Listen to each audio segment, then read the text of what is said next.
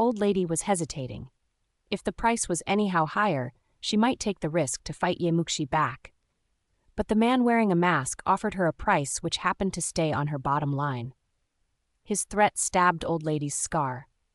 She put on a gloomy face and turned to Aunt Kwai while ordering, and soon Aunt Kwai ran back with 3 1,000 banknotes immediately. For this time, the man wearing a black mask didn't make any troubles. He took Tail's check and stood on his toe tip, disappearing in the public. Old lady instantly asked people to chase him, but they failed. Muxi looked at him until he vanished. She bit her lips angrily and thought, why he broke his promise? Why he didn't leave me even one tael before he left? Where was the trust among people? Right at this moment, there was another sensation at Yuru Yard, and it was Ye Wanro, who got carried out. Old lady was too occupied to inquire Muxi as she found Ye Wanru was carried out, which really startled her, and a bad feeling seized her. How is Ruer? Old lady asked. A handmaiden by Ye Wanru's side suddenly kneeled. Old lady, first miss is still alive, but she was disfigured. What? Old lady trembled and almost passed out, but she tried her best to stand still and walk to the front of Ye Wanro. Finding her beautiful face was now horribly covered by blood and ruined by the huge fire. Jesus. Old lady felt dizzy, and thanks to handmaidens and Nanny's help, she could finally stand still. But it seemed that she grew 2 years older, all in a glimpse. She turned to look at that outrageous fire sea and snarled, "Check it! Dig deeper, and I will do the investigations myself. Why is this place on fire? I will know who wants to harm you two on earth." Ye Qingyao held Muxi's hands and sized her up, and her eyes were filled with glistening tears. "Fourth sister, how are you?" "I have heard that the eastern attic was on fire, and I am so worried until now." "Never mind, I make you so worried." Muxi felt her heart was so warm. She knew Ye Qingyao was sincerely worried about her, and she comforted her with several words. Looking around, she said, "Where's my mother?" Ye Qingyao said, "Third aunt saw this place was on fire, and she wanted to rush inside to save you, and none of us could stop her. Luckily, she blacked out. Otherwise, nobody would know what would happen. She was carried back to Red Maple Yard to take a rest." Miss Wan Chu and Ming Hua gathered her and wore tearful eyes. They were actually Muxi's trusted servants, and they knew what Muxi was planning to do tonight. In order to avoid unnecessary injury, nobody served in the eastern attic tonight, and all the servants and handmaidens were in the outyard, so they ran out the first. If Muxi hadn't told them beforehand, Wan Chu and Minghua would definitely rush into the room to save her, but they were waiting outside with profound concerns as they never saw Muxi rushing out all the time, so they became extremely worried. "I am fine. Don't worry, I am all right." Muxi put on a smile to comfort them. She was relieved when she saw everyone was safe. In this life, she bypassed the misfortune that had ruined her previous life. She shunned away from the fate of losing her mother and getting disfigured, and Ye Wanru's scheme has come home to roost. In the future, she would change more things and protect people around her, and chop all the foes she knew in her previous life. Therefore, she was required to be more than cautious to continue to walk on this road. This night couldn't be quiet. On that evening, Muxi naturally couldn't go back to Yuru Yard, but went back to the newly refurbished Shaoxiang Yard. Before she was about to fall into sleep, she found a figure standing in front of her bed curtain. It was him. "I thought you would break your promise and leave for good." Muxi lifted up her bed curtain and showed her clean and no-makeup face, but she had bright eyes and white teeth, which were overwhelmingly beautiful enough. She stretched out her hand to his front while chuckling. "Banknotes." The man wearing a ghost mask stared at her. His voice was hoarse and sounded like he was smiling. "Banknotes are mine. Why should I give them to you?" "Hello, we had a deal. I will take 1/3 of them." Muxi glared at him, and her bright eyes were extremely gorgeous. The man in ghost mask pulled up his lips. "Did I give you this promise?" "Sure you did." Muxi just started, but she suddenly realized that he never gave her a promise. At that moment, he directly asked how many taels should he ask, but he did never promise to give her 1/3 of them since the very beginning. This guy was too shrewd. "You are too scheming. Why do you act like Jing'an Royal Master?" Muxi was choked. She murmured a complaint and waved her hand sadly. "Never mind, I don't need your tails." Tails were in his hands, and she was not able to grab them back. Although she mumbled in an incredibly low voice, the man wearing the ghost mask had a better hearing than an ordinary person, so he could hear every word clearly. "You hate non-Gonglin?" the man wearing a ghost mask asked. Muxi instantly waved her hand.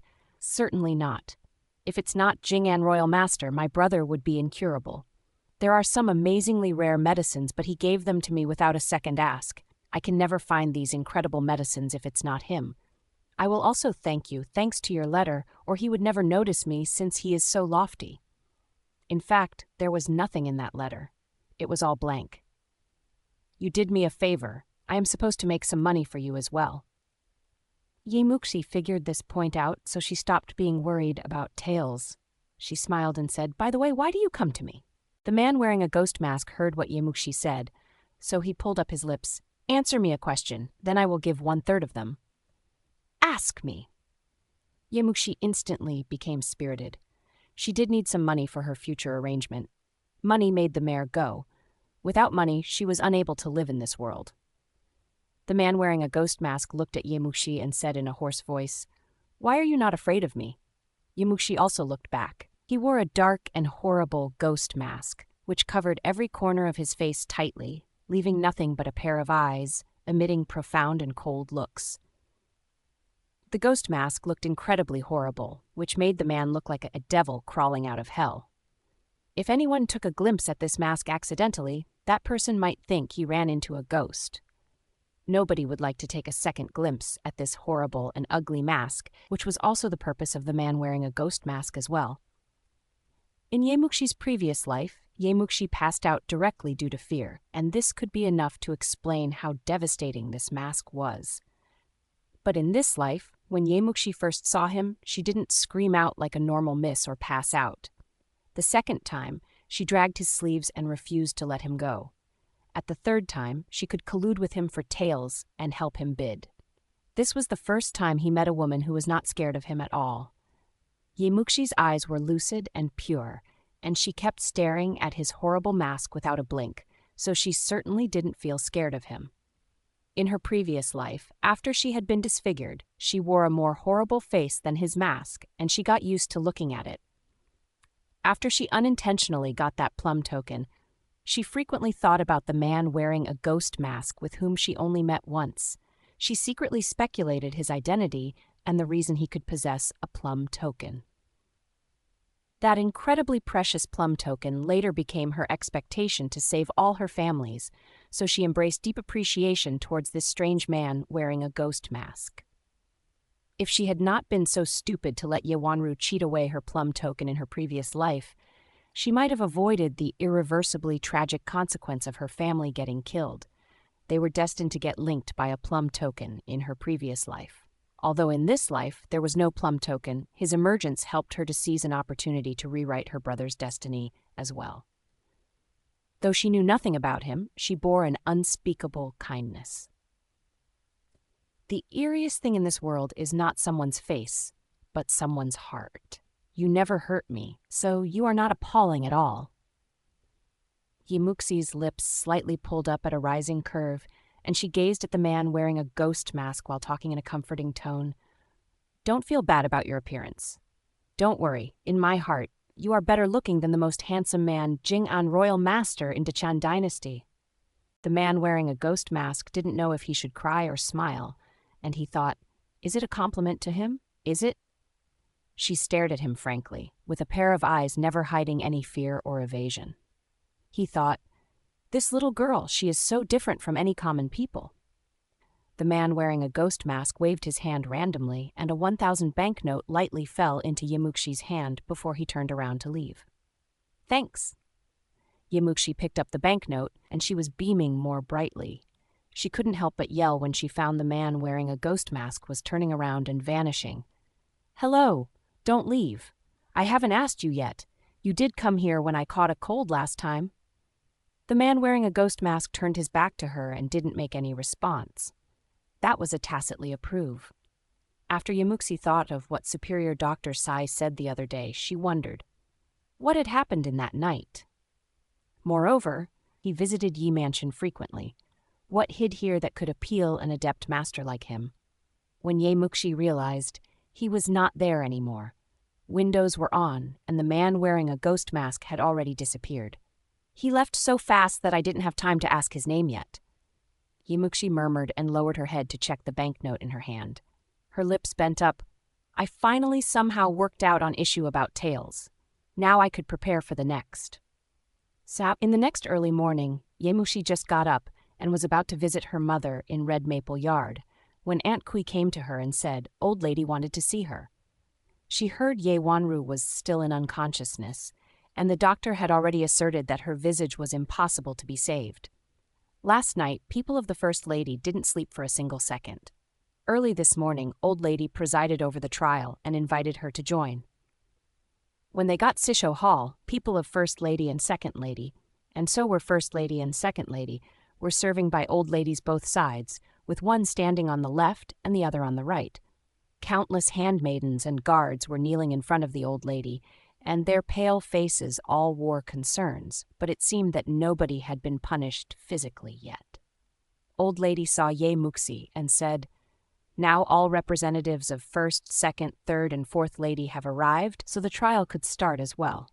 Muxi, how are you?" "Sorry to let you bother, Grandma. I am fine. I just feel somehow uncomfortable after the smoke made me feel suffocating. I recovered a lot in the wake of a whole night's rest. I am wondering, how is Sister Ru?" Ye Muxi wore in a plain white dress and asked gently. Old lady didn't say anything, but Zhao Menglan has already glared at Ye Muxi with hatred and anger. "I don't need you to show your hypocritical sorrow and mercy. You invited Ruer to the eastern attic, and that was why she got burnt. It's you who harmed Ruer."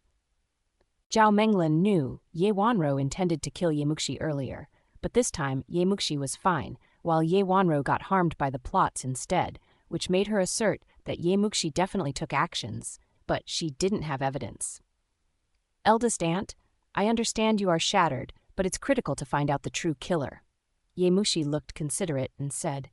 She sneered at the bottom of her heart. In her previous life, people of First Lady burnt her mother to death and ruined her appearance. Zhao Menglan comforted her hypocritically, while she still took Zhao Menglan as her mother and was filial towards her.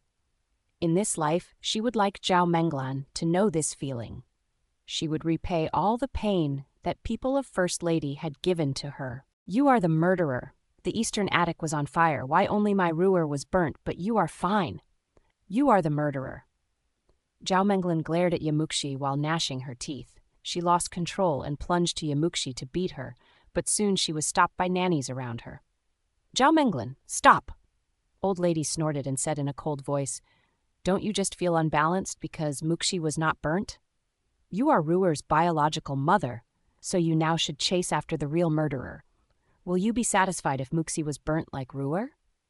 Zhao Meng was stopped by two nannies, and she said in sorrow and rage, "Old lady, it is Ye Muxi who harmed Ruer, and she is the culprit.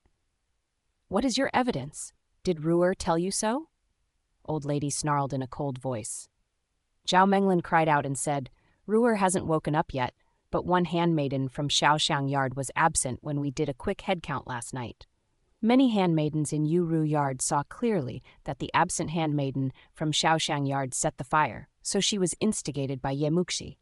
If it was not her, then who else could be? "My handmaiden set the fire?" Ye Muxi frowned. "Eldest aunt, is that possible?" Zhao Menglan cursed hatefully. "Stop faking. That handmaiden in Shaoxiang Yard got away with whatever she did. The fact speaks for itself, and you still want to deny?"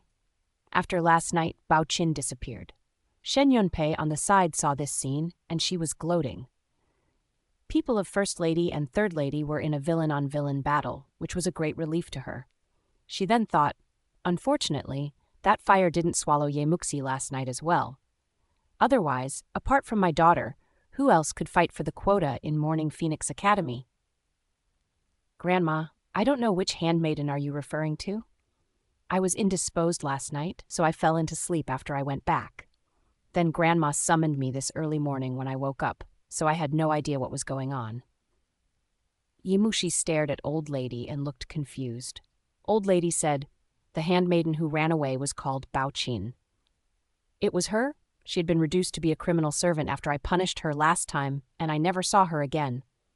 Muxi stood up from her seat and did a curtsy. Grandma, please investigate this case clearly. Old lady nodded.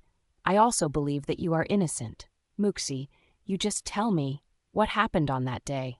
You were there, and you know the best about the details in that event.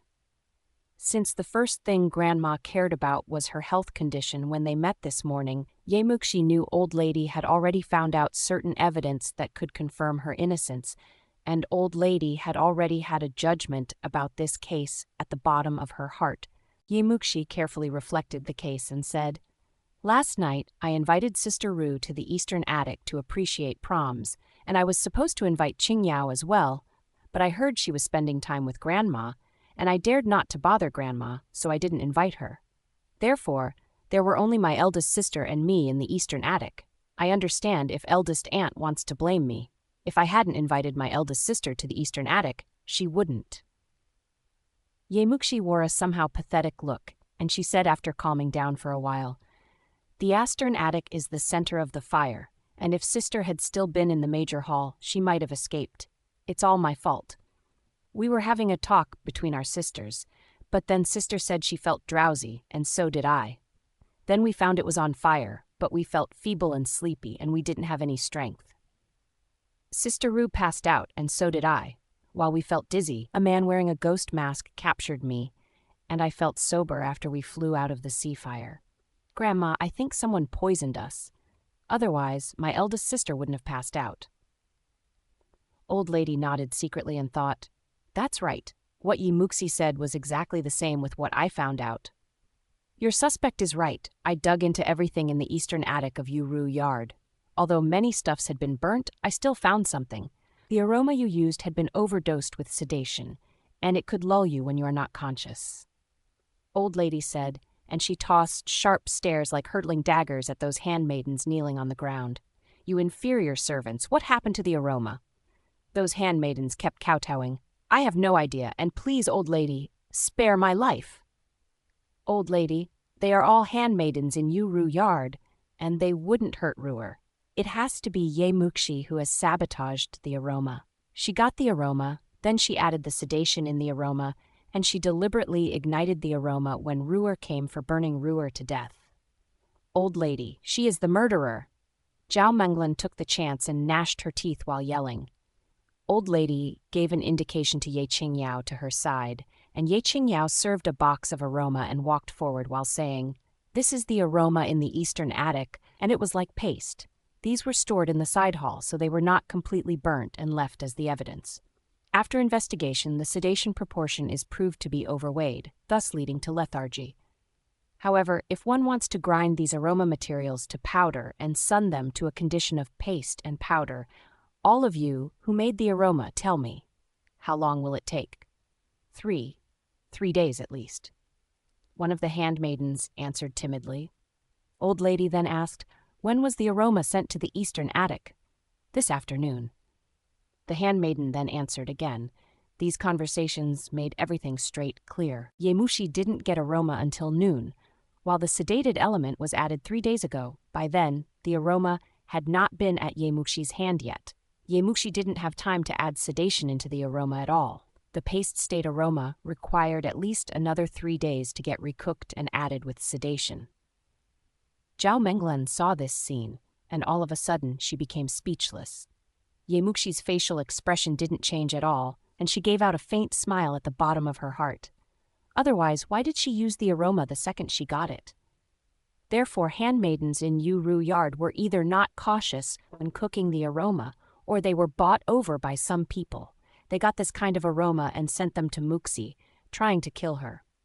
Old Lady said coldly, Why didn't you confess honestly about who asked you to do such things? Several handmaidens were in a hurry to kowtow and weep, demonstrating that nobody directed them. Zhao Menglan's heart pounded and thought, Handmaidens in Ru Yard are absolutely good, then this aroma should be Ye Wanru's work. Fortunately, Old Lady never suspected that Ye Wanru did this. It seemed that she couldn't speak so randomly anymore.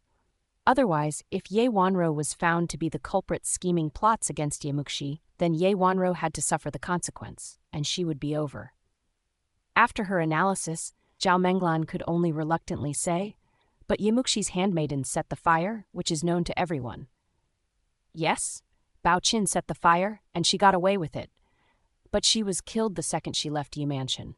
The murderer behind the scene really acted fast. There is no survivor, so there won't be any alive proof. Unfortunately, Bao Qin still left one trick. Old lady sneered and said, "Bring her here." Ye Muxi was startled and said, "Alas, Bao Qin has already died?" "Yes, a servant who has betrayed her master should die," Old lady said in a cold voice. Two nannies carried Bao Qin's corpse to the front, while another nanny was holding a bag which was with Bao Qin when she died.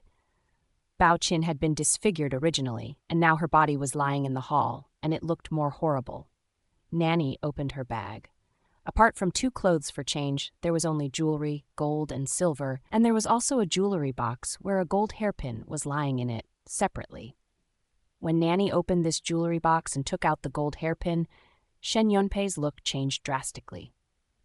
When guards of Ye Mansion arrived, Bao Qin has already been killed. The killer thought as long as she was dead, nobody would know the truth, but it is said that the net of heaven has large meshes, but it lets nothing through. Traitor Bao Qin also left clues. "Shen Yunpei, is this gold hairpin I rewarded you at the last New Year festival?" Old lady said in a cold voice. Shen Yunpei kneeled on the ground as she felt her legs were so soft and she wore wonder and fear. "Old lady, I have lost this gold hairpin for months, and I never found it again. I really didn't know how could that handmaiden get it. So many means, you are really buying Ye Muxi's life with a huge sum of money." Old lady didn't believe Shen Yunpei at all, and she pounded at the table fiercely, all of a sudden, and snapped. "I have already told you repeatedly. They are entering Morning Phoenix Academy, and they are hopes of our Yi Mansion. Do you hate her so much that you even want to kill her?" Shen Yunpei didn't know why she was dragged into this chaos while she did nothing. She kowtowed in a hurry and said, "Old lady, please dig deeper into this case. I really have no idea, and I don't know anything. This servant definitely stole my gold hairpin, and it has nothing to do with me." "It's not your reward? It has nothing to do with you? Then how will you explain this paper she kept in the jewelry box?" Old lady picked up the jewelry box furiously and smashed it alongside with the gold hairpin on Shen Yunpei's face. Shen Yunpei opened the jewelry box with trembling hands. Inside the ordinary-looking flower-engraved wooden box, there was a layer of red silk at the bottom, beneath which a piece of paper with the width of 2 fingers was hidden under the silk, and there was only one line. "Shen Yunpei instigated me to burn Ye Muxi to death." Shen Yunpei couldn't believe her eyes, and the box in her hand fell to the ground. Her face turned pale, as if she was hit by thunder. "Old lady, I didn't know. I don't know this damn handmaiden. I really don't know. Old lady, someone is framing me up, and I am innocent. I really am." Zhao Menglan saw this scene, and she didn't know why Shen Yunpei would have anything to do with this. Suddenly, she remembered what Ye Wanru said before. She said Shen Yunpei could be a perfect scapegoat, so was she? Yes, Ye Wanru arranged everything. Old lady would definitely investigate into the case after the eastern attic was burnt, and Ye Muxi was dead. Therefore, the evidence had to be solid if she wanted to incriminate someone. Ye Wanro gave Bao Qin a large number of treasures on purpose, and she also put this gold hairpin in the jewelry box, and gave them all to Bao Qin, who had no idea about the background of this gold hairpin. Bao Qin considered that she could take all these means with her and left Ye Mansion, living anonymously. In fact, Ye Wanru never intended to leave her alive because only a dead person could keep the secret. The jewelry box hid secrets as it hurried a piece of paper which meant to incriminate Shen Yunpei.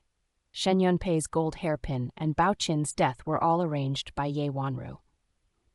The killer deliberately ran away until he saw old lady's people arrived, so that Bao Qin's body and these evidences could smoothly be collected by old lady. As long as old lady saw this gold hairpin, old lady could understand that it was second lady who had ordered Bao Qin, and this note could make people think Bao Qin left a trick in case she was killed. Ye Wanru did a perfect job of planting the crime on others. Ye Muxi had found Bao Qin was a traitor years ago, and so did she notice the gold hairpin and jewelry box. Thus, Ye Muxi knew Ye Wanru was about to plant the sin on Second Lady. However, Ye Muxi was happy to see this happen, so this plan could be unfolded smoothly.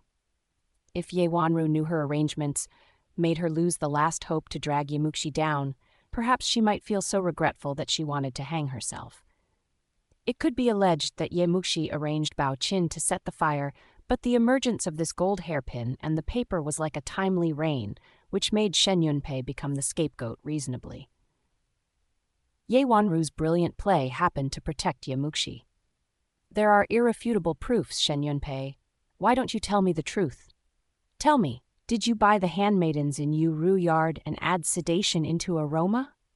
Bao Qin took a large amount of rosin into the yard. Did you bribe someone to cover her?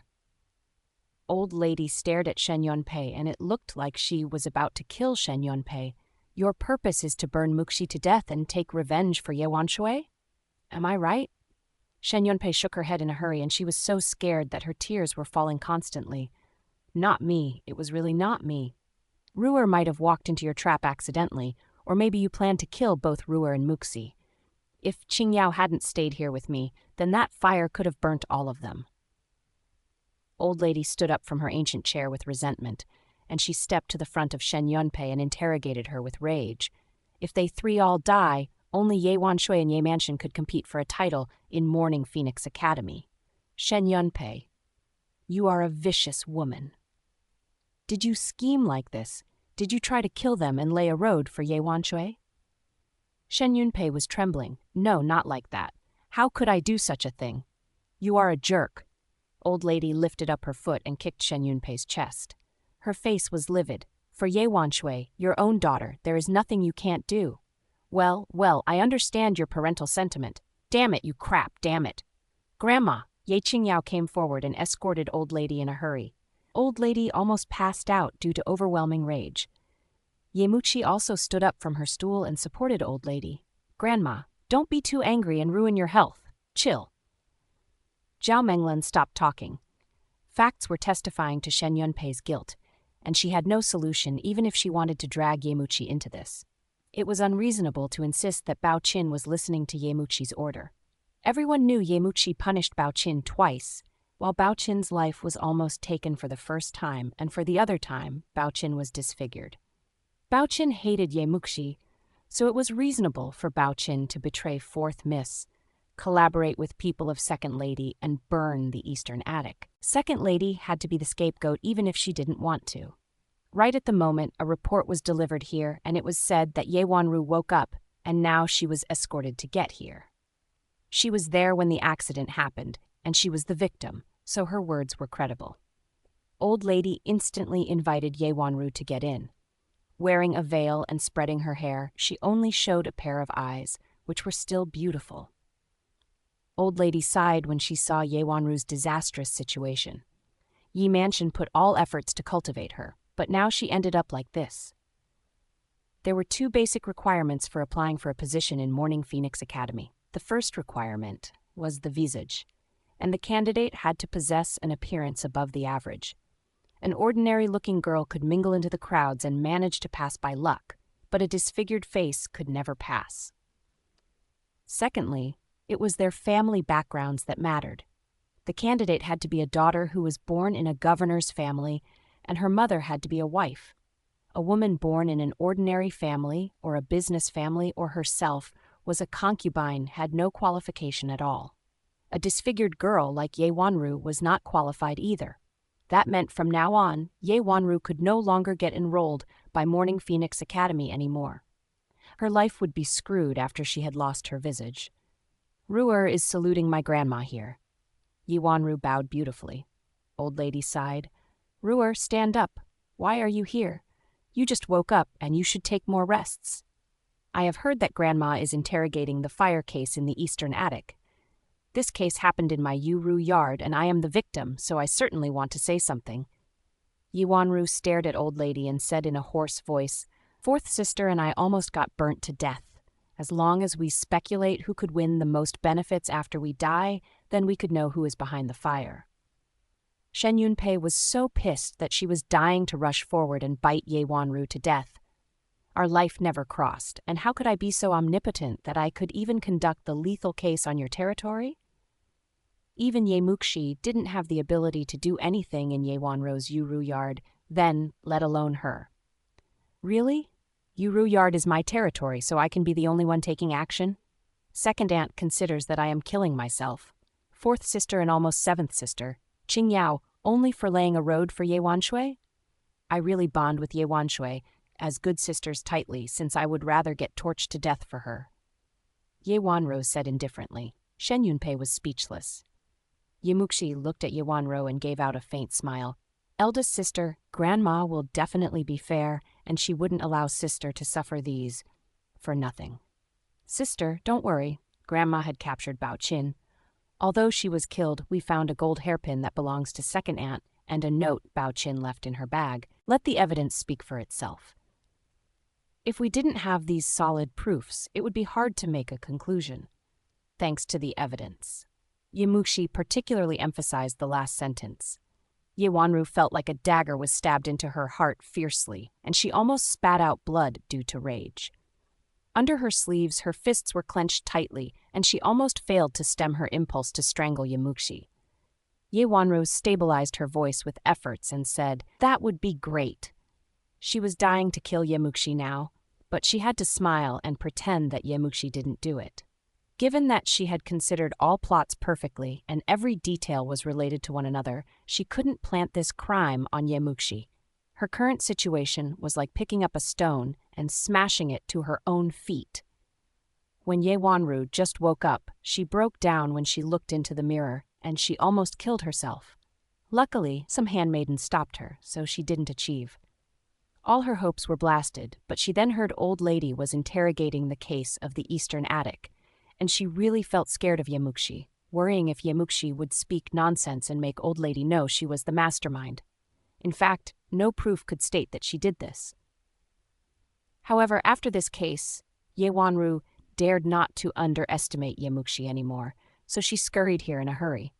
Ye Muxi had already ensured her innocence in this case, so Ye Wanru had to confirm that Second Lady would be the criminal. Otherwise, if Old Lady knew Ye Wanru's scheme came home to roost, that would be more terrible. With Ye Wanru's testifying and the solid evidence, though Shen Yunpei had nothing to do with this case from the very beginning to the end, she was convicted as the criminal. Shen Yunpei, we family Ye will never have a vicious daughter-in-law like you. Someone, go get my second son here and remove her title of a wife in this family. Report to the government, Old Lady said in a cold voice. Shen Yunpei was trembling, and she almost fell on the ground. Hugging Old Lady's leg in a hurry, she cried and begged, "Old Lady Aunt, it's not me for real. I am framed up. I really have no idea, and I have nothing to do with the fire." Ye Muxi could never expect that Old Lady would be so mad that she asked second uncle to divorce with second aunt and even report to the government. Old Lady always valued the reputation of family Ye, but this time she even put her ego aside.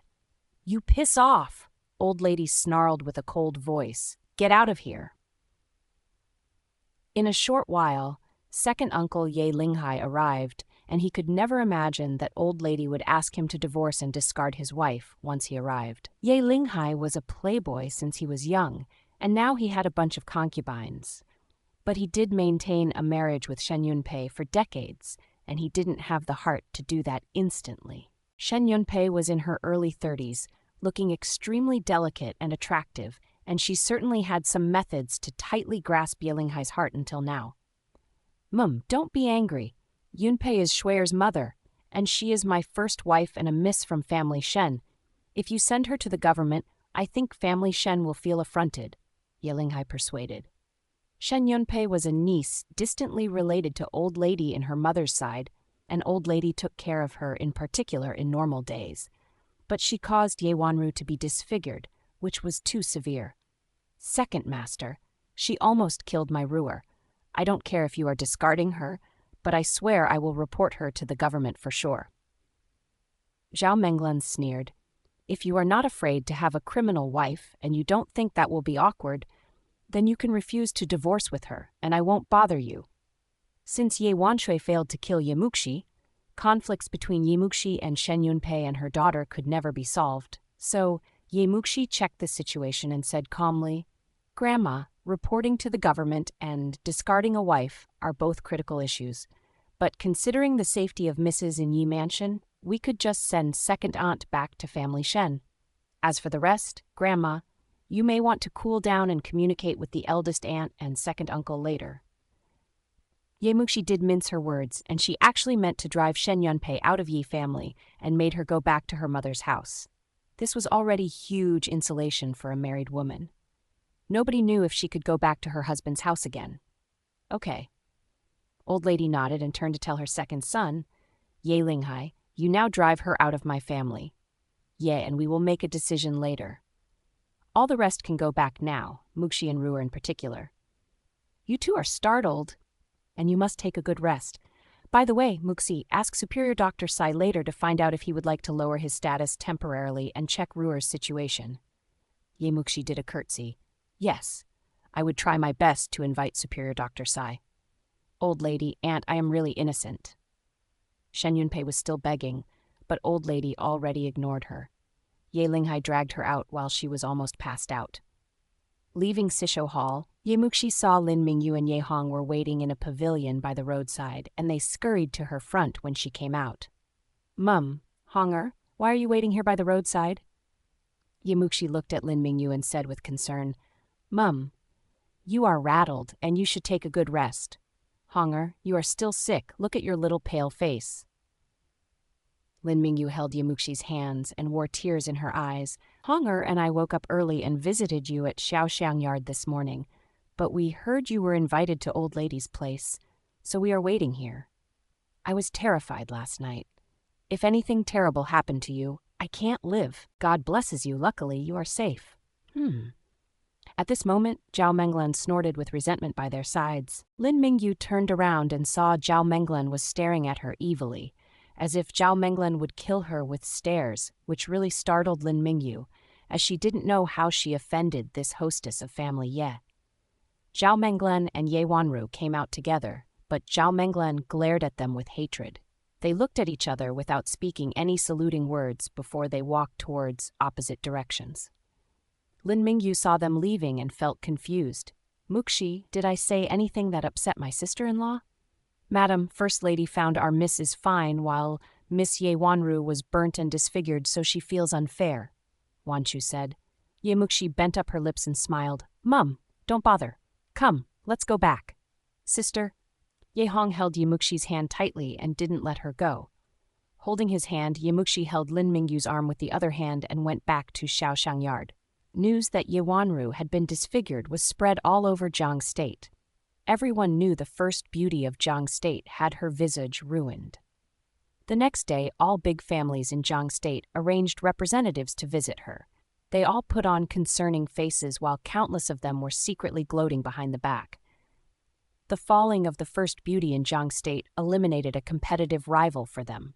Shen Yunpei was sent back to family Shen. The same day when Shen Yunpei was sent back, family Shen sent people to the front gate of old lady's room and kneeled to beg her not to report this case to the government and not to discard Shen Yunpei. Among them there was old lady's own sister, and this really put old lady into an awkward position. Family Shen also compensated Ye Wanro for a bulk of money. First lady didn't say anything, but the situation was kept in this neutral position. Family Shen couldn't afford to lose its reputation no matter how from. Family Ye reported this case to the government or discarded Shen Yunpei. Additionally, for the marriage between Shen Yunpei and Ye Linghai, family Shen did marry their daughter to a family superior to them, so they would try hard to maintain this marriage. However, these had nothing to do with Ye Muxi, and she didn't want to get involved in the battle between First Lady and Second Lady. She was eager to find an opportunity to get out and use these 1,000 taels to do something, but something happened in family Ye again. On the second day after Ye Wanru was disfigured, young Master Cheng Yuanji from one of the wealthiest and powerful families in Jiang State, family Chen, came to offer Ye Muxi a marriage deal. This news struck the entire state, and it was as shocking as the news of Ye Wanru's disfigured face. Since Ye Wanru's appearance had been ruined, Some gossiping ones were ranking the new first beauty in Jiang State, while Ye Muxi, the miss who overwhelmed the audience in Jiang State Literary Party and won 3 Morning Phoenix Academy's bamboo tokens, was undoubtedly the frontrunner. Others had already considered that Ye Muxi outran Ye Wanro a lot before Ye Wanro was disfigured. Now the former first beauty was disfigured, and the new first beauty was about to get married. All the misses in Jiangnan were about to laugh in their dreams, as they had one less rival. "Miss, something bad is happening. Young Master Cheng is forcing us, and though old lady doesn't agree with this marriage deal, she dares not to offend him." Wanchu scurried to Ye Muxi and told her all the news she collected from the front hall. He is the brother of the imperial concubine of Prince Crown, and young Master Cheng now has her as his matchmaker. We family Ye dares not to refuse an influential person like her from the royal family. Ye Muxi got stunned. Cheng Yuanji, the imperial concubine of Prince Crown, is the matchmaker?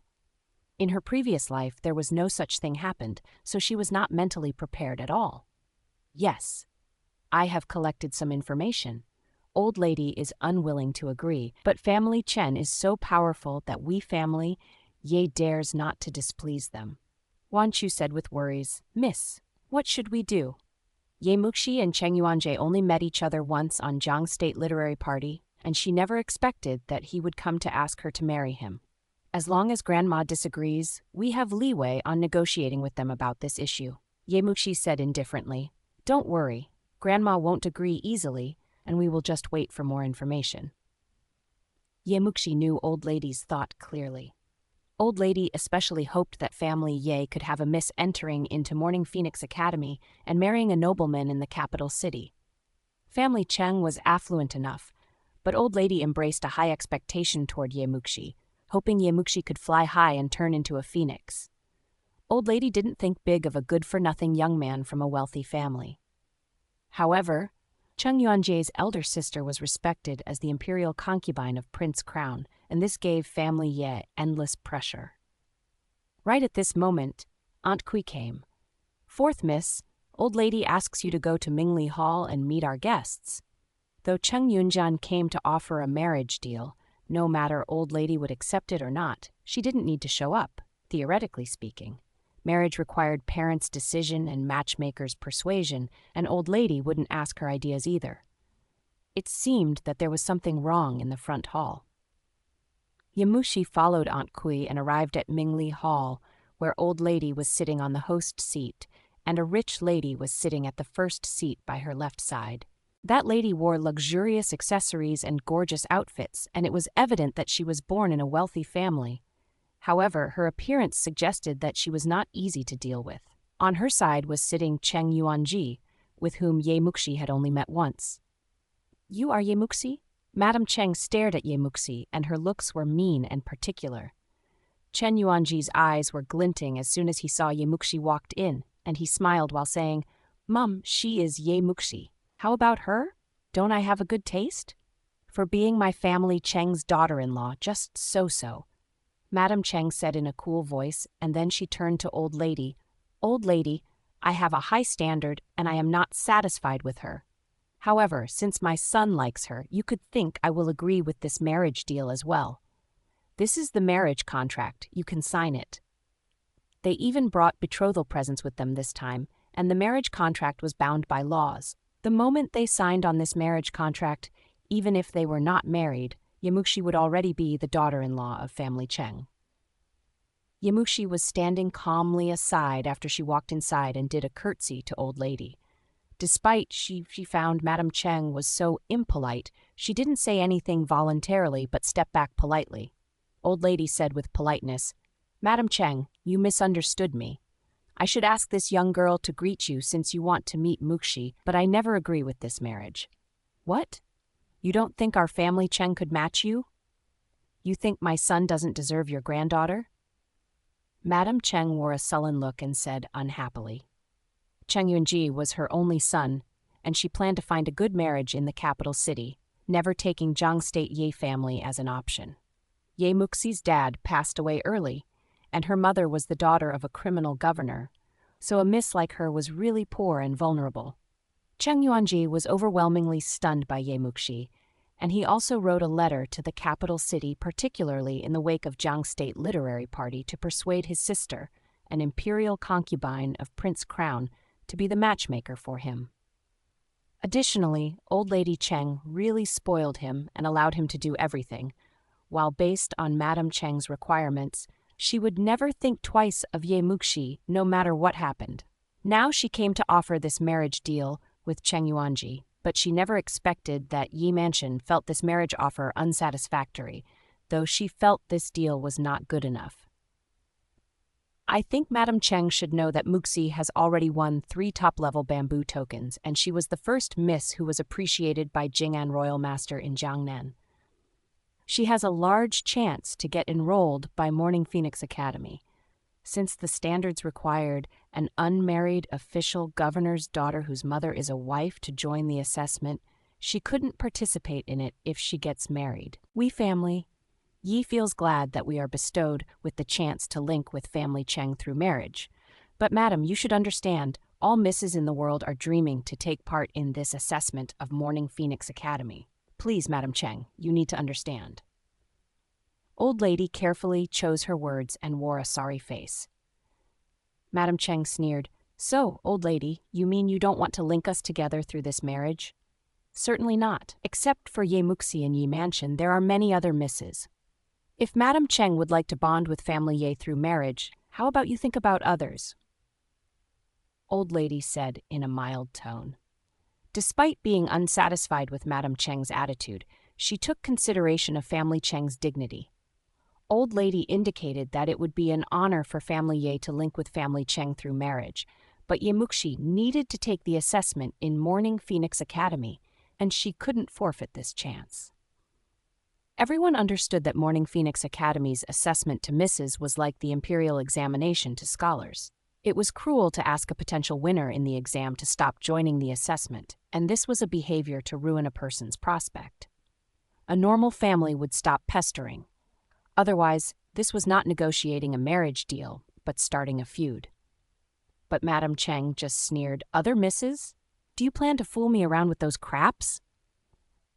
"Old lady, you need to think clearly, and the matchmaker of this marriage is my daughter, the imperial concubine of Prince Crown. How dare you refuse this noble woman? You are too bold." Madam Cheng sounded so mean, but old lady also had gone through numerous events, so she put on a cool face, though she was furious. "It's a pleasure that Muxi could have this noble woman to be our matchmaker.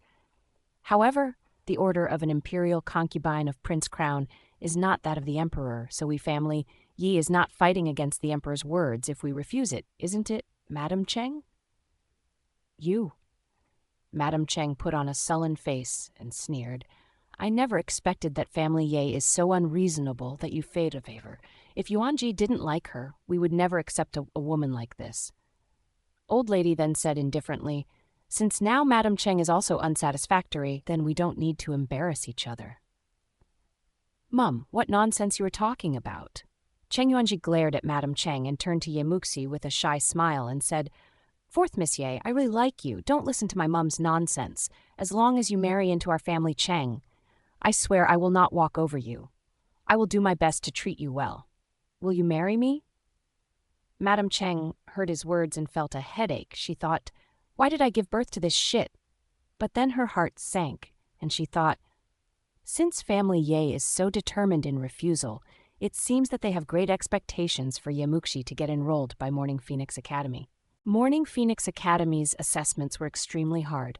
There were 36 states in Jiangnan, and there were hundreds of counties in each state, which meant there were thousands of misses taking part in the assessments. However, only less than 100 candidates could stand out and be selected into the list. The opportunity was 1 in 10,000. Even if a candidate got enrolled by Morning Phoenix Academy, she would be ranked and marked with a level, and only the top 10 could have a promising prospect.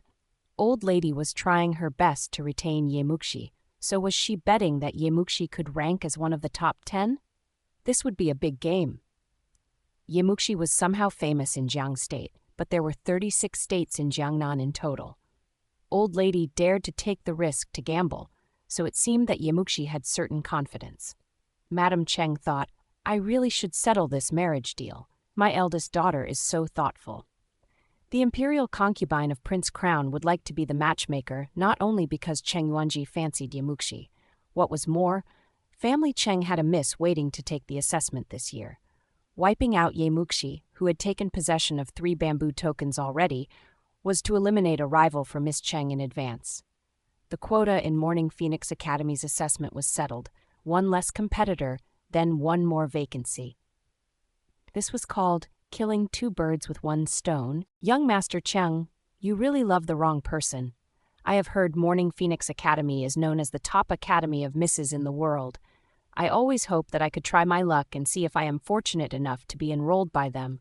Please forgive me that I couldn't accept your good intention.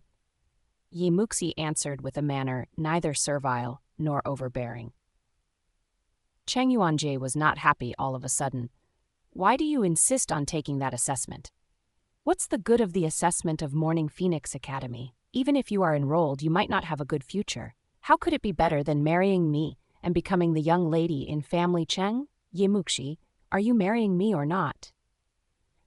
Marriage is a big deal. It's about parents' decisions and the matchmaker's persuasion. How could I get intervened? Ye Muxi said calmly, but then she turned her tone. But Grandma cherishes me, and she knows I only want to take the assessment of Morning Phoenix Academy, so she refused this marriage, and I am so appreciated. Old Lady smiled with relief. They cooperated well as grandma and granddaughter, and they allied to fight the outsiders. Cheng Yuanji was furious, and he was always strident, striding in Jiang State like a bully. But now he was refused by Ye Muxi. Wearing a terrible look, he said to Madame Cheng, "Mum, whatever will happen, I have to marry Ye Muxi. Don't worry. I am here." Madame Cheng patted his shoulder and glanced at Ye Muxi, speaking in a sarcastic tone. "You think you have the possibility to enter Morning Phoenix Academy after winning 3 bamboo tokens, and you want to fly high above, turning to a phoenix resting on the branch? So you look down at our family, Cheng? Ye Muxi, don't be smug. You need to be a governor's daughter whose mother is a wife if you want to participate in the assessment of Morning Phoenix Academy. This means in 3 generations of your family, Ye, there has to be someone working with a title that is above 9th level in the central government." Madame Cheng paused and proceeded. "As I know, the top official in family Ye is only a 5th-level Jiang State magistrate. If Ye Linghong is no longer a magistrate, then will you still be a governor's daughter whose mother is a wife?" Old Lady's facial expression changed. "Madame Cheng, what do you mean?" "Nothing. It's such a coincidence that we family Cheng knows Jiangnan administrator. He is the top superior of Jiang State magistrate, and it won't be hard for him to investigate Ye Linghong," Madame Cheng said slowly. This was indeed a very serious issue. Old Lady felt unsettling once she thought her son's job might not be saved, but Ye Muxi said indifferently, "Maybe Madame Cheng doesn't know that my grandfather used to work as Jiangnan administrator, which is a decent 2nd-level title, and after he deceased, my aunt applied for him a posthumous title, and he was conferred the administrator-supervisor title. Therefore, no matter my uncle or anyone in my family, Yi is a governor or not, as long as the emperor doesn't ask my grandpa's posthumous title back, then I am a governor's daughter whose mother is a wife." Jiangnan administrator-supervisor was a top governor taking control of all military and administration businesses in provinces. Though Ye Muxi's grandpa was marginalized in his career path several times, he didn't lose his title because he never offended the emperor or committed any mistakes. Her grandpa sensibly protected himself by offering a resignation voluntarily. A clean, deceased official governor whose position was decent, 3rd level, and above could all be conferred a posthumous title. A posthumous title only sounded good and was actually not very useful, but Ye Muxi still took it out and used it. Within 3 generations, which meant starting right from Ye Muxi's grandpa's generation. As long as this posthumous title existed, Ye Muxi was a decent governor's daughter whose mother was a wife. Even Old Lady didn't come up with this idea immediately. Madame Cheng also got startled. She looked at Ye Muxi with certain vigilance now. She thought, "This girl is not only beautiful but also smart. She is a real competitor. Then we have to marry her back to prevent her from getting enrolled by Morning Phoenix Academy." What an eloquent, smart girl. It seems that you would rather let Ye Linghong lose his job than accepting this marriage deal. Fine, Ye Linghong couldn't secure his position, but Ye Muxi could take part in this assessment. However, old lady, even if Ye Muxi goes to Morning Phoenix Academy, it's still unknown about what will happen in the future. But if Ye Linghong is no more a Jiang State magistrate, family Yi will decline from now on. Madam Cheng sneered and stared at old lady while threatening, "Are you sure you want to exchange an opportunity for Ye Muxi with Ye Linghong's prospect?" Seeing old lady was in dilemma, Madam Cheng then stoked up her worry moderately. Even if she goes to Morning Phoenix Academy, once she arrives in the capital city, do you think she would have a good life, considering that she has offended the imperial concubine of Prince Crown before? How many people would like to offend people in Prince Crown Mansion for her? By then, she will be powerless to move one step forward in the capital city. Family Yi lost a magistrate as well, and a big family's decay starts from a wrong decision. Old lady, you should think carefully. Old lady clenched her fists. Yes, she hoped Ye Muxi could marry well, but how many of them would marry a miss who had offended the imperial concubine of Prince Crown? Unexpectedly, she would be the concubine of the emperor in the future. Additionally, losing the position of Jiang State magistrate would be a huge loss for family Ye. Family Ye dared not to gamble on this. Aren't there other misses in family Yi? If we connect together through marriage, then we are family. If any other misses in family Yi are lucky enough to go to Morning Phoenix Academy, we will definitely take care of her. By then, she could also have a promising future. Old lady, what do you think? Madam Cheng lured old lady with profits, wearing a disdainful sneer on her lips. A trace of pity flashed in old lady's eyes. She made a choice, picking up the marriage deal and sighing. Ye Muxi felt her heart was sinking. Grandma? Muxi, I know you only want to go to Morning Phoenix Academy, but since the imperial concubine of Prince Crown is the matchmaker, we can't disrespect Prince Crown Mansion too much. Old lady gazed at Ye Muxi and said, "You don't need to take the assessment, but stay at home in peace and prepare to get married." Ye Muxi clearly understood the situation. Old lady now was sacrificing her marriage to secure her eldest uncle's career. After her rebirth, she strove for increasing her importance in old lady's heart, but she was far less important than the position of Jiang State magistrate. She was ditched. Ye Muxi thought, no way. I am definitely not marrying Cheng Yuanji. In my new life, I have so much revenge and other things to be redone. I have to go to the capital city, and I must chop Huangfu Sheng and Shu Qiangying. I have to protect my mother, my brother, and wait for my dad to come back. If old lady knew after 1 year her dad could be conferred as Marquis, old lady would definitely not do this. Unfortunately, Ye Muxi had to keep this secret with her life, as she couldn't expose the fact that her dad was still alive. Moreover, old lady wouldn't buy it. After all, in everyone's perspective, her dad was already a dead person. Entering Morning Phoenix Academy was the foundation for her to stand in this world, and also the first step to revenge Huangfu Sheng. She definitely couldn't marry Cheng Yuanji, and she had to go to Morning Phoenix Academy. Family Cheng was bullying her like this, and she remembered them. Grandma, Madam Cheng, I am not qualified to intervene in my marriage deal. However, I received 3 bamboo tokens from Royal Master, and I suppose that he thinks highly of my chance to get enrolled by Morning Phoenix Academy. But if I am getting married now, I can't join Morning Phoenix Academy's assessment, and that won't live up to the 3 bamboo tokens rewarded by Royal Master. Therefore, I hope we could send people to tell Royal Master about this before we sign the marriage contract. I also need to turn back the 3 bamboo tokens to demonstrate my apology. Ye Muxi thought about Nanggong Lin and said, "After I return the 3 bamboo tokens, we will settle the marriage deal properly." Right at this moment, Ye Muxi could only take out Nanggong Lin as her shield. In fact, she didn't know how Nanggong Lin would respond when he knew this case either. Though Nanggong Lin made a deal with her about getting enrolled in Morning Phoenix Academy as the top one and doing something for him, he also mentioned if Ye Muxi couldn't be selected by Morning Phoenix Academy, this deal would be scrapped.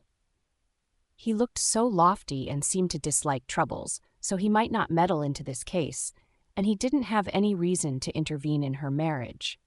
But she was forced to this field, She could only drag him out as her shield. Madame Cheng tossed a glance at Ye Muxi and sneered. Ye Muxi, don't take Jing'an Royal Master as your excuse. 3 bamboo tokens, so what? The assessment of Morning Phoenix Academy hasn't started yet, and you are not a member of it, so even he is Jing'an Royal Master. He also couldn't meddle into our family Cheng's marriage deal. Today, you must marry no matter you want it or not. Ye Muxi clenched her fists, and fingernails buried into her flesh deeply. She was still too weak to take charge of her destiny. She had to be stronger, and she must be stronger. You have to marry, how arrogant your tone is. Right at this moment, there was a cold and magnetic voice sounding outside the door. Ye Muxi suddenly turned around and saw a man wearing a red gown walking in. He wore the red flower-embroidered skill gown as the first time they met. That outfit was fluttering and showed his secluded manner. Perhaps he was the only person in the world that could sell red color so well and make people feel it unforgettable. His thick hair was as white as snow, and his sophisticated facial features showed no expression, but his slender eyes emitted a sense of coldness. He was so beautiful that he didn't look like an ordinary man living in the world, and it seemed that he was a seductive fairy coming down to this world from heaven. He came to this world from heaven. Nangang Lin, he was here. All the people in the room got startled, but Old Lady realized first as she stood and bowed. How are you doing, Royal Master? Ye Muxi also never expected that he would show up all of a sudden. Out of my expectation, the second I get here, I happen to see a show about forced marriage. Nangang Lin glanced at Madame Cheng and her son coldly, and his tone was freezing. Madame Cheng also lost her aggressive manner, which she had possessed just now in front of Nangang Lin. Although Madame Cheng's daughter was the imperial concubine of Prince Crown, the nobleman in front of her was the one even Prince Crown wanted to maintain a good relationship with. Moreover, known as the most influential and powerful man in Daqian dynasty, Royal Master was also respected by all aristocratic sons. Apart from imperial people, nobody could be nobler than him. Since Royal Master's father was the Emperor's sworn brother when the Emperor was young, and they fought for survival together in battles, Nangang family was the top family of the military side, and the Emperor trusted and spoiled Nangang family and the aristocratic sons in this dynasty alike.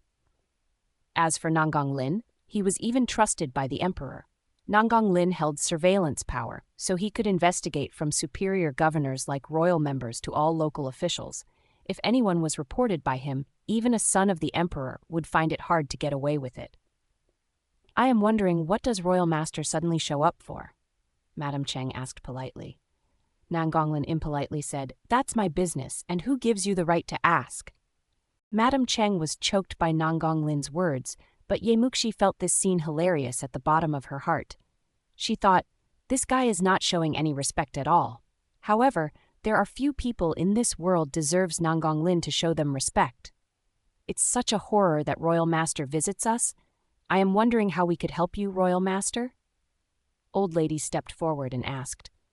Nangang Lin said calmly, I have heard that Ye Wanru was disfigured, so I came here to make sure if she has lost the qualification to join Morning Phoenix Academy's assessment. After all, she is the first beauty in Jiang State, and this makes a huge impact. All of these were his excuses. He didn't care if Ye Wanru could take the assessment or not at all. Leng Shun kept watching Ye Mansion, and news that Family Cheng visited Family Ye and offered a marriage deal was delivered back to Hayes Spring instantly. By a simple analysis, could Nangang Lin make a conclusion that Family Ye couldn't resist the pressure coming from Family Cheng. If he didn't appear, Ye Muxi would definitely marry Cheng Yuanjie. Before Old Lady could reply, Nangang Lin again said, However, I didn't expect that the person who won tokens from me is forced to get married once I arrived here. Family Cheng, how dare you? Didn't you know that I bestowed 3 bamboo tokens on Ye Muxi? Well, Madame Cheng hesitated for a short while and carefully chose her words. Morning Phoenix Academy's assessment hasn't started yet. We Family Cheng doesn't disobey any rules for offering a marriage deal to Ye Muxi. In contrast to Nangang Lin's tone, hers had already weakened. Nangang Lin twitched his lips. Indeed, you never violated any rules, but you slapped my face. Royal Master, why did you say that? Madam Cheng asked with astonishment. His words were too serious. Who in the world would think he was living a longer life that he even dared to slap Royal Master's face? Nanggong Lin picked up his eyebrows slightly. In the entire Jiangnan, Ye Muxi is the only person that I have ever given 3 bamboo tokens to, but now you are forcing her to get married, which will take away her qualification to take the exam of Morning Phoenix Academy. So all the bamboo tokens I sent out will be in vain. Well, do you think I am sending out those bamboo tokens just for fun? Madam Cheng was startled.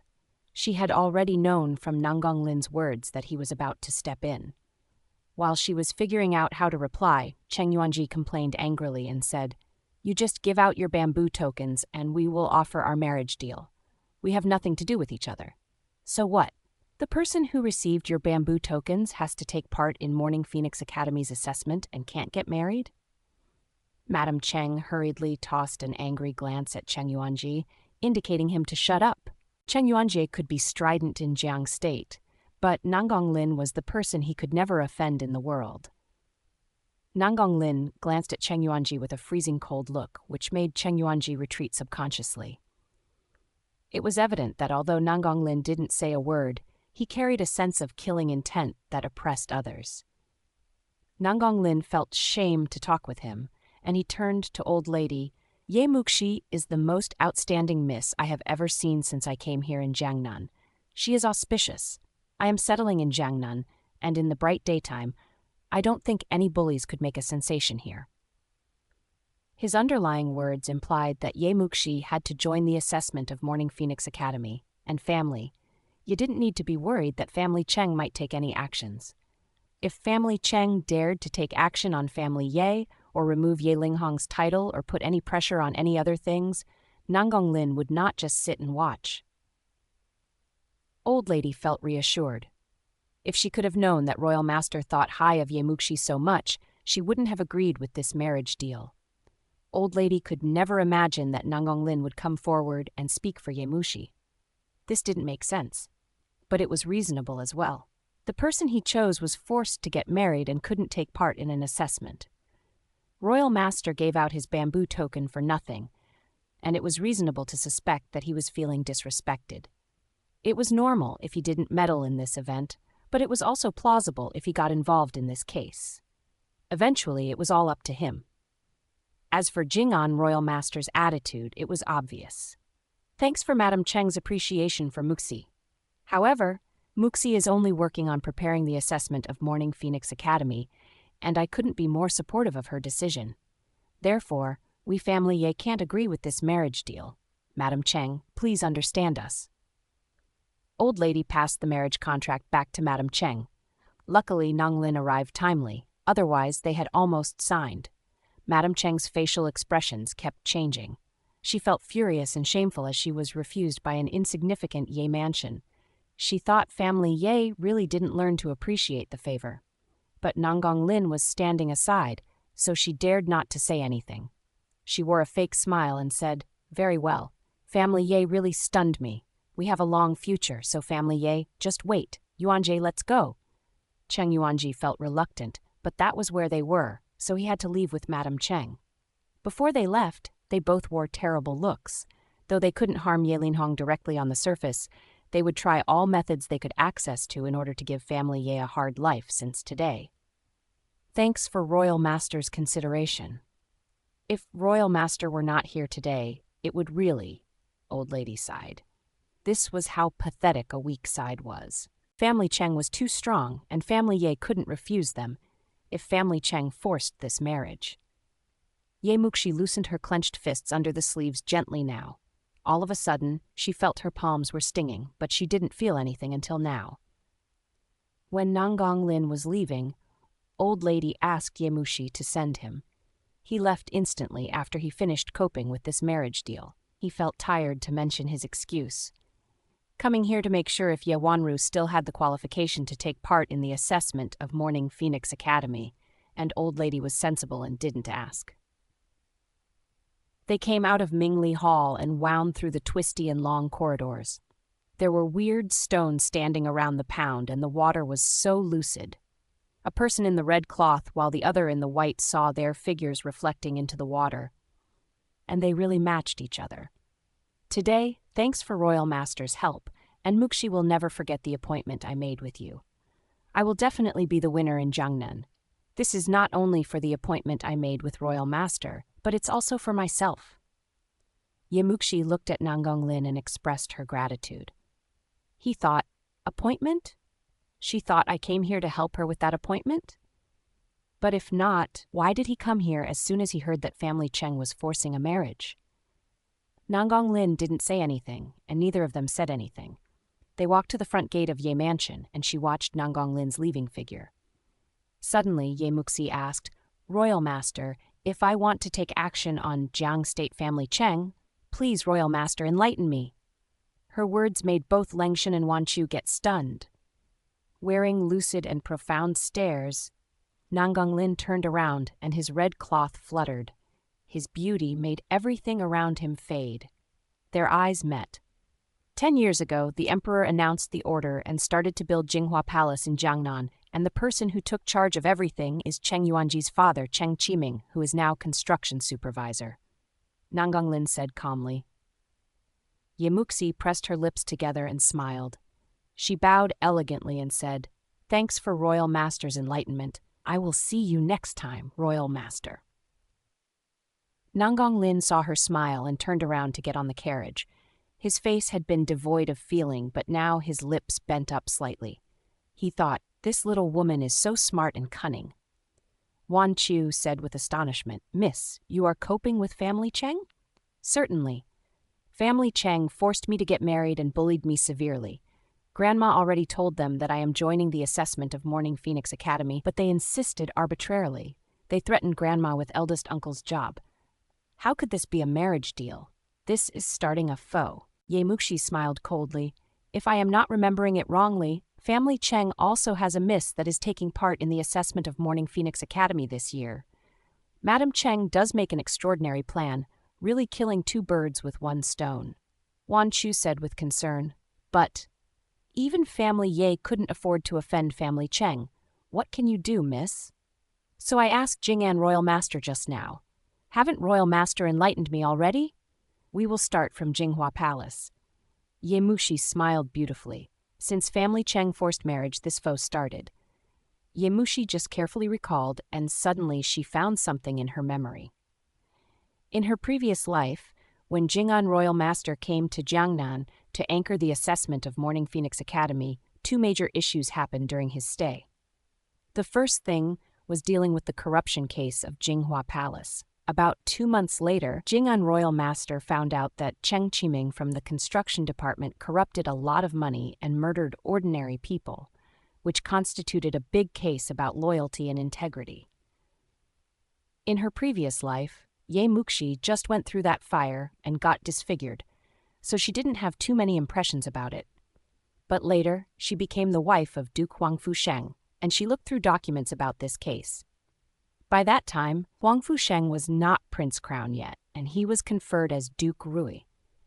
Since Cheng Qiming was in the group of Prince Crown, this case eventually made Prince Crown get reproached by the emperor, and Prince Crown lost an important inferior. Ye Muxi was helping Huang Fusheng to fight for the emperor's position during that period, so she had studied all the case materials about personnel renewal, and this case which made Prince Crown so unlucky was also one of them. There were too many cases like this, and this one didn't draw her too much attention. The reason that she had a little bit impression was because that family Cheng was in Jiang State, and they were from the same place. If she had known she would run into family Cheng after she had the rebirth, she would have investigated into the case clearly. Unlike now, she only knew few clues. However, this was enough. If everything was going on well, she could control a very key witness. She just sounded out well. Obviously, in this life, Nangonglin was still working on investigating this case. Then she could take movements bravely. Finding out evidence and handing them to Nangonglin, she would just sit there and wait for family Cheng to be doomed. Ye Muxi found Wan Chu still looked confused, so she smiled and said, Family Ye couldn't offend family Cheng, and the top officer in Jiangnan, the administrator, is on the same side with family Cheng. Therefore, in the entire Jiangnan, apart from Jing'an royal master, nobody dared to touch family Cheng. Even if we have evidence to prove that family Cheng violated laws and corrupted, nobody would anchor this case, then all evidence will be pointless. We couldn't go to the capital city and report this to the emperor. The capital city is about miles away. Therefore, I asked Jing'an royal master, and I just sounded out, wondering if royal master would be justified in this case if I take actions on family Cheng. Ah, I understand. Royal master won't not only run the case and be justified, but he would also tell Miss where to start if you want to take action on family Cheng. That means royal master is digging into family Cheng already. What a coincidence. Miss is about to cope with family Cheng. So is royal master. Wan Chu suddenly realized. Muxi pressed her lips together. Nothing was a coincidence. Based on her previous life, she knew family Cheng was destroyed by Nengong Lin. Muxi thought, the corruption case of Jinghua Palace and family Cheng, I will work this out with you slowly. But Jinghua Palace of 10 years ago, how could we investigate anything that was so far away? Wan Chu was smart and penetrating, and she suddenly realized the difficulty in this case. If Muxi didn't remember anything in her previous life, this would be hard. But in her current life, she was the one who had ever read the entire case. No rush, I will think of a solution. Muxi showed a trace of a smile in her look. Forced marriage case finally came to an end, and Muxi had to go to Morning Phoenix Academy, and she must be the winner in Jiangnan. In this case, she would never be afraid that someone would take control of her marriage. There was 1 year left before her dad came back. 1 year was short, but also long, and before Dad came back, she had to protect herself, her mum, and her brother. The next day, Sai Huatuo came to Ye Mansion and tried Ye Wanru's pulse. The wounds on her face were healing, but those blood scars were all over her face and made her face look extremely horrific. Miss Ye, please, don't be too sad. You are fine now, and you only need to take a good rest, but the injuries are so severe that we couldn't recover your face. Sai Huatuo sighed and said, I really tried my best. Even Superior Dr. Sai Huatuo had said that, then these injuries were irreversible for real. Though Ye Wanru had already prepared mentally, she still passed out instantly after she heard these. Dr. Sai's words completely executed Ye Wanru's destiny. After Ye Wanru woke up again, Zhao Menglin was sitting by her bedside and crying in silence. Mum, where is the superior doctor? Is my face recoverable? Ye Wanru dared not to believe the diagnosis she previously heard. Despite the fact that doctors in the mansion had made a conclusion that her face couldn't be saved, Ye Wanru still embraced certain illusions. A superior doctor like Sai Huatuo was not a normal doctor, so he might have a solution. Zhao Menglin wiped her tears. Ruer, the superior doctor said, it can't get back. How could it not? Why can't he? Ye Wanru grabbed Zhao Menglin's arm and her fingernails buried into Zhao Menglin's flesh. She looked thrilled. He is the best superior doctor in the world. How could he fail to fix me? Zhao Menglin's hands were stinging since Ye Wanru grabbed her too tightly, but Zhao Menglin's heart felt more painful. Ruer, don't be so agitated. The doctor said you need to maintain a relaxing mood. Otherwise, the process of your wound healing would be affected. My visage is ruined. Do you think I can be happy again? Mum, I am disfigured, and I can't go to Morning Phoenix Academy. My life is ruined. Ye Wanru's eyes were filled with tears, and tears kept falling down. This current situation was devastating, even for her. Zhao Menglin felt painful. She hugged Ye Wanru and was choked with tears. It's all Ye Muxi's fault, that bitch. She ruined you. Yesterday, family Cheng came to offer a marriage deal, but old lady didn't even agree with it and insisted on sending her to Morning Phoenix Academy. Why didn't that bitch die? But my daughter is wound up like this? Well, Grandma won't agree with it, naturally. Now Ye Muxi is the most expected one to get enrolled by Morning Phoenix Academy in Family Ye. How could old lady be willing to marry her off? Old lady is relying on her to glorify our Family Ye's reputation. Ye Wanru sneered, and she looked very vicious and evil. If I can't go to Morning Phoenix Academy, then Ye Muxi would never go. Zhao Meng said with hatred. Yes, unfortunately, we didn't make old lady know that it was she who harmed you. Instead, second lady became the scapegoat. It would be great if old lady is aware that it was Ye Muxi who set you up. What will old lady do even if she knows? I am disfigured and I am useless now. Will old lady do anything to her? In the past, Grandma came to visit me even if I caught a cold. Now I am burnt, which is so serious, but Grandma only sent a servant and asked me a few questions. I am disfigured, so I turned to be useless to Grandma. How could old lady punish Ye Muxi for a useless granddaughter? Ye Wanru mocked at herself. But she never thought that she would not wind up like this if she hadn't been plotting against Ye Muxi. Don't worry, Ruer. We will sue Shen Yunpei to the government first. An old lady would not allow Shen Yunpei to enter this house whether Ye Linghai divorces with her or not. Without her, I will be the only one taking charge of family Ye exclusively. Ye Muxi is only a younger generation, and I am here, and I will protect you. Even if you are disfigured, you are still the first lady Ye in family Ye.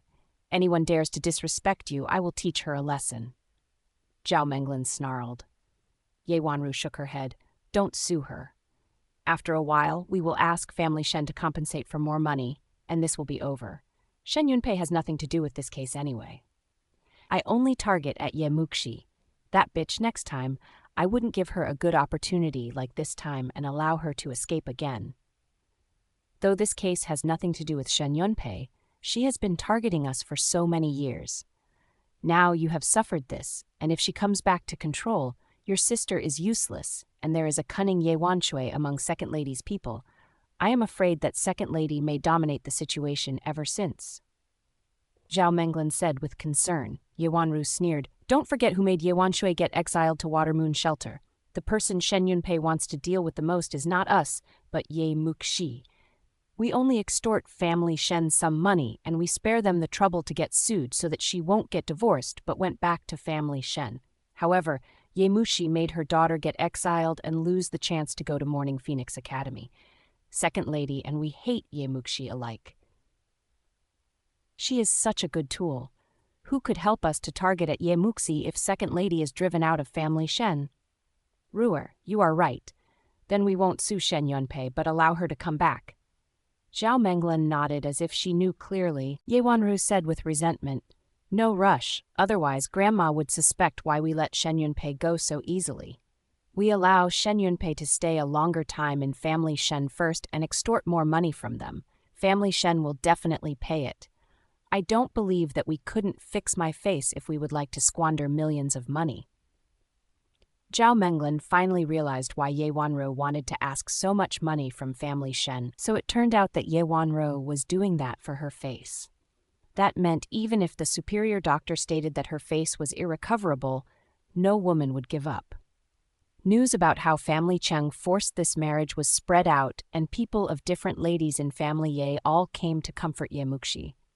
Ye Qingyao was sincerely worried about Ye Muxi, while First Lady insincerely comforted her as she was concerned about old lady's attitude. Both Shen Yunpei and Ye Wanshui were absent, so people of Second Lady only had a representative left, and that was Ye Yishu. I have heard that family Cheng came to force you to marry them, which really terrified me. I am so glad that fourth sister is fine. Ye Yishu looked at Ye Muxi and smiled while saying. Ye Muxi pressed her lips and nodded, Sorry for bothering. They chatted about other domestic issues randomly for a while, then Ye Yishui said, Fourth sister, now second aunt has been driven out of Yi Mansion, and I have heard that First Lady is suing her. Once they report this case to the government, I am afraid that Dad has to discard his wife. Then, should I still maintain this good relationship with second aunt as what you have asked me to do before? Family Shen gave them a bulk of money after that accident occurred to Ye Wanru, and First Lady accepted it, right? Ye Muxi held a cup of tea and took a sip. Ye Yishu nodded. Yes. Family Shen didn't only give First Lady a considerable amount of money, but some people also came here and kneeled in front of Old Lady and begged in cry. It was said that even Old Lady's sister was here, which really made Grandma feel awkward. However, First Lady definitely couldn't let it go easily, since Ye Wanru is disfigured after all, and she will sue Second Lady for sure. Grandma suffers from heartache as well, and she won't help second aunt. But First Lady has concerns about Grandma's dignity, so she temporarily put this agenda aside. If First Lady intended to sue her, she wouldn't have taken the money. If Ye Wanru really wanted to kill Shen Yunpei, she wouldn't have put her idea aside only for grandma. Ye Muxi pulled up her lips. Ye Yiqiu looked confused.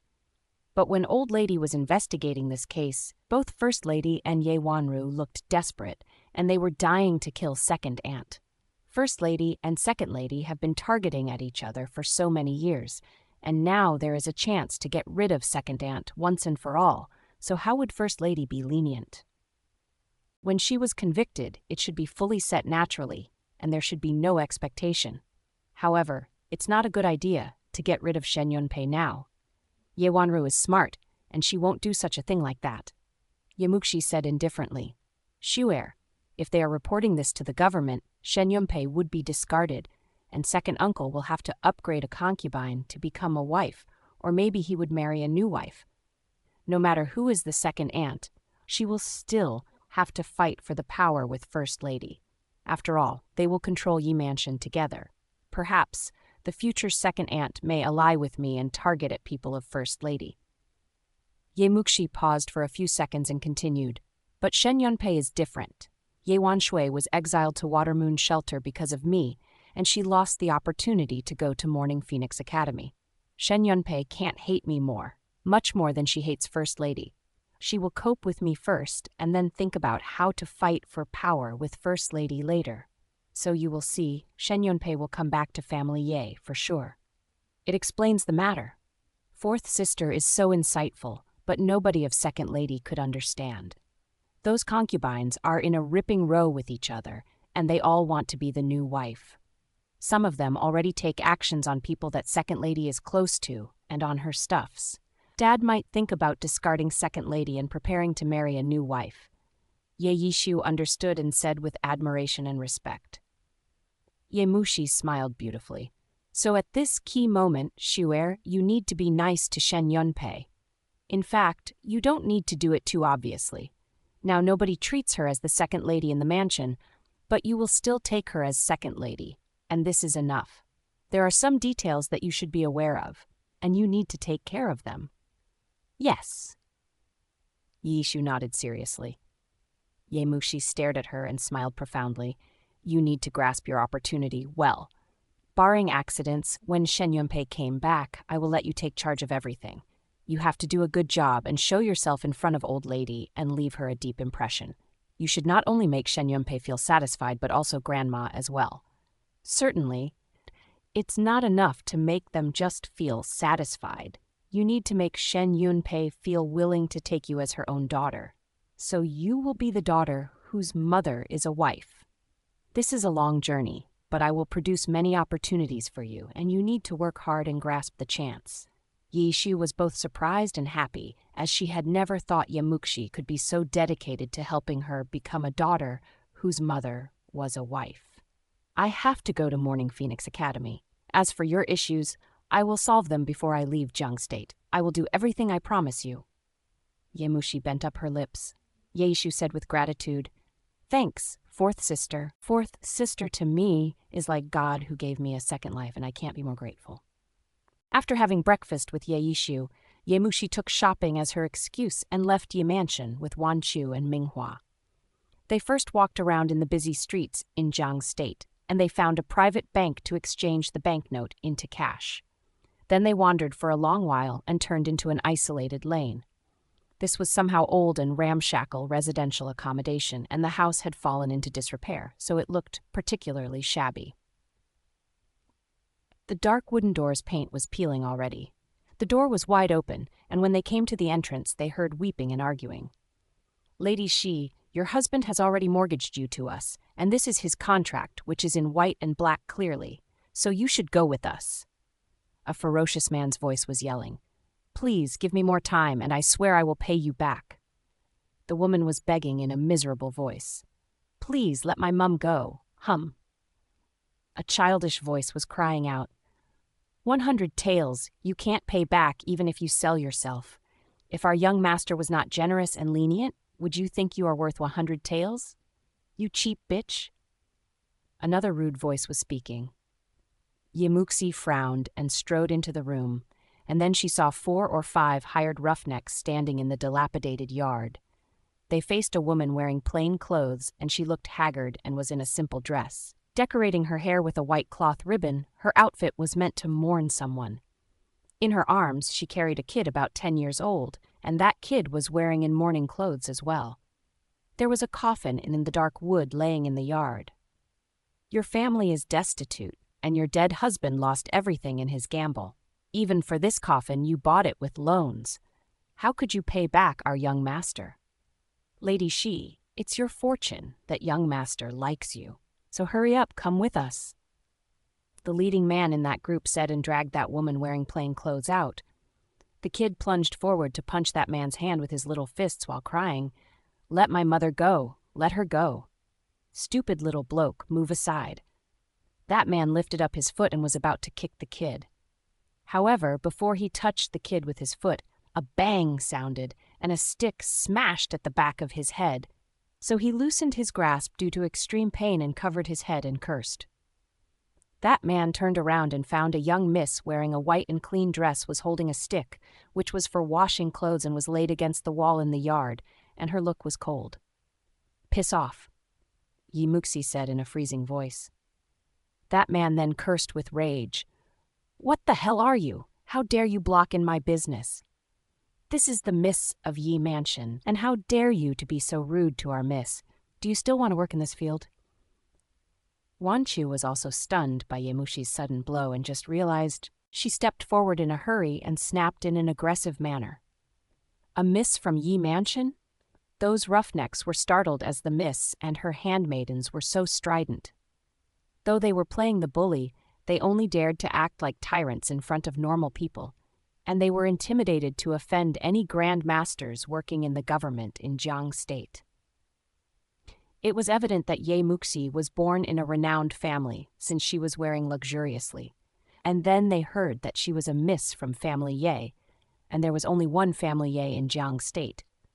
"Family Ye of the magistrate?" the leader asked, tentatively.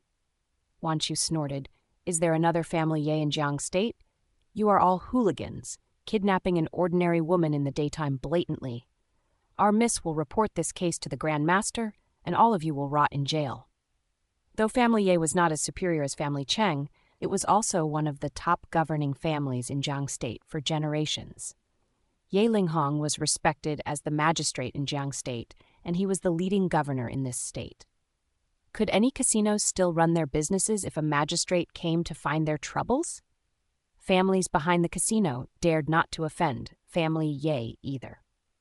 "Well, miss, we are not kidnapping a good woman by force, but her husband has mortgaged her to us." That man changed his attitude as he found he was talking to people of family Ye. Ye Muxi took out her tender hand. "Where is the receipt? Show me." That man passed a receipt to Ye Muxi, who glanced at it and frowned. Lady Shi's husband borrowed 100 taels from the casino and mortgaged Lady Shi. If he passed the deadline, Lady Shi would be sold to the casino to pay for his debt. What an asshole! How could he mortgage his own wife? Ye Muxi was actually not passing by, as she had already known Lady Shi in her previous life. In her previous life, after she became the miss of Lingwu Marcus Mansion, she tried all possibilities to recover her appearance, and her dad also helped her look for some magical medicines and prescriptions, and he offered a substantial reward to the world. Lady Shi was one of those who offered a solution. Her ancestor was a maid living in the palace in the warring states, and that maid was serving an empress who particularly cared about her appearance, being professional in developing cosmetics for tending skin. Subsequently, her ancestor escaped from the palace with the cosmetic prescription, which was a book called Skin Caring Secret Prescription. Lady C was living in poor life, and she took out this book to change for a meal. It was hard to fix a disfigured appearance, but there were some effective functions described in that book, which made misses and ladies in the palace crazy about it. Ye Muxi found a niche in it, so she summoned Lady Shi and developed everything in that book one by one. Taking Lingwu Marquis Mansion as her stronghold, she sold her products and became a hit in the capital city. Later, all of these became a tool for Huang Fusheng to collect money. However, this book was useless if it was in Lady Shi's hand, as each cream in the book required hundreds of taels to develop it out successfully, while an ordinary family might not own so much money for its entire life. Therefore, this secret book had been kept in shadow ever since it was taken out of the palace. Lady Shi was honest, diligent, and reliable. She was loyal to Muxi, and she was still running Muxi's store until Muxi died in the previous life.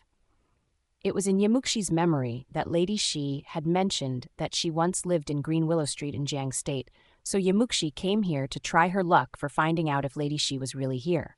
After all, in her previous life, when she met Lady Shi, they were both in the capital city. Muxi didn't know that Lady Shi had gone through a traumatic experience at this moment. Lady Shi's later presence in the capital city suggested that she might have run away with her son to avoid repaying the debt. Doesn't it say the debt will be due in 10 days? Only 2 days passed, and you come here to ask for money. You are pushing them too far. Muxi said coldly. The leader said, "Your distinguished miss, you see they are so poor, so how could they pay back? If we don't act fast, we are afraid that she will run away. If you give me some more time, I will try my best to repay you. If you force me to be the second young master run, he's concubine, I would rather die than leaving with you." Lady Shi's eyes were red and swollen, and she was sobbing. That man said in a disdainful voice, "Fine, then you can die right now, and I want to know how your son will live in this world. If you die, we will capture your son, and he will be sold to pay the debt. We will sell your son to the brothel, and he will live as a young prostitute." You? Lady Shi was shattered, and she broke down on the ground, murmuring to herself like she had lost her soul. "The damn jerk! How could you jump into the river and abandon us? It's all right that you ruined me, but our son is destroyed by you as well. What should I do?"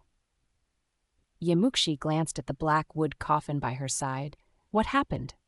"Miss, this Zhang San is addicted to gambling, and the day before yesterday, he lost everything in our casino and owed us 100 taels. We asked him to pay back, but he fell into despair and jumped into the river to kill himself, which really had nothing to do with us. We are here today to ask him to pay the debts, and the receipt is clear. We are all honest people. He owed us money, and we ask him to give our money back, which couldn't be fairer." The man said with great confidence. Muxi roughly understood what had happened. Zhang San was forced to jump into the river as his creditors pushed him too far, or maybe they forced him to die. But all of these had nothing to do with her, and she felt tired to care about this piece of junk who mortgaged his wife after he had lost in the gamble. "Here are 100 taels, and for this receipt, we will write it off." Muxi simply tore that receipt while Wanj beside her stepped forward and passed that 100 taels banknote to that man. The man got stunned as well, and he looked awkward. Well, the distinguished miss, Lady Shi, is the one our young master wants in particular. If that young master hadn't liked this woman, how would people in the casino lend Zhang San 100 taels? Now she is mine. If your young master wants her, ask him to come to Ye Mansion and find me. My name is Muxi. If he dares to come, then come. Muxi put on a teasing look.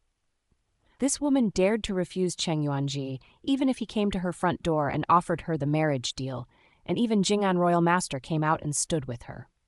Now Muxi made a hit in Jiang State while nobody could share her spotlight. Everyone knew a promising future was waiting for her, so not many people dared to offend her. Well, that roughneck tossed several glances at Muxi and then Lady Shi, feeling helpless. Muxi's lips bent up. "Tell your young master, if he is unsatisfied, he can come to me. I will count to 3. If you don't disappear, then I will report you to the government. 1, 2. Let's go." That leading man changed his facial expression all of a sudden, and he left with his people with that 100 taels. Muxi gave to him. Lady Shi stared at this scene in a state of shock, but eventually she realized. Holding her son's hand and kneeling in front of Muxi, Lady Shi said, "Miss, you are my god. To reciprocate your kindness, I will serve you, even if I have to toil myself to death." If Muxi hadn't stood out, Lady Shi really didn't know what she should do. "Lady Shi, stand up." Muxi escorted her to stand up, and she wore a faint smile on her lips. Figures from her previous life and her current life were overlapping, and the current Lady Shi looked more haggard than the one Muxi would meet 2 years later in the capital city in her previous life. Ye Muxi felt relieved that her presence spared many plights of her friend with whom she met in her previous life. Miss, you are so kind to give 100 taels for me. Lady Shi would like to enslave myself and serve you for your whole life. Lady Shi was a grateful person, and she instantly said with appreciation. Ye Muxi smiled beautifully. You don't need to enslave yourself. However, I have a purpose for coming here indeed. Don't worry, I have no evil intention to you. Based on what I heard about, you have a book called Skin Caring Secret Prescription, handed down from Warring State's Palace. Am I right? Miss, how do you know that? Lady Shi got startled and then nodded to admit, yes. My ancestor was a maid working in the palace, and she handed down this book about secret beautifying prescriptions, but all the materials that are required in those prescriptions are very expensive, and I never know if they are real. If Miss really likes it, then I would like to render this book to you. Ye Muxi pressed her lips together. You sell blushers and cosmetics to make a living, so I think I should hand this book to you, which would be used to its best advantages. I am opening a store to sell blushers and cosmetics for skin tending exclusively, and it's not convenient for me to stand behind the counter, so you will be the boss. I will be the boss? Lady Shi got stunned. Ye Muxi took out a 500 taels banknote and gave it to her and said, You take the money and finish handling the funeral issues first. Then we will purchase a store in the town. I suppose you could buy all the materials for the first prescription with the money now? We will start with the first prescription. From now on, you will follow me. I can't assure you too much, but you will never need to worry about your daily life. Well, Lady Shi got stunned. Ye Muxi gave a large sum of money to her directly. Ye Muxi slightly nodded. This will be hard for you. I will come to find you a month later. Don't worry, I promise those people in casino won't come to find you trouble anymore. Ye Muxi turned around and was about to leave after she finished her words. Lady Shi took a glimpse at the banknote and felt it so heavy. Lady Shi pulled Ye Muxi's sleeves in a hurry and said, Miss Ye, please wait. Then Lady Shi rushed into her room in a whirlwind speed, and after a short while, she came out with a piece of paper in her hand, and she rendered it to Ye Muxi. This is the contract to prove that I am selling myself to someone. I dare not to run business for you if you refuse to accept it, miss. She thought Ye Muxi only wanted that book, but she never expected that Ye Muxi would take out 500 taels to help her open a store without a second thought. She was a total stranger to Ye Muxi. Lady Shi had a profound appreciation towards Ye Muxi. Otherwise, she would be taken to the casino. According to her personality, she would never betray Ye Muxi, and Ye Muxi valued this character in the previous life. Otherwise, why would Ye Muxi ask Lady Shi to be the boss, given she only wanted this book? Ye Muxi could find others to run the business for her. However, Lady Shi had to write the contract for selling her due to the trust she earned. If not, she definitely dared not to accept Ye Muxi's tales. She understood that Ye Muxi wanted to run a store, and Ye Muxi felt inconvenient to take up the matter herself. Lady Shi would rather sacrifice herself for repaying the gratitude of getting saved by Ye Muxi. Therefore, she certainly wanted to run the store for Ye Muxi, but if she couldn't become one of Ye Muxi's people, she wouldn't be relieved. I would take it since Lady Shi insists. I believe that you won't let me down. Ye Muxi saw Lady Shi's determined look, so she accepted that contract. Looking to the kid beside, she asked, You are old enough. Are you in school? Lady Shi bit her lips and shook her head. His dad has lost everything in the gamble, and we couldn't afford the tuition fees for a private school. Lady Shi, if you are willing, he could be my younger brother's company in learning, and he could study together with my brother. Our private school in Yi Mansion is better than those schools outside. He could always learn and do martial arts with my brother together, and we would treat him well. Ye Muxi gave out a faint smile. Since Lady Shi felt concerned, then Ye Muxi figured out some ways to comfort her. Lady Shi felt excited when she heard Ye Muxi's words, and she said with appreciation hurriedly, Thanks for your kindness, miss. It's his blessing to study with the young master together. Songren, hurry up, thank the miss. Thanks, miss. The kid's eyes glinted when he heard that he could study and learn martial arts, which were luxurious dreams to him. Leaving Lady Shi's home, Wan Chu and Ming Hua both sighed. Miss, I never expected that such a jerk really exists. He mortgaged his wife to others in the gamble, and he died and left all troubles behind, leaving an orphanage and a widow. If they never knew you, their life could be unpredictable. Wanchu sighed. Minghua admired. Miss, you just gave her 500 taels directly. 500 taels. Fortunately, she gave her body-selling contract to you, or I will be so worried. Ye Muxi couldn't help but chuckle. I should harbor no doubt to my followers, and if there is any doubt, I should stop using them, and I dare not to hire her either. Lady Shi is a poor woman indeed, and if a woman marries a wrong man, her life will be a tragedy.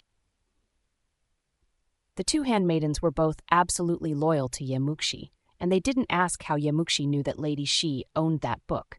In their perspectives, based on all the behavior their miss had done recently, they could only say that Miss knew everything and was so incredible. Miss, where are we going next? Minghua asked. Ye Muxi pressed her lips and smiled. Young Master Lu left an address before he left last time.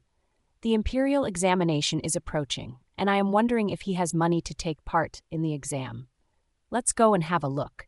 If he needs me to sponsor him, then I will give him some money.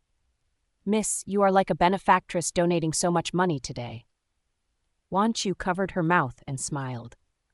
Leaving Green Willow Street, they came to an isolated and ramshackle hut in the outskirt, where Lu Qingming was reading behind the fence. Beside him, an aged lady was sewing and washing an old cloth, which already looked white enough. Watching her son reading, she showed a relieved smile. Lu Qingming got startled first when he saw Ye Muxi and her handmaidens emerged, and then he put down the book in his hand, welcoming them hurriedly. Miss Ye, why are you here? Should I think young Master Lu doesn't welcome me? Ye Muxi smiled slightly, and that smile made her look witty. All of a sudden, Lu Qingming blushed and waved his hand constantly. No, I certainly didn't mean that. Miss Ye, your arrival really lights up my shabby place. I just never expected that Miss Ye could visit me at a place like where I am. The imperial examination is approaching. I come here to see if our young talent is doing well in preparing the exam. Ye Muxi walked inside, turning around and smiling to the old lady. Madam, hello, I am young Master Lu's friend. Sorry to visit you without an appointment. I hope this won't bother you. Wanchu and Minghua instantly passed fruits and supplements in their hands to old lady. Ye Muxi prepared presents for this visit beforehand, and she wouldn't come with an empty hand. Old lady stood up with surprise and wanted to bow to Ye Muxi. You are that Miss Ye? Welcome. I never expected that you would visit Qingming and I. So many presents. We really bothered you. Thanks to your favor last time. Miss Ye, I need to thank you for your great kindness. Madam, this is too much. The first time I met young Master Lu, I felt he was an old friend of mine. It's my luck to know a friend like young Master Lu. Ye Muxi escorted her in a hurry and helped her to sit down. Madam, don't be so polite and don't bow to me. Young Master Lu has already thanked me, and you are welcome. Old lady appreciated Ye Muxi so much that she looked thrilled. It took Ye Muxi a long while to comfort her and make her chill. The imperial examination is approaching next month. Young Master Lu, how well did you get prepared? Have you registered? Ye Muxi's beautiful eyes looked clear and lucid. She remembered that Lu Qingming almost missed the imperial examination since he couldn't collect enough taels in the previous life. Lu Qingming glanced at that old lady and looked guilty. I am not taking the exam this year. First, I can't pay the exam, and second, even if I luckily get a good grade in the exam, I have to have a re-examination in the capital city. My mother just got recovered, and if I am not here by her side and taking care of her, I am afraid. Qingming, I am all right. You go and take the exam, and I don't need you to take care of me. Old lady said in a hurry, I am getting better now, and you need to prepare the exam. Don't need to worry about tails. I will fix it. Lu Qingming shook his head. Mum, I plan to study hard, and I take it 3 years later. Moreover, do you think I don't know about the financial situation of our family? Where could you get so much money? The imperial examination would be conducted one time in 3 years. If Lu Qingming missed this time, then he had to wait for another 3 years. I stored some money for backup. Old lady felt anxious, and she was somehow agitated as her eyes were filled with tears. You shouldn't fail yourself because of me. Eventually, Muxi finally remembered. Old lady never saved any money, but she sold herself behind her son's back to a family as a servant so that Lu Qingming could join the imperial examination in the previous life. However, the family, which bought this old lady as their servant, never abused her, and they especially respected her as their most honorable guest after they knew that Lu Qingming became the #1 scholar. When Lu Qingming came back with great achievement and fame, he also returned kindness to that family as well. This was an ardent expectation an amiable mother could have, as she could really sacrifice everything for her son. This old lady in front of Muxi resembled her mother a lot. In her previous life, her mother also died in the fire for rescuing her. All amiable mothers were the same in the world. Muxi's heart became softened. Even if Lu Qingming couldn't get a good grade in the exam and meet his mother later, she still couldn't help but intervene. Not for anything else. She just wanted to help this woman, who was just like her own mother. Old lady is right. Young Master Lu should take the exam. These 100 taels are enough to cover all the expenses for young Master Lu to take part in the exams in the county, province, palace, and capital city. Muxi gave 100 taels banknote to him and gave out a faint smile. You don't need to worry about old lady's safety. I will send 2 nannies to take care of her. Just give her to me. I suppose you can be relieved, young Master Lu. Lu Qingming instantly gave the banknote back to Muxi. Miss Ye, I haven't repaid the taels I owe you yet. I can't take your money anymore. Yes, you still owe me some taels since last time, so you have to take part in the imperial examination. Otherwise, when can young Master Lu pay back this debt? Muxi said on purpose. Lu Qingming then said seriously, I am painting and doing calligraphy for people. I will get all those taels within 2 or 3 years, and I will definitely not repudiate a debt. Stop. Nerd, I am not coming here for asking you to pay a debt for real. I come here to ask you to take the imperial exam. Even if you don't think about yourself, you should think of your mum. She is ill because she has toiled herself too much. If she continues to live in poverty and hardships, it's bad for her health. Therefore, you have to rely on yourself if you want everything to get better. Muxi said seriously, I just lent you more taels, and why are you so afraid that you can't pay me back? You are young and healthy. I am not even afraid that you might not repay, then why should you feel scared? Lu Qingming felt Muxi's words reasonable and thought, yes, I am still so young. How should I feel? I couldn't repay her for all my life. But Muxi kept helping him, and he felt so guilty that he couldn't accept. Miss Ye, you are so good to me. Well, Lu Qingming looked awkward. Muxi smiled beautifully. Don't say that like I am not asking for a return. I am planning to charge you after you become a big official. Didn't I tell you before? I value young master's talent, and I bet you can win in the exam and lead a rich life. Therefore, I tend to establish a good relationship with you since I am a woman fawning on powerful people. I am not doing good things anonymously, so you don't need to feel it hard to accept. Lu Qingming stared at her stunningly, as Muxi was so frank in defaming herself only in order to take care of his dignity. All of a sudden, he felt it would be a cliché if he continued to refuse her with any excuses. There was only one thing he needed to do: joint the imperial exams, succeeded in the exam, never failed his mother and her expectation. Behind the fence of a peasant's family in the outskirt, a woman in a white dress was sitting on a crude wooden stool, pulling up her lips slightly. Now her smile was so gorgeous and overwhelming. It was about dusk when she came back from Lu Qingming's house, and the night was looming. However, Muxi was not going back home urgently, but stayed at a tea house and chose a seat by the window on purpose. This tea house was on the way to family Cheng. Serving a cup of tea and taking several sips from time to time, Muxi occasionally glanced at the streets downstairs. Wan Chu and Ming Hua both thought their miss was waiting for someone, so they both cooperated with her well and didn't ask anything. Time was ticking away, but Muxi was patient. When she ordered the tea, she chatted with the staff in the tea house, who alluded to her that Cheng Yuanji's favorite concubine would come out to tour around. Normally, that concubine went back home at dusk. The staff at the tea house was always the most accessible to all information. After a while, A woman going about in a faint pink silk cloth embroidered with roses was coming towards their direction in a distance. Her body shape was attractive, and though she wore a white veil, her walking posture could show that she was a coquette. 2 handmaidens were following her with various sizes of bags in their hands. Muxi glanced at her and lifted up her lips slightly. That critical person was on field.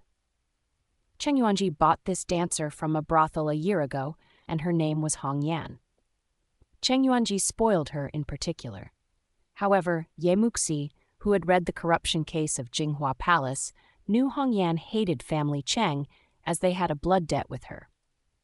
Originally, Hong Yan was a miss from a governor's family, and 10 years ago, her father was a staff working in the construction department as Cheng Qiming's subordinate. He worked with Cheng Qiming to build up Jinghua Palace together.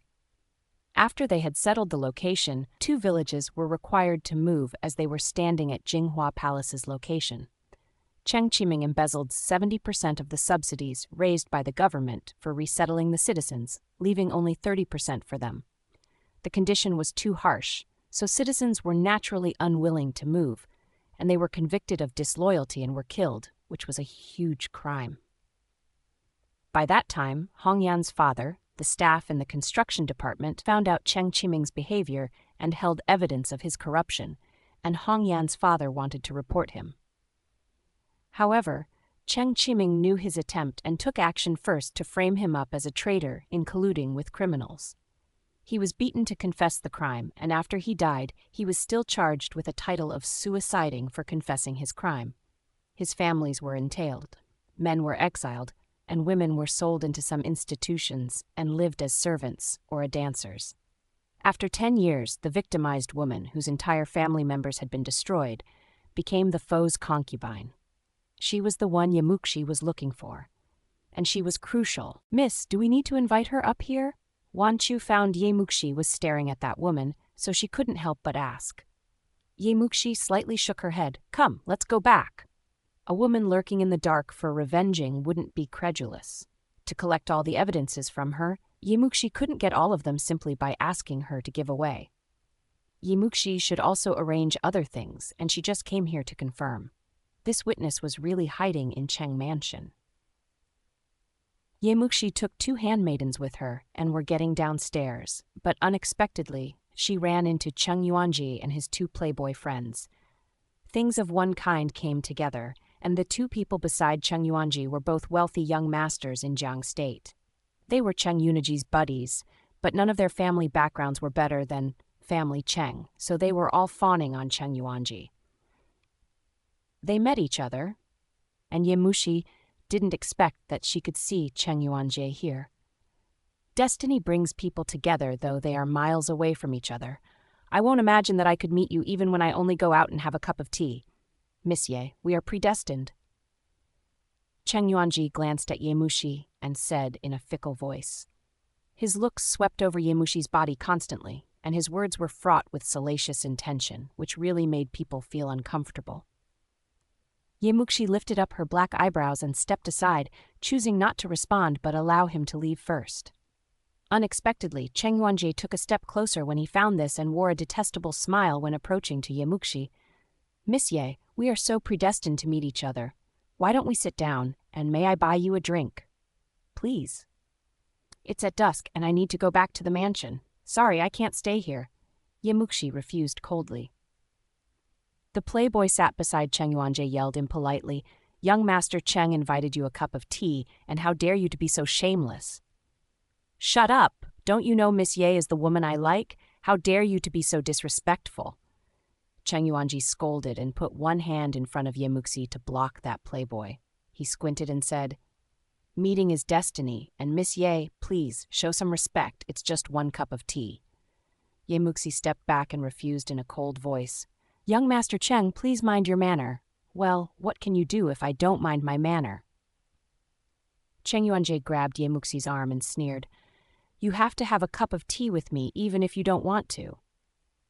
Wan Chu and Ming Hua rushed forward in a hurry and pushed him. "Let her go. Let our miss go."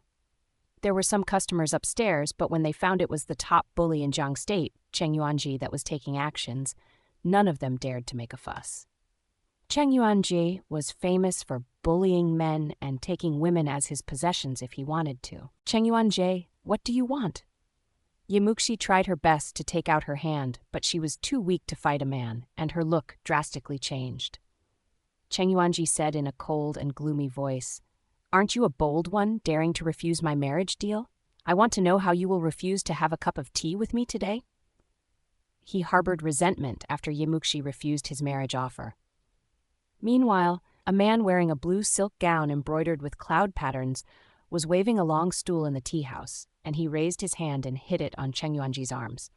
Bang! Ah! Cheng Yuanji screamed out miserably and loosened his grip on Muxi. "Asshole, Cheng Yuanji, what do you want?" The man was lifting a stool in his hand, and he dragged Muxi to his back with the other hand. "Which asshole dares to take charge of my own business?" Cheng Yuanji cursed angrily, but he changed his look a little bit and squeezed out words one by one. "Xiao Zi Yao."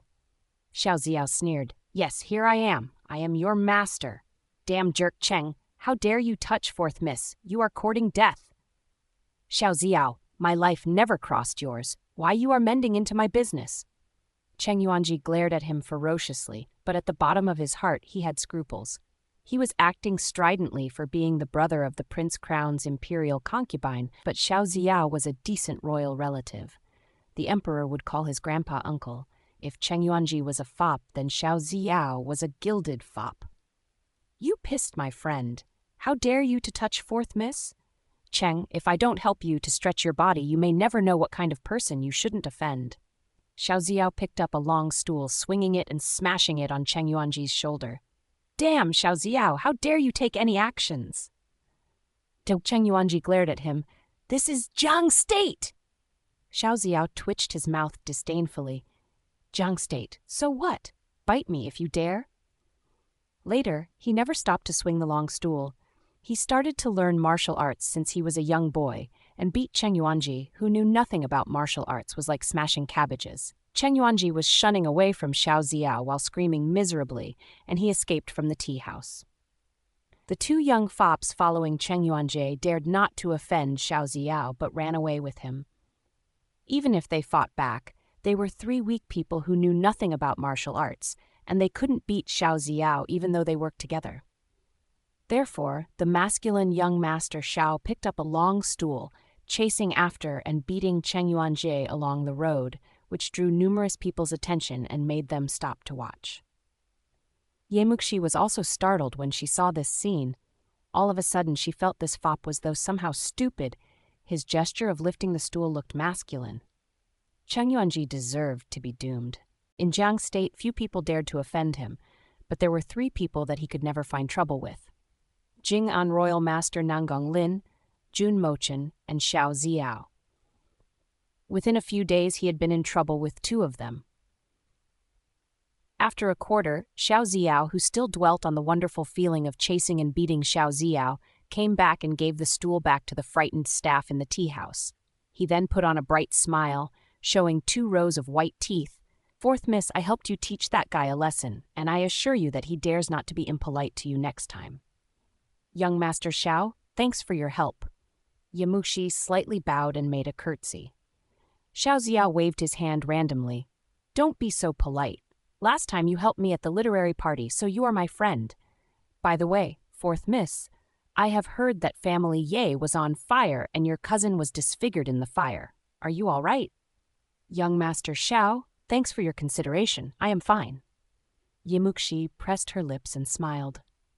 Xiao Ziyao sized her up while smiling and said, "It seems that you are really fine. Then I am relieved. Fourth miss, though it's safe in Jiang State, there are too many troublesome people in Jiang State now, so you need to take more guards with you when you go out. Cheng Yuanji knows you, but there are many young masters from other states who don't know you. If you meet them, similar things like today might happen again." There were misses coming from 36 states gathering in Jiang State and preparing for the assessment of Morning Phoenix Academy. So Jiang State was teeming with people recently. "Yes, young Master Xiao, you are right. I will definitely pay more attention next time. It's too late now, and I am going back home. In the future, I will treat you and express my appreciation." Ye Muxi gave out a faint smile. The point was, she didn't want people in Yi Mansion to know that she had visited those two places today, and that was why she didn't take any guards. Xiao Ziao smiled and said, "You don't need to treat me. I found you didn't take any guards with you. How about this? Let me send you back." Ye Muxi was about to refuse him, but Xiao Ziao had already dragged his carriage to her front and said with a smile, "Check this. The horse feels so happy that he could carry a beauty like Fourth Miss. Fourth Miss, don't let my horse down. Get on the carriage, or my horse would think about you tonight, blaming me for not carrying you back." Wan Chu and Ming Hua laughed out and felt this young master very humorous. Ye Muxi smiled beautifully and decided not to be over-polite to him, so she did a curtsy.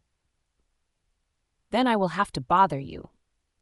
Cheng Yuanjie felt embarrassed as he was chased after and beaten by Xiao Ziao along the whole street. Now he hated Ye Muxi and Xiao Ziao so much. At night, he went to a brothel to have fun, aiming to get rid of his bad luck. However, unexpectedly, he was so unlucky today as on his way back, he didn't know who put him into a sack and beat him insanely. It was too dark, and Cheng Yuanjie had drunk too much, so he didn't know who beat him exactly. However, he was punched too hard to be conscious, so he lied on the roadside and was not found and carried back until the next day's morning. People were discussing who beat Cheng Yuanjie so hard, but he had offended too many people, and it was hard to know who it was. While now at Hayes Spring, on the soft cushion aside the screen, a man wearing a seductive red gown was half leaning on the cushion. He held a picture with his slender and tender hand, and he gazed at the painting with his captivating and profound looks, as if something in it appealed to him. If Ye Muxi had been here, she could tell this was her painting of spring in the deep valley. The thief turned out to be Jing'an Royal Master. He climbed over the wall and busted in that night, sitting on her bedside for a whole night to guard her. Before he left, he found that there was a painting resting on the platform, which depicted the beautiful spring day they met. "Royal Master, I have done what you asked." Leng Shun came back to report. Nangong Lin's eyes still lingered on the painting, and he pressed his lips, "Well done." Leng Shun looked somehow startled and thought, "Alas, Royal Master rarely praised anyone randomly, but it's not a hard job to punch a fop, and there is no need to praise me." Nangong Lin asked Leng Shun to find a sack after the news in the tea house had been spread around. Who dared to walk over Ye Muxi? Alas. Next day, Wan Chu told Ye Muxi the news about how Cheng Yuanjie had been battered severely in a sack as the news was intensely discussed in Jiang State, and she chuckled while saying, "Miss, Cheng Yuanjie really deserves it, and I wonder who put him in a sack and beat him in the midnight. Ha ha! He offended so many people, and who knows which righteous man did that." Ye Muxi felt this case hilarious as well, but she had no idea why Nangong Lin's figure flooded into her mind. Then she felt her idea amusing, so she shook her head. She thought, that is Jing'an Royal Master. How could he be serious with some nobody like Cheng Yuanjie? Moreover, he has no reason to do so. Ye Muxi didn't know why, she just felt this case was in accord with that guy's devious style. Ye Muxi got startled, and she instantly abandoned this inexplicable idea behind. After that day, Ye Muxi stayed at home in peace and never left her room. A half-month later, it was mid of May, and the days of the assessment for Morning Phoenix Academy were approaching. Jiang State alongside Su State and Yang State in proximity were teeming with people since Jinghua Palace was where tests anchored by Morning Phoenix Academy would happen. Jinghua Palace located at the place where the three states met. Approved by the emperor, Jinghua Palace was settled specifically for running the assessments for the academy. Indeed, only Jinghua Palace could accommodate so many misses to take the exam. In this half-month, second aunt Shen Yunpei of Ye Mansion finally came back, and she brutally punished those concubines who were eager to climb onto the wife's position during her absence. Shen Yunpei also somehow valued Ye Yishu, of whom she always despised, and she assigned some errands for Ye Yishu. After all, when she was trapped in the plight, only Ye Yishu took her as the second madam. The 5th of May was the Morning Phoenix Festival. This was a festival derived from the establishment of Morning Phoenix Academy, and all misses would worship Morning Phoenix Empress at Goddess Temple. Morning Phoenix Empress was a legendary figure. It was said that 1,000 years ago, an empress established Morning Phoenix Academy and divided misses all over the world into 9 levels. Some said that Morning Phoenix Empress was kind, so she established the assessment of Morning Phoenix Academy to help all misses in the world to struggle for a third choice in their life, apart from entering palace or marrying someone they never knew. Some said she invented a whole series of these, resulted from her jealousy towards women who could go to the palace simply through being selected based on their beauty. However, the legends about the establishment of Morning Phoenix Academy were this system did significantly improve the status of misses. Every time before the official start of the assessment of Morning Phoenix Academy, all misses would go to Goddess Temple and worship the Empress, praying that they could be favored and selected by the Academy. At this grand festival, misses of family Yi wore splendid attires and went out naturally. Old Lady attached great attention to this worshipping activity, and she had prepared carriages and guards for them early, escorting Ye Muxi, Ye Wanfu, and Ye Qingyao all the way to the Goddess Temple to pray. It was highly likely that Ye Muxi and Ye Qingyao might get enrolled by Morning Phoenix Academy. As for Ye Wanfu, she would just try her luck. In the huge family Ye, now only they 3 were qualified to join the assessment. In Yuru Yard, Ye Wanru looked livid and ferocious. "Mum, are we ready?" "Ruer, don't worry. We have already made a deal with Cheng Yuanji earlier. Cheng Yuanji hated Ye Muxi, and this time he could compromise her chastity to force her to marry him. He looks more anxious than us. However, he may not know. We have reserved something for ourselves. He only thinks that we are helping him marry Ye Muxi, but he has no idea that we are planning to stage porn for all of them in front of the public."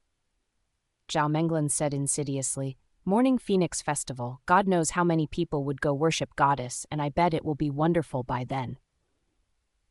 Ye Wanru bent up her lips to a cold curve. "Ye Muxi wants to go to Morning Phoenix Academy?" Hilarious. Last time we let her off lightly by torching her, but for a bitch like Ye Muxi, her body and her reputation are doomed to be destroyed ugly. I am looking forward to it. When she finds out she has staged porn with Cheng Yuanji and others, how will she look like? If she is witnessed having sex with so many men simultaneously, what else can she do, except for killing herself?" Zhao Menglan said evilly. "Then only Ye Qingyao is left in family Ye." Ye Wanru said randomly, "She is serving by Old Lady's side, and she is an orphan left by Fourth Lady, so she is not a big deal. If we get rid of both of them, Old Lady might be mad. By that time, we have to act passively. We have to retain one and harm the other one. First, we need to cope with Ye Muxi, and then we will see how to deal with Ye Qingyao." Once Ye Wanru thought of her plan, her looks revealed a sense of pleasure, of revenge. The carriage left the town, and the country road, which was normally sparsely populated, was now bustling with carriages and horses, and it was as crowded as the scene in the town. The Goddess Temple located in Bei Ming Mountain in the outskirt, and now endless carriages were bounding for worshipping Goddess. In the carriage, Ye Muxi and the other 2 sat on one side respectively, and there were plates of delicate dim sums and a pot of tea on the tea table. They were chatting. "Fourth sister, there are so many people out there, and it was so crowded. I find so many symbols on the carriages unfamiliar. They are not people from Jiang State." Ye Qingyao lifted up the curtain on the carriage and looked outside while saying. Ye Muxi gave out a faint smile. "Now misses from 36 states all gather here. It would naturally be crowded." Looking at them, chatting and laughing, Wanfu thought of Ye Wanru's plan. She artificially touched her buns and pretended that she was upset, while saying, "Alas, where is my gold hairpin? My mother paid someone a colossal of money to forge it for me specifically, and it is worth thousands. It was here just now. Why it has gone? I definitely have dropped it on my way." Ye Wanfu raised the carriage curtain and ordered guards outside. "All of you, stop. You need to go back to find the gold hairpin. I must have dropped it on the way here, and you need to go back and find it back." "What does the hairpin look like?" the leading guard asked. Ye Wanfu repeated the lines as she had prepared earlier, and she puffed angrily. "You need to go get it. Don't come back until you find it, or you won't have your salary for this month." The eldest, Madame Zhao Menglan, was the hostess of Yi Mansion, and she was taking charge of all business in the family, so she was responsible for paying guards as well. Therefore, none of them in the mansion dared to offend people of First Lady. Now, since Ye Wanfu was threatening them with salary, guards were turning to find that gold hairpin. But the leading guard hesitated and asked, "Well, should we leave some people to protect 3 misses? What will happen in the daytime that we will need your protection? You want to be lazy, right? Hurry up, go find my gold hairpin. Don't come back until you find it. Piss off." Ye Wanfu snarled. She was always strident, and she cursed that leader of the guard team ruthlessly. The guard dared not to say anything but brought his people to find the gold hairpin. All in a glimpse, only a driver and several handmaidens were left there. Qingyao, third sister, dropped her gold hairpin. "Let's go find it for third sister." Ye Muxi saw this, and her eyes glinted, standing up and saying. Ye Wanfu heard that Ye Muxi was leaving. She stopped Ye Muxi hastily and said, "No, you can't leave." "What? Third sister is not anxious to find the gold hairpin?" Ye Muxi picked up her eyebrows. Ye Wanfu didn't know how to perform anyway, so she stammered for a long while and said, "Grandma expects you to go to Morning Phoenix Academy the most. Qingyao and I are not important, and we can't waste your time to worship the goddess, otherwise Grandma will blame me. How about this? Qingyao and I will go find it, and Muxi, you can continue your journey to go up mountains and do the worship thing. We can't delay worshiping goddess. Finding gold hairpin is important, but it's not as important as the worship. Third sister, since we have asked those guards to find it, we will go worshiping together. It's not a good idea to be late." Ye Muxi grabbed Ye Wanfu's arms and stopped her. Though Ye Qingyao didn't know what had happened, she noticed something weird. Ye Qingyao held Ye Wanfu's hand from the other side and said, "Yes, third sister, if we miss the best hour to worship, Morning Phoenix Empress will not be happy, which will be terrible. We can find it after the worship and we could scour it slowly. We are a family and we will look for it together or worship together. We are a team." Ye Wanfu was choked by their bombarding arguments, and she felt somehow anxious. Ye Wanru knew she was stupid, so Ye Wanru didn't ask Ye Wanfu to do anything that was tricky in case Ye Muxi found anything wrong. Ye Wanru only asked her to do one thing, transferred guards away with the excuse of losing her gold hairpin, and dragged Ye Qingyao with her to find, leaving Ye Muxi alone in the carriage. The driver was First Lady's trusted asset, and he wouldn't drive the carriage to the front gate of the goddess temple, but took Ye Muxi to the peach flower forest behind the goddess temple, as they settled. On their way, when they passed a bamboo forest, the driver would leave with the pretext of doing his own business for a quarter, and the person in black arranged by Cheng Yuanji earlier would force Ye Muxi to take aphrodisiac. The driver would come out as nothing had ever happened and took Ye Muxi to the peach flower forest, where Cheng Yuanji had been waiting already. This was the deal Ye Wanro had previously made with Cheng Yuanji. They would work in collusion, aiming to undermine Ye Muxi's virginity. Moreover, both sides could disentangle themselves from this case. People of First Lady would pretend that they knew nothing, and the reason to choose the way passing through the peach flower forest at the back of the mountain was for taking the short cut. Cheng Yuanji could use the excuse of meeting Ye Muxi accidentally in the peach flower forest, and he happened to find that she was drugged with aphrodisiac, so to help her detoxify, he had no way but dedicating himself. The culprit would undoubtedly be the man in black who drugged Ye Muxi. As for who the man in black was, or why he didn't have sex with her himself but ran away, it had nothing to do with them. If people who wanted to investigate this were really capable, then they should catch the man in black and ask him. For Ye Wanru and Cheng Yuanji, as long as they didn't leave any evidence or clues on the surface, it would be fine. This plan could be safe if no accident happened. Ye Muxi had to marry Cheng Yuanji if he had sex with her. However, Cheng Yuanji didn't know that Ye Wanru also prepared something else. Lin Shiming had already invited a bunch of young masters and misses, and at that moment, they would go outing in the peach flower forest, where they would happen to run into the good moment between Cheng Yuanji and Ye Muxi, and they would make a fuss to ensure everyone would know it instantly. When Ye Muxi was sober, she had no other options but to kill herself. Ye Wanru just attempted to kill Ye Muxi and ruin her reputation, endeavoring to destroy her in shame. They had got ready for all the aftermath, preparing to blame everything on that anonymous man in black. Even Old Lady would be somehow suspicious. Ye Muxi had been wound up like this. How could Old Lady find trouble with First Lady only for a dead person who had already lost her reputation?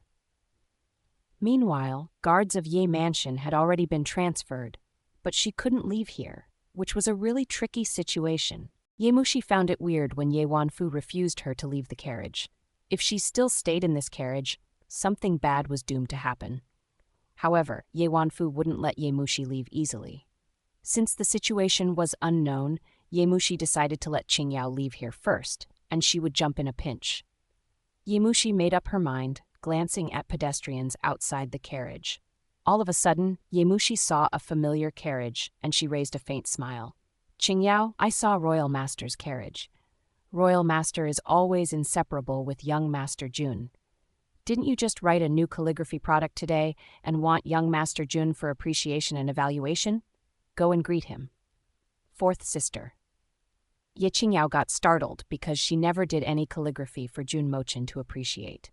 However, when she saw Ye Muxi's look, she suddenly understood that Ye Muxi wanted her to leave first. But Ye Qingyao was worried about Ye Muxi and said, "Fourth sister, let's go together." "I won't go. It's your blessing that young Master Jun would like to instruct you. If you take third sister and I with you, what if I make young Master Jun unhappy?" "Third sister, am I right?"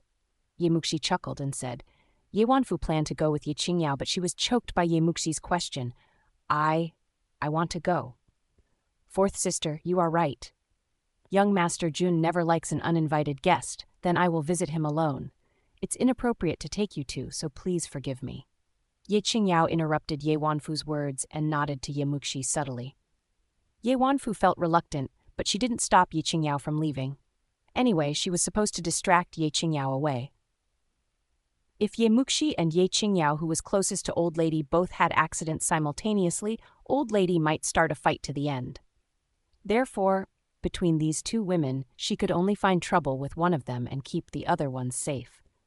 This was what Ye Wanru had told her. Though Ye Wanfu intended to have Ye Qingyao suffer this with Ye Muxi together, she dared not to deny Ye Wanru. People who were closer to Ye Wanru knew how horrible her means were the best. Now, it was a good thing that Ye Qingyao left herself and Ye Wanfu didn't have to find an excuse to drive her out of the carriage. Therefore, Ye Wanfu didn't say anything. After Ye Qingyao left, Ye Wanfu racked her brain to find an excuse to leave the carriage, but Ye Muxi imperturbably blocked her suggestions, hampering Ye Wanfu from leaving the carriage. After a while, Ye Muxi accidentally said, "Is this the way to the goddess temple? Why does it look so isolated?" "Well, there are too many people today and the road is bustling with people, so we can't get in line. We are now on the road of the back mountain, as there are fewer people here, and we can get to Goddess Temple after some detours." A flick of panic flashed in Ye Wanfu's eyes, and she explained. Ye Muxi pressed her lips together. Compared with Ye Wanru, Ye Wanfu was too amateur. Her looks and facial expressions were fraught with flaws which were giving out herself. It seemed that she had to jump. Ye Wanfu really had no opportunity to get off the carriage. She was not as cunning as Ye Wanru, so she really couldn't come up with any solutions. After some anxious moments, she suddenly found that they were about to get to the bamboo forest. When they arrived at the bamboo forest, the man in black arranged by Cheng Yuanji would jump out and make Ye Muxi drink aphrodisiac, and she would explain her identity to that man in black and escaped. The man wearing black wouldn't pay attention, was only asked to drug Ye Muxi, so everything would go back to the track. Very well. As Ye Wanfu thought of this, she got relieved and felt less anxious to get off. Ye Muxi didn't have time to jump before the carriage arrived at the bamboo forest. That driver apologized and said he wanted to use the toilet, ignoring Ye Muxi's reaction and stopping his carriage. He then scurried into the depth of the bamboo forest. Ye Muxi and Ye Wanfu also left the carriage to relax. Mountains and forests around them were quiet, and this was a deserted place. A strong uneasiness rose up from the bottom of Ye Muxi's heart, and she said, Third sister, mountain roads are bumpy. I feel a little bit caresick and want to walk around. Well, don't leave. Yeonfu grabbed Yemukshi's hands. If Yemukshi ran away, how could they find her in this large mountain? A cold light glinted in Yemukshi's eyes. In terms of Yeonfu's reaction, she could tell that this was a crucial location, and would they take actions here? Yemukshi felt her heart freezing, but a trace of the faint smile showed on her face. Do you feel scared if you sit here alone?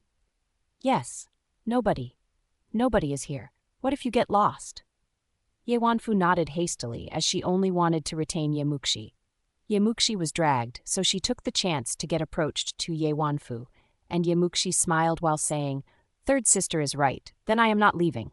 Yeonfu got relieved when she heard Yemukshi's words, but she didn't know that Yemukshi approached her on purpose, and Yemukshi had already put her hand behind the back of Yeonfu's head. Though Yemukshi barely knew martial arts, she knew there was a place at the back of people's neck which could cause people to be unconscious. Yeonfu didn't want her to leave.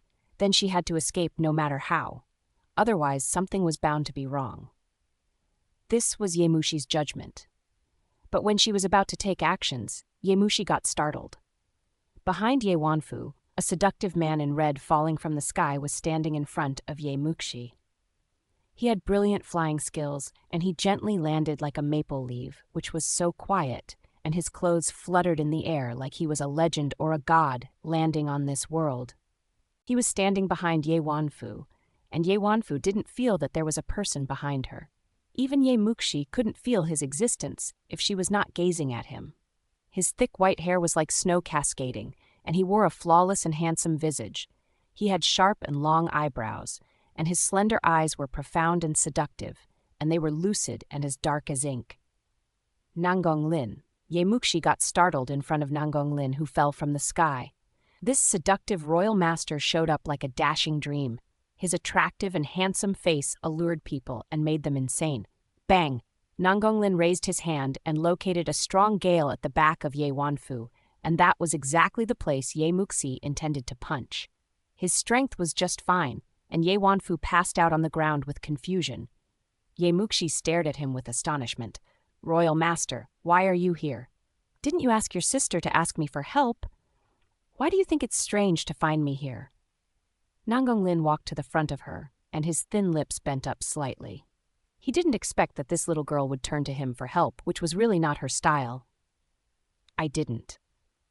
Yemukshi got startled, but then she instantly realized. Ye Qingyao was a smart girl as well. She sensitively realized that Yemukshi was about to face a dangerous situation next when Yemukshi asked her to leave.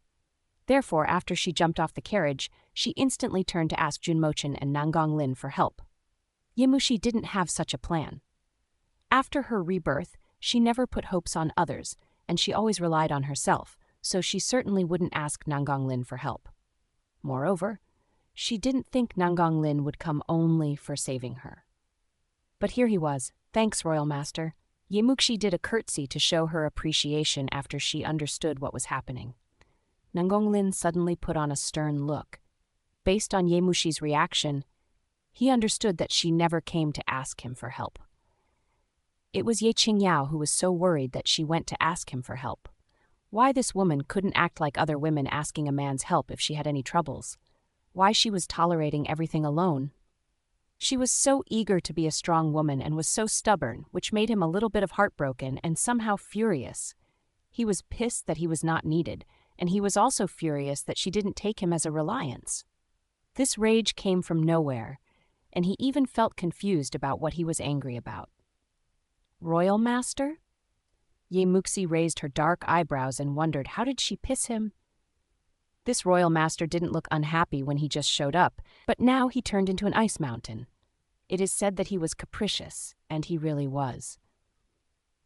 Nangonglin glanced at her, and his ears were trembling slightly as he heard that there were some noises from the distance. He hugged Yemukshi's slim waist and stood on this toe tip, using his flying skills to take off. Yemukshi was totally unprepared, but luckily she was agile. If it had been any other missus, she would scream out. But Yemukshi was also startled, so she hugged Nangonglin's waist with both of her hands. She didn't know martial arts at all. If she fell from here, she would either die or become maimed. This was not the moment caring about those rules between men and women, so Ye Muxi tightly hugged Nangang Lin. He was moving fast, and all in a glimpse, he took her and flew into the bamboo forest. Nangang Lin lowered his head to the little girl in his arms and found strong wind messed her hair. It seemed that she was not used to floating in the air. She pressed her red lips gently, and he could tell that she was a little bit nervous. Was this her first time hugging him? Not until they landed in the bamboo forest quietly did Ye Muxi loosen her grip and asked with astonishment, "Why did we fly here and hide?" "Look at that." Nangang Lin pointed at the front. Ye Muxi's eyes beautifully blinked as she saw a man wearing a black cloth emerged near the carriage. That man, wearing black, covered his face with a piece of cloth, and he was looking around. Then he found a passed-out woman lying on the ground, and there was nobody else. So he came to the front of Ye Wanfu and opened a bottle, pouring every drop of the content into her mouth. Then the man wearing black carried Ye Wanfu up and put her into the carriage, leaving gently. Ye Muxi got startled. That is the person who is attempting to harm you. I took the path to get here and arrived earlier than you. I found a person hiding in the bamboo forest, and he turned out to be one of the people of Chengyuanji. He was guarding here to drug you with aphrodisiac. Nangang Lin said indifferently. He wanted to kill that man wearing black directly just now, but suddenly he realized that the man in black might have never met Ye Muxi, so he could use this. Hence, he never took any actions. Not it seemed that the man wearing black really didn't know Ye Muxi. Though Ye Muxi was famous, she rarely showed her face in the public.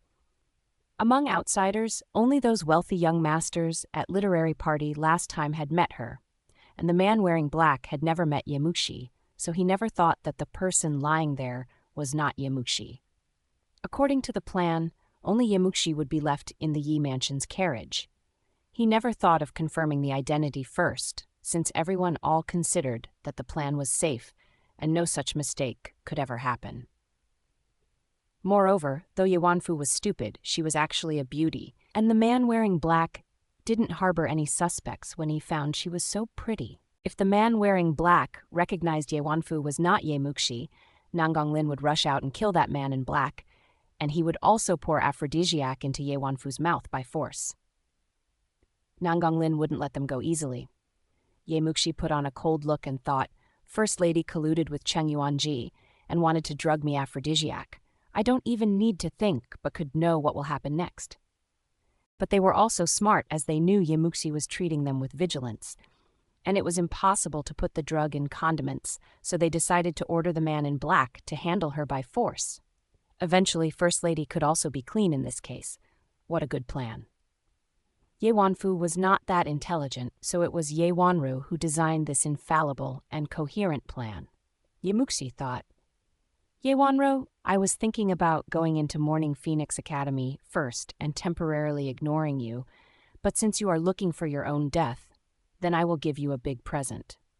And Cheng Yuanjie, I haven't taken my big move yet. How dare you piss me? This foe, remember, I will take revenge on family Cheng, and because of you, your family will be obliterated earlier than you expected.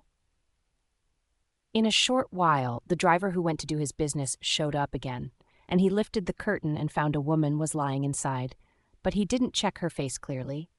He smiled smugly and drove away. Today was the date for worshipping Morning Phoenix Empress, so all misses were wearing specific worshipping gowns, and the 3 misses wore similar clothes, so he didn't focus on checking who she was. In his perspective, this was the unlucky Ye Muxi for today. As for Miss Ye Wanfu, she definitely had left with a certain excuse. Everything went on well, and he was only responsible for driving, pretending that he knew nothing. Ye Muxi sneered when she saw the carriage was away. Even if Ye Wanru has thought of millions of results, she could never expect that her sister will be the victim of her trick. The carriage will pass the back mountains peach flower forest and would stop at the goddess temple. It seems that Cheng Yuanji is waiting in the peach flower forest now. I wish they have a good time in the woods, but I am curious, what look will Cheng Yuanji have if he sees Ye Wanfu? I have heard that Lin Shiming and a bunch of talented young masters and misses will have an excursion in the peach flower forest. Nangonglin's lips slightly bent up as if he was smiling. Ye Muxi was startled and thought, they will definitely meet each other since the peach flower forest is not that big. Ye Wanru is really playing a big game. I assume that even Cheng Yuanji had no idea about her backup plan. Otherwise, how would Cheng Yuanji prefer his humiliating moment to be watched by so many people? Ye Muxi chuckled happily. I have already come up with my lines to explain my story. I would say when the carriage stopped at the bamboo forest, a man in black emerged all of a sudden, and I ran away after Ye Wanfu was beaten to stupor by the man in black. But I got lost in the bamboo forest. Ye Wanfu had already left after I came back. Now I need to pretend that I am lost, so I am not in a hurry to go back. But Royal Master, thanks for saving me, and I won't bother you. Please see yourself leaving. Anyway, this case had nothing to do with her. If Ye Muxi returned instantly, then she had to lead others to find Ye Wanfu. When they found Ye Wanfu in the peach flower forest, she had to toil away protecting family Ye's reputation. She didn't have any interests to appreciate the live porn as well, in case she might grow needle-eye. She should better go back slowly until everything had been settled, and she didn't want to intervene in this crap issue at all. It's not safe for you, stay outside alone. It's better if two people are getting lost together. Nangonglin said with a poker face. Ye Muxi got stunned and thought, therefore Nangonglin wants to stay with me as my company? In the peach flower forest, Cheng Yuanji kept pacing. Every time he thought of having sex with Ye Muxi here, he couldn't press his excitement. The 4 guards behind him would watch for any incidents for him later. Right at this moment, a man wearing black emerged in front of Cheng Yuanji, and he cupped his fists and said, Young master, I am honored that I have lived up to your expectations. Now that driver is bringing Ye Muxi here, and according to your order, I drugged her 5 times stronger than normal. When they arrive at the peach flower forest, medicines will start working just in time. Ha ha ha! Well down! Good job! Leave and take your rewards. Cheng Yuanji patted that man in black's shoulder and said happily. The man wearing black cupped his fists and retreated. Cheng Yuanji looked very excited, and he also gnashed his teeth as he finally took revenge. He said in a cold and gloomy voice, Ye Muxi, I visited you and offered you a marriage deal, but you defied a favorable offer shamelessly. Now I will take up your body, and I will see, except me, which man would marry you. Damn bitch, being so fickle, asking Nangonglin to cover you, and having Xiaoziao to stand with you. Ye Muxi, when you become my woman, I will stay in bed and tame you every day. Nangonglin made him fail to settle the marriage deal, and Xiaoziao chased after him a whole street and beat him. All these conflicts made Cheng Yuanji harbor complaints towards Ye Muxi. In a short while, that driver took the carriage into the peach flower forest, and he saw Cheng Yuanji was waiting there. Therefore, he was sensible to learn the situation and left. Meanwhile, Ye Wanfu woke up from unconsciousness since the medicine was working now, and she gave out a series of ambiguous moans, which sounded so seductive. Ye Muxi, did you ever expect that you still end up in my hand? Cheng Yuanji's heart was burning. He lifted up the curtain of the carriage and busted in, while the other 4 guards all showed the understanding smile, and they all took several steps back to guard for him. Ye Wanfu was drugged with medicines 5 times stronger than normal, and under the control of the medicine, she was delirious. Once she found someone in, she glued herself to Cheng Yuanji voluntarily. Cheng Yuanji was kissed by a beauty the second he busted into the carriage. He really enjoyed it and didn't have time to check how she looked like. When did Ye Muxi look like this? He hugged that beauty, and they rolled together. Clothes were falling down, and the torrid love ignited him. Cheng Yuanji was completely sexually aroused, but then he put his concentration on his partner's appearance and found she was not Ye Muxi, but Ye Wanfu. Why is you? Cheng Yuanji got startled, however. Ye Wanfu wriggled her body in a horny way, and she hugged him tightly. Her clothes had been stripped off, and she looked so flirtatious, moaning, I feel so horny, please give it to me. Now Cheng Yuanji was also aroused. Though he found that this woman was not Ye Muxi, Ye Wanfu was undoubtedly a precious miss in family Ye. She possessed a charming visage. Facing a delicate beauty like her, and given he was not a monk, he gave way to such temptation, and he couldn't resist any more. He had already taken off his pants, and it was no longer important about who this woman was. He just wanted to sleep with her. Then live porn was on stage in the carriage, and the scene was too torrid to look at. After an intense battle on the bed, Cheng Yuanji felt released, but Ye Wanfu had taken too many drugs, and she kept asking for more. Cheng Yuanji was worried about Ye Wanfu's identity. After all, she was the daughter whose mother was a wife in family Ye. He didn't know why Ye Wanru sent him the wrong person, but he slept a daughter whose mother was a wife in family Ye, and he was afraid that family Ye would force him to marry her. Because of her identity, she was not a normal woman, and he had to marry her. Unless, not only he slept with her. Cheng Yuanji hated and was also angry about Ye Muxi, but he hated her as he couldn't own her. Meanwhile, he still wanted to marry her as his wife. However, he didn't want to marry Ye Wanfu. Only Ye Muxi deserved the position of his wife in his heart.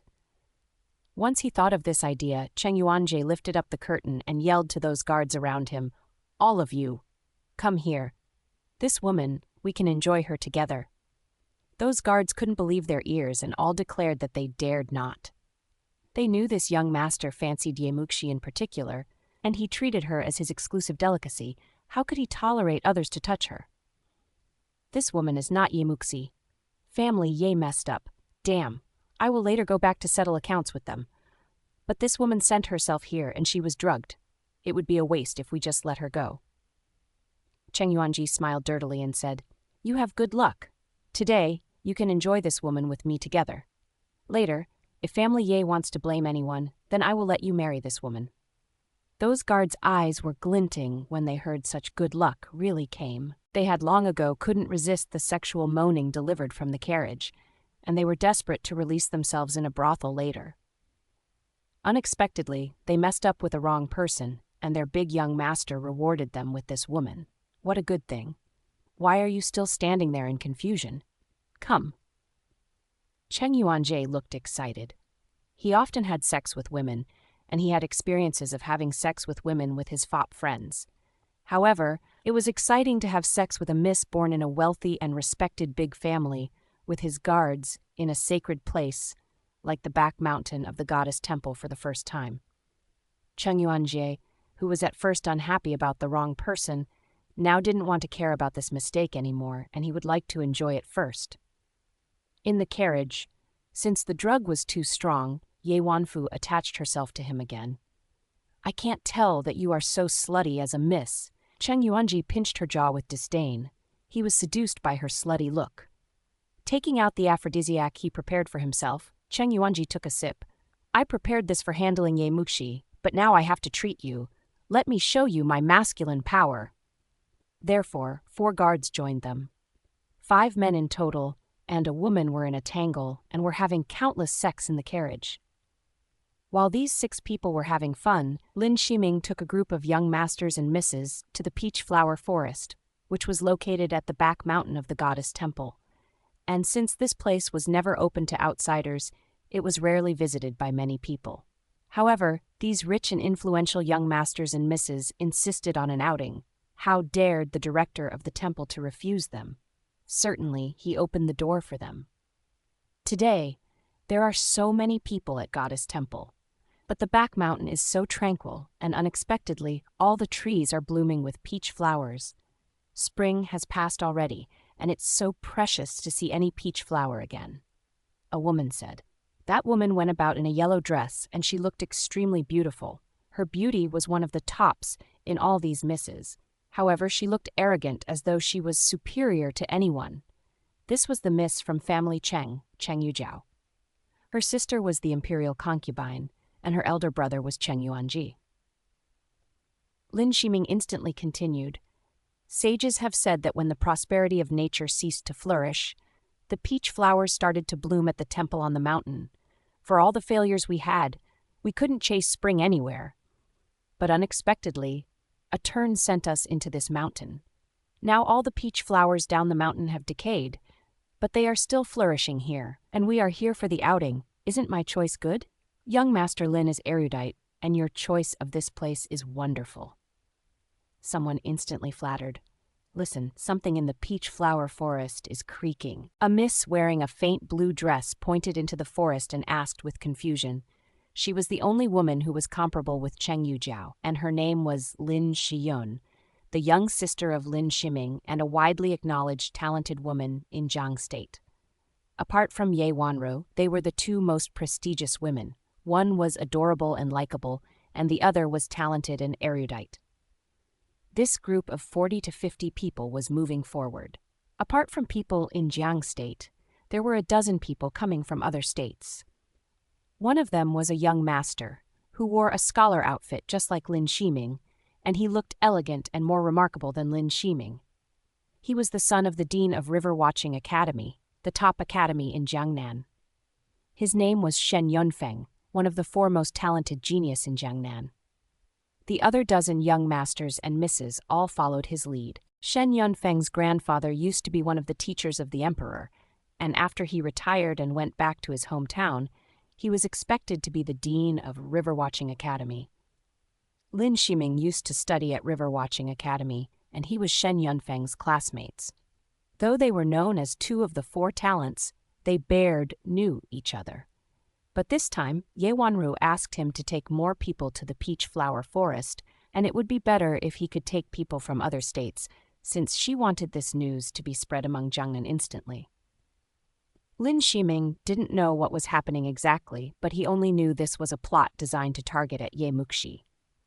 Therefore, he took the two most influential misses in Jiang State and also invited Shen Yunfeng. Shen Yunfeng did offer Lin Shiming a favor for the outing with him together. The other a dozen of people came with Shen Yunfeng were from different states, but they all used to study at River Watching Academy. The assessment of Morning Phoenix Academy gathered all the most beautiful women from 36 states in Jiangnan. Which man would not feel curious about this spectacular event? Therefore, the goddess temple was crowded with visitors, and it was a rare chance for them to assemble here. Ye Wanru chose this place as her stage, which was really gigantic. Sister, I think you misheard. The director of the temple just mentioned that this place is not open to the public, apart from us, so nobody could get in, Lin Shiming said deliberately. In fact, he had already had an answer at the bottom of his heart, and he was sure that it was where Ye Wanru wanted him to take everyone to go. Shen Yunfeng shook his head and said, I also heard it. Perhaps someone came up from the back of the mountain, or maybe there are some animals. Then let's go have a look. Lin Shiming echoed. People all found it interesting, and they all felt that they were exploring a mysterious place. Soon, they followed that sound and went into the depth of the peach flower forest. When they saw the scene, everyone got startled. They saw a carriage parking there, and besides the carriage, 5 men and 1 woman were staging live porn. They had been in the carriage first, but it was too narrow to stretch 5 people's bodies, so they simply dragged Ye Wanfu out of the carriage, and all of them got involved, playing this big sex game happily. They all drank medicine to help them arouse, so they didn't notice that others were approaching at all. When everyone in the outing group saw those white flesh exposed in front of them, all those dirty gestures, alongside with all the dirty marks on the woman's body, everyone got stunned. Cads! Misses all turned around or covered their eyes, and they all looked angry. They had never seen such R-rated scenes. Even those young masters who frequently visited brothels got stunned before they finally realized. Shameless. How dare they do such dirty things at the back mountain of the goddess temple? Here is the Morning Phoenix Empress's territory. You compromised the integrity of the goddess temple. Lin Shiming said seriously, ask them to stop. Ye Wanfu was pressed under the bodies of several men, and Lin Shiming didn't see her face clearly, so he thought that was Ye Muxi. By the way, what is that? How dare you do such things in goddess temple? What a humiliation. Other young masters all howled. Some guards and servants rushed to the front and yelled, Stop! Stop! What are you doing? Cheng Yuanjie and the rest finally woke up in the wake of a series of noises. They also got startled when they found a big group of people emerged from nowhere. Now people all recognized that one of them turned out to be Cheng Yuanjie. He was well known in Jiang State. Cheng Yuanjie, I never expected that you are here. If you want to enjoy your slutty issues, you should go back home and have fun. How could you do such things here at Goddess Temple? Lin Shiming said seriously. He was also awed and thought, Ye Wanro is really playing a big game. The leading actor even turns out to be Cheng Yuanjie. It would be fine it was others, so Cheng Yuajiao moved her hands away spontaneously. She looked into the field and said, How could that be my brother? Ah! Jerk! Before she finished her words, she saw so many white nude bodies which made her feel so shy that she almost passed out, and she covered her eyes again hastily and dared not to toss more glances at them. One young master said, That girl looks familiar. Which brothel's girl, do you know her? Another young master proceeded to ask. They all thought that girl was a prostitute from a brothel. They thought only a prostitute would be so slutty that she would like to sexually mingle with so many men at the same time. Not a woman from the brothel, it seems that she is from family Ye. Cheng Yujiao covered her eyes, but when she heard that was a miss from family Ye, she couldn't help but check who she was. Loosening her grip, she accidentally saw her brother's nude body, and she blushed due to shyness. Failing to bear this shy and thrilling scene, she collapsed on the ground. Lin Shiming was smug since people had found this was Ye Muxi, which was a perfect end, but he put on an unbelievable look. I don't think so. She has to be a prostitute in the brothel. How could she be a miss in family Ye? She is really a miss from family Ye. Today, I ran into her on the way to the goddess temple. That young master pointed at her and said, Believe it or not, check it yourself. She is really the third miss of family Ye, Ye Wanfu. Lin Shiming said hypocritically, Family Ye has been a governor's family for generations, so how could she be a miss in family Ye? Hold on, who did you mention? Ye Wanfu? Lin Shiming got startled, tossing a glimpse at that naked woman, and this glimpse totally stunned him. He was really astonished now. Wasn't Ye Wanfu attempting to target at Ye Muxi? How could Ye Wanfu be here? Ye Wanfu was drained by Cheng Yuanji and his group, and the effect of her drugs had faded away. Now she eventually woke up. Looking around, she found 5 nude men in front of her, and everything just happened flooded into her mind. Then she cried out in sorrow and rage, How could this happen? I don't want to live anymore. How could this? Was Miss Yi raped by Cheng Yuanji? Yes, even if she is having a love affair, there is no reason that she would like to sleep with 5 men. Many young masters were discussing, and Shen Yunepi put on a cold look when he saw this scene. I have nothing to do with this, but since we happen to run into this issue, then we shouldn't turn a blind eye to this.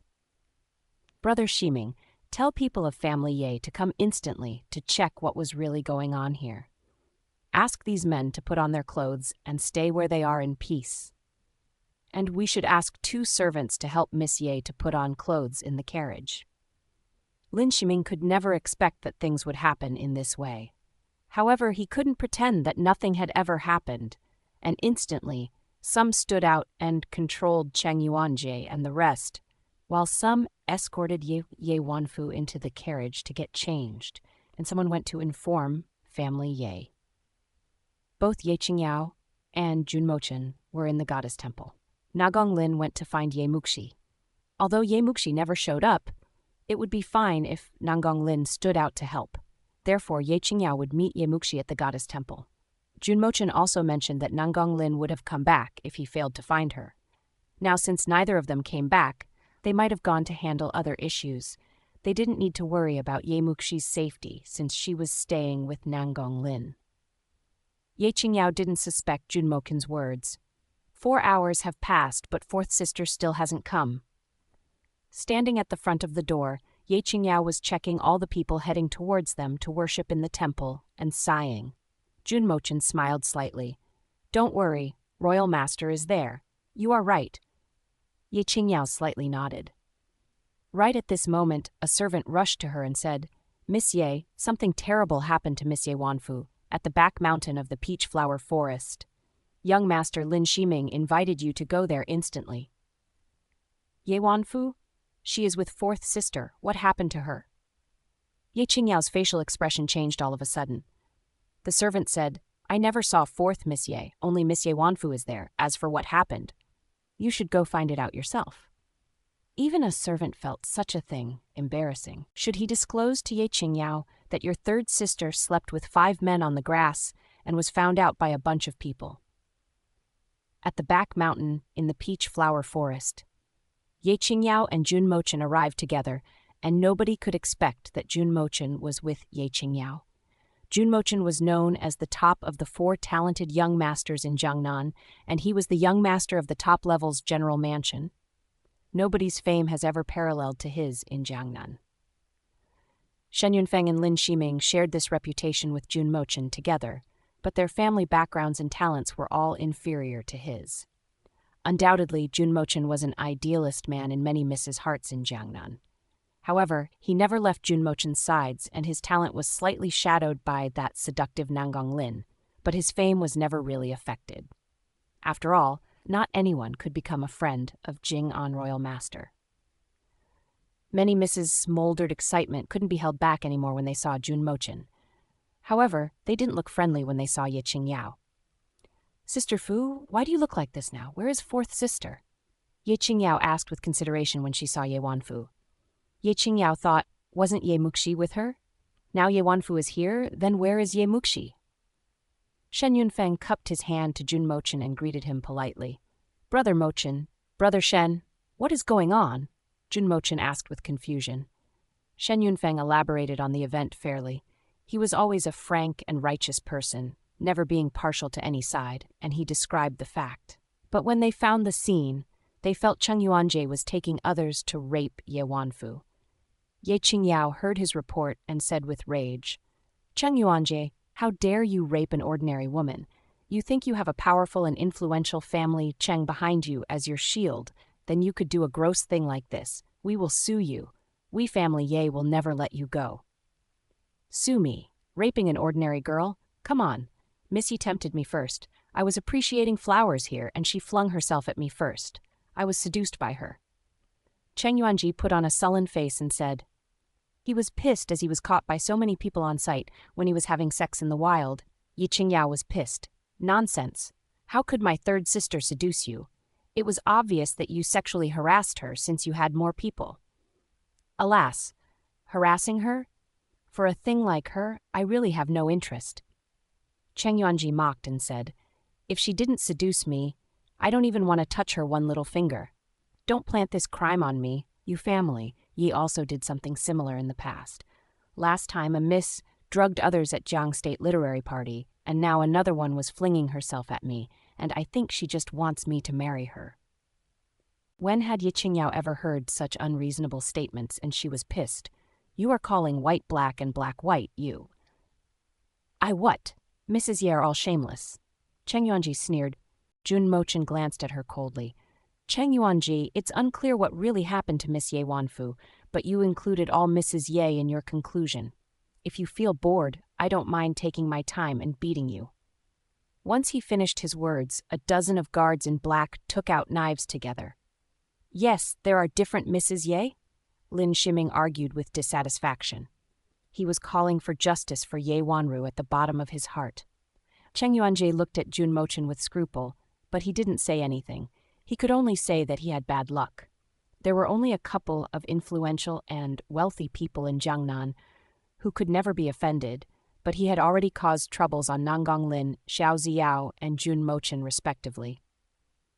Ye Qingyao couldn't help but look at Jun Mochen by her side. Cheng Yuanji was insulting family Ye and included her as a part of them, and Jun Mochen didn't hesitate to defend her verbally. "Young Master Jun was really a very good man. Apologize, and you need to be specific. What really happened?" Jun Mochen looked at Cheng Yuanji, and his tone was as peaceful and gentle as usual. However, a row of daggers was shining behind him, which put intangible pressure on people. Cheng Yuanji looked up stubbornly and said, "I don't think I need to apologize. I didn't say anything wrong. Ye Wanfu was flinging herself at me, and for the Miss Ye I mentioned, I was referring to her. Nobody else was included." This was a kind of compromise and apology. He did show that he was not targeting at any other Miss Ye. Lin Shiyun felt jealousy inflaming in her heart ardently when she saw this scene. She always had a crush on Jun Mochen, and she was very lofty, considering that she was the only one whose remarkable talent could match Junmochen's identity. Although there were other nobler and more influential misses in Jiangnan, she regarded that those misses were simply superior due to their means and power. And how could they deserve to own Junmochen, the innocent and honorable man by nature? Now she saw Junmochen stood out for Ye Qingyao. She was so jealous. In fact, that was Junmochen's personality. He didn't have a crush on Ye Qingyao. If similar things happened to other people, he would stand out and defend them as well. Jiangnan Junmochen was pure as a piece of jade. Young Master Cheng was just angry. So he blurted out randomly, and he never pointed out anyone. He only referred to Ye Wanfu, and others don't need to include themselves in this list. Lin Shiyun said indifferently, but her statement sounded harsh. Ye Qingyao stared at her with astonishment. It would be acceptable if Cheng Yujiao stood out and defended family Cheng, but where did this case have anything to do with Lin Shiyun? Junmochen glanced at Lin Shiyun while frowning, and others also stared at her with weird looks. No matter what, Cheng Yuanjie and his followers had already conducted inhumanly behavior on an unmarried girl. People were ashamed to stand with him, let alone defending him. All the well-educated misses on site all demonstrated their profound resentment towards Cheng Yuanji's behavior of fooling around women, and even Cheng Yujiao was not defending for him, but Lin Shiyun. Lin Shiyun felt regretful after she finished her words. She thought, how could I speak for that hooligan? I just only wanted to walk over Ye Qingyao. Ha ha ha, Miss Lin is right. Cheng Yuanji smiled with relief. Ye Wanfu couldn't bear this anymore, and she snapped at Lin Shiyun angrily. What did you mean that he referred to me? What did I do? Would I seduce 5 men?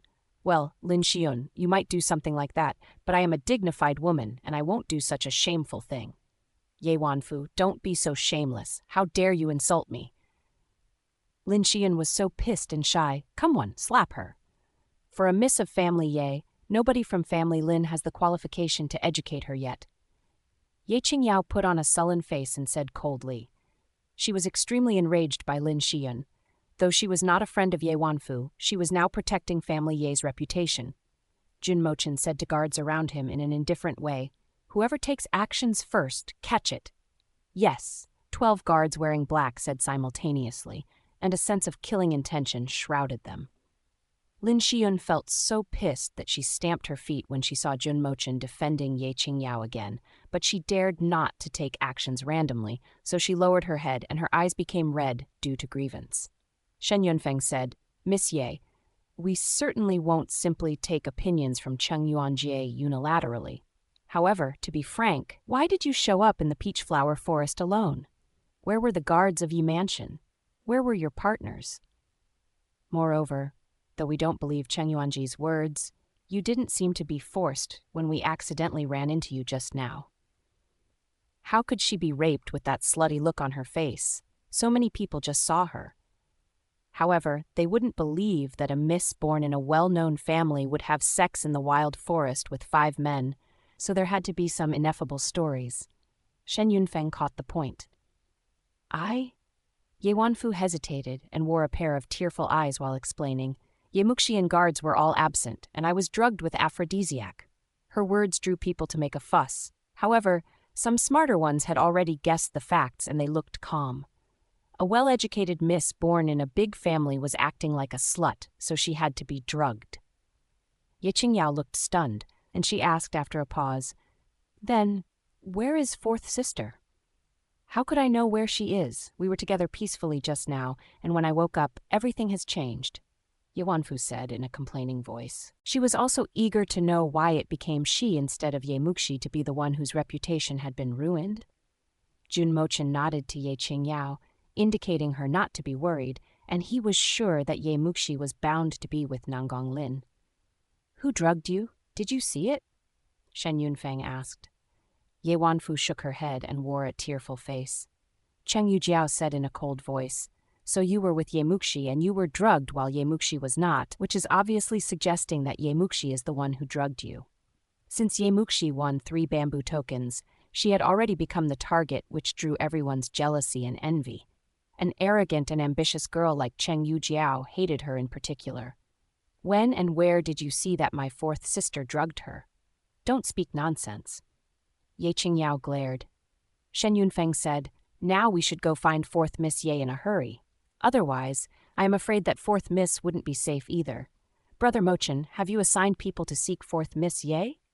You are right. Perhaps Ye Muxi was also drugged, and now she has been taken by someone away. I am afraid that she would wind up like Ye Wanfu. Lin Shiyun said with a hypocritical smile. Ye Qingyao's facial expression froze. Fourth sister is always blessed. Miss Lin, please don't produce rumors. How did I produce rumor? I am just analyzing this situation objectively. Ye Wanfu was with Ye Muxi, and consequently, Ye Wanfu was drugged while Ye Muxi was gone. Well, how could the criminal ignore Ye Muxi, who is actually prettier than Ye Wanfu? Perhaps he had a crush on Ye Muxi in particular, so he was too occupied to pay attention to Ye Wanfu. Lin Shiyun said evilly. A flick of worry and concern flashed in Ye Qingyao's eyes. Though she knew that Nanggong Lin went to seek Ye Muxi, Lin Shiyun's speculation was highly possible, and she was wondering if Royal Master had found Ye Muxi. Lin Shiyun, Jing'an Royal Master has been looking for fourth Miss Ye already, and I believe that fourth Miss will be fine since Royal Master will be there with her. Jun Mochen said indifferently, and his voice had a trace of rage. Before we figure out the truth, I would like to invite the one who is guessing based on unrooted facts and spreading rumors to go to the government with me. Lin Shiyun felt inflaming, and she thought, damn, Jun Mochen is speaking for Ye Qingyao again. Cheng Yujiao provoked and said, if Ye Muxi is fine, then it is she who drugged Ye Wanfu. Why don't you say that Cheng Yuanjie drugged her? It is evident that the biggest winner in this event is Cheng Yuanjie. Isn't it reasonable that he drugged her? A lofty voice came from the back of these people. People turned around, and they found two fairy-like figures appeared. The woman who was speaking wore a clean white dress. She possessed an extraordinary temperament, and her appearance was beyond the world. She had glistening white teeth, and her eyebrows and eyes were well engraved like a beautiful portrait. In contrary to other normal Misses' elegance and gentleness, she was a woman with great charm and distinction, and her beauty really outran others. She was not supercilious, and in contrast, everyone who talked with her would feel her comfortable to work with, and her behavior never had any flaws. But even if she was beaming beautifully, and her manners were humble and polite, her nature was apathetic and isolated, which made people feel that she was alienating herself from others, and she would never be accessible. Her visage exuded gentleness while her heart was cold and arrogant. She was Ye Muxi, the fourth Miss Ye, whose name was shaking the entire Jiangnan. The man standing by her side was wearing a seductive red cloth, and his thick white hair was as white as snow. Handsome features were engraved on his cold and arrogant face. Unlike Ye Muxi, who was cold inside but warm outside, this man was covered with a layer of ice, and strangers dared not to approach. As for how he was deep down there, it would be too difficult to figure out, because it was unfathomable. The two people walked towards them together, and it was like a beautiful picture unfolding in front of them. Ye Muxi? Cheng Yujiao looked at her with astonishment, and when she saw Nanggong Lin by Ye Muxi's side, her stares turned to embrace profound jealousy. Ye Muxi and Nanggong Lin were walking side by side, but how could she deserve walking by his side? Ye Qingyao walked towards her happily. Fourth sister, finally you are here. I am really worried about you. Sorry for bothering you, I am fine. Ye Muxi pressed her lips and smiled. She glanced at all those people, and finally she looked at Ye Wanfu and Cheng Yuanji with a trace of coldness flashed in her eyes, which could only be perceived by the people involved. Jun Mochen smiled and said, I know it. With Royal Master here, fourth Miss is definitely fine. Fourth sister, third sister was. Ye Qingyao looked embarrassed. Ye Muxi nodded to her. I know everything now. I heard many discussions on my way here, so Royal Master and I came in a hurry. While speaking, she looked at Ye Wanfu and said, Third sister, we were taking a rest in the bamboo forest, but unexpectedly, a man wearing black showed up and beat you to unconsciousness. I was startled, and I turned around to run away. That man wearing black chased after me for a while, but luckily I ran into Jing'an Royal Master at that time, which intimidated him. However, we were lost, and when we went back to the bamboo forest, we found neither you nor the carriage was there. So I was worried that something wrong might have happened to you." Muxi summed up the entire event briefly. Ye Wanfu's looks were fraught with hatred, and she thought, how could it be possible? Muxi is definitely lying. How could the man wearing black knock me over? Though she had no idea what had really gone wrong, she had this accident while Muxi was safe and sound. Even though she was stupid, she could realize that Muxi framed her up. I could never imagine that a miserable thing like this would ever happen. "Young Master Cheng, I have a question. What is your relationship with that man wearing black? Why did that man in black escape instantly after he drugged my third sister? Generally speaking, even if anything terrible happened to my third sister, it should benefit the man wearing black the most, rather than you. Unless that man wearing black is working for you." Muxi glared at Cheng Yuanji, and her looks were intense. She really got the point. Cheng Yuanji felt guilty as he was intensely glared by Muxi, but he wouldn't admit verbally, so he said, "How could I know why the man wearing black would run away once he drugged her? Perhaps he had some other emergencies. Anyway, I am innocent. I have already told you that I was appreciating flowers in the peach flower forest, and it was Ye Wanfu who lured me and my guards with initiative. Additionally, that so-called man wearing black is your one-side story." Cheng Yujiao added. Muxi twitched her lips. "Royal Master also saw that man in black chasing after me. That man in black ran away since he saw Royal Master. If you don't believe me, you can ask Royal Master." Cheng Yujiao glanced at that lofty Nangang Lin, and she said haltingly, daring not to ask more questions. She could only be aggressive in front of Muxi, but when it comes to Nangang Lin, nobody dared to be presumptuous. Shen Yunfeng found the situation awkward, so he tried to relax everyone by saying, "If Royal Master really saw it, then we certainly don't need to suspect it.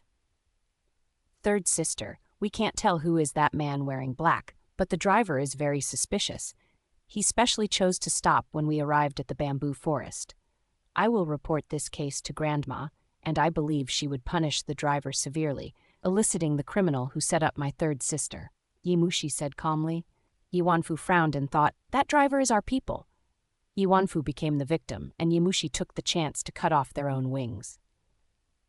Looking at Cheng Yuanji, Muxi said coldly, "By far, no solid evidence could prove that young master gave the order to that man wearing black yet. However, you did benefit from this accident, so it's the most likely that you are the culprit. In addition, you ruined third sister's reputation, and you were conniving at your guard's behavior. Don't you know what does this mean for an unmarried miss? If you had done this alone, she could marry you, which is also a solution. However, under such a circumstance, are you forcing my third sister to kill herself?" Before Cheng Yuanji was about to argue anything, Muxi interrupted him and proceeded. "Thirdly, here is the goddess temple, a sacred place. Before we discuss the issue that third sister was drugged and had to allow you to do whatever you wanted, even if a woman seduces you, how could you do any dirty things like this at the goddess's territory? What a shame as a scholar and a son born in a wealthy and well-educated family. You are so malicious and cruel. You are so inhumane." Her arguments were sharp and aggressive, and she gave Cheng Yuanji absolute hell. But her statements were reasonable and logical, choking Cheng Yuanji with rage. His face turned livid and purple, but he couldn't find out a word to argue back. Ye Qingyao also felt relieved and elated. She had been pestered by Cheng Yuanji with nonsense for a long while. Luckily, fourth sister fought back and took actions effectively. "You," gabbing cleverly, Cheng Yuanji said with rage. Muxi bent up her lips. "That Cheng, you conducted such an inhumane thing to my third sister, and no miss could move on to live in this world with this shameful reputation. If my third sister couldn't move on but hang herself or bite her tongue to kill herself or bump her head on a wall or eat poison to commit suicide, then it's you who has pushed her too far. We family. Yi is not as wealthy or powerful as family Cheng, but you are bullying us too much, and we will never give up easily. If we are pushed too far, we can write this accident to a play. And we will ask all tea houses and restaurants to tell this story to their audiences so that the entire Jiangnan would know what kind of person you are, Cheng Yuanjie. After she finished her words, an inexplicable idea dawned on many people. Ye Wanfu never thought of killing herself at the very beginning, but after Ye Muxi's words, Ye Wanfu might really lose the courage to live. Ye Wanfu was completely stunned as well. Then she turned to all the misses, who were looking at her in a mourning way as though she had already been a dead body in their perspectives. Ye Wanfu was so pissed off that she passed out. Fourth sister, third sister blacked out. Ye Qingyao screamed out in astonishment. Ye Muxi didn't even move her stare but said, "See? My third sister is so angry that she passed out. Next time, maybe she will fade her courage to move on and decide to kill herself. Cheng, you will see." Cheng Yuanjie almost spat blood due to rage after he heard her words, and he thought, "Why do I feel that Ye Wanfu was so pissed by you that she passed out at last? I will see? I will see Ye Wanfu's death?" Nangong Lin was looking at Ye Muxi, who wore a decent and righteous look, and he smiled surreptitiously and thought, "What a scheming little creature." On the way back to Ye Mansion, Ye Qingyao finally knew what had happened, and she was scared when she realized. She didn't feel sorry for Ye Wanfu at all, as Ye Wanfu deserved it. Before Ye Muxi and the rest went back to Ye Mansion, everything that had happened in Goddess Temple had already been spread all over the Jiang state. No, all over Jiangnan. Ye Wanru did select a perfect timing. All the people in all states in Jiangnan were aware of this news. Zhao Menglan passed out due to rage when she heard this news, and Old Lady almost became ill because of fury as well. Though Old Lady never expected that Ye Wanfu could go to Morning Phoenix Academy, she never imagined such a thing would ever happen to Ye Wanfu. After she had slept with 5 men, apart from killing herself, what else could she do? If she had only slept with Cheng Yuanjie, she might marry Cheng Yuanjie as a solution to fix this situation. But now, 5 men, and she had also been witnessed by a large number of people. Why hasn't she killed herself since she behaved so shamelessly? How could she have the courage to live? Damn, I am so pissed. Yi Linghong's face turned livid due to irritation. That useless daughter. How brazen she is. Humiliating our reputation. She should kill herself to pursue her chastity. Zhao Menglan shrilled, "Ye Linghong, Fu is your daughter, and how could you want her to die to protect the integrity of family's reputation? How could you be so atrocious?" "Do you think I want her to do that? This is the end of Ye Wanfu, and she could never marry. Dying could earn her good fame," Ye Linghong said coldly. Zhao Menglan pushed him while crying, "Ruer is disfigured, and now you are pushing Fuer to death. How about you discarding me directly and marrying a young and beautiful wife?" "Ye Linghong, you piece of work." "Zhao Menglan," Ye Linghong slapped her and said furiously, "That's the daughter you raised, and how could you be so shameless?" If other misses come to such a situation, all of them would kill themselves to end up this case. It is the year before the last that a daughter of the magistrate of Yang State bumped into a robber when she was out, and to avoid being abducted by the robber, she killed herself on sight to protect her chastity. The emperor rewarded her himself, and he also bestowed her family a chastity monument. Look at others' daughter, and look at your own daughter. Have slept with 5 men, and she is still living shamelessly. Zhao Menglan growled, "I will definitely not use Fuer to exchange a chastity monument. You should never think about it." The couple grappled with each other. At the very beginning, they wanted to force Ye Muxi to death, but now they pushed Ye Wanfu to a dead end. News about First Lady fighting with her husband was spread out fast. Ye Wanfu couldn't be sadder, but she dared not to die. Ye Wanru could never expect that such a situation would ever happen. Ye Wanru had been clearly intended to kill Ye Muxi, but consequently her original plan was ravaged, and she even lost an essential helper. But Ye Muxi accepted this piece of news calmly. People of First Lady were always selfish, so there was nothing to be surprised. Ye Muxi had already prepared a wonderful show for Ye Wanfu specifically. For the culprit behind the plot, Ye Muxi would never let her go easily. "Really? It can really fix my disfigurement?" Ye Wanru asked, unbelievably. The handmaiden Qin Yin said, "I don't know. Today I went out to purchase the blusher, and I ran into a woman who was selling it. I have heard that her ancestor was a maid of Madame Flower in warring state, and a book called Skin-Caring Secret Prescription was handed over. Madame Flower was remarkably beautiful, but she was once set up and disfigured, and she restored her beautiful visage based on a prescription recorded in Skin-Caring Secret Prescription, and she won back the emperor's favor. Madame Flower was always beautiful in her life, and that book Skin-Caring Secret Prescription was all she had. Madame Flower, isn't she the top beauty in warring state? She even has a solution to fix a disfigured person. Ye Wanru felt her heart pounding vigorously. Composed as she was, now she couldn't help but become thrilled. Then what about the treatment of fixing disfigurement? Qin Yin shook her head. I don't know about that. She just accidentally blurted it out when I was buying her blusher. I thought she was a charlatan attempting to sell me more blushers. When I asked her specific things, she then equivocated, denying that she had skin-caring secret prescription. Articulate everything to me again. What did she say? Yi Wanru felt it very interesting. As long as she could restore her original visage, she would like to do it at all costs. There were 2 days before the assessment of Morning Phoenix Academy, and she still had time. It turned out that Qin Yin went on the street to buy blushers and cosmetics, and she ran into a woman who was selling them at a stall. Her sophisticated makeup was not inferior to those behind the counter in any decent shops. So Qin Yin went forward and inquired her. That woman selling cosmetics bragged how outstanding her commodities were, and she said her ancestor was a maid in the palace serving Madame Flower in warring state, and the producing methods of these commodities came from the palace. She was talking fast, and she mentioned a book called Skin-Caring Secret Prescription. The boss of selling these blushers said that Skin-Caring Secret Prescription is a book that can make people become prettier, and even disfigurement could be fixed. Madame Flower used this method to recover her appearance when she was disfigured, but when I asked her again, she denied that such a book ever existed. Qin Yin described the issue comprehensively. But Ye Wanru put more faith in it and said, "It's dangerous to hold a piece of jade.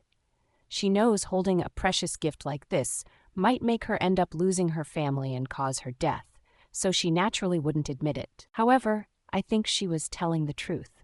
According to legendary histories, Madame Flower did have a book called Skin-Caring Secret Prescription, which described how she maintained her beauty so that she could be fancied by the emperor forever. I will have that book. Yi Wanru was desperate to recover her visage, so she would rather believe such an equivocal thing was real.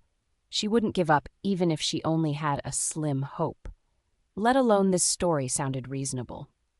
I knew Miss might feel it interesting, so I stalked her after she collected her stuffs and went home. I found that she is living in Green Willow Street West. I will take people to rob it. Qin Yin instantly said. Ye Wanru smiled. Nice, you are very careful, but don't rob her. What if she would rather ruin it than giving it to us? Or she may simply give us a fake book, which would be troublesome. You come up with a solution to take her into Yi Mansion, and I want to meet her face to face. She is living in Green Willow Street? Then her family must be very poor. We have tails, and there is nothing we can't do with tails. Miss, you are so smart. Her house has nothing decent inside, and even her door is shabby. She is so poor. If Miss could buy her book, I bet she will sell it. Qin Yin said immediately, When do you want to meet her? I will arrange it, Ye Wanru said, as soon as possible. This was related to her appearance recovering, so she could feel a fluttering pulse. In the afternoon, at the south building of Furong Court.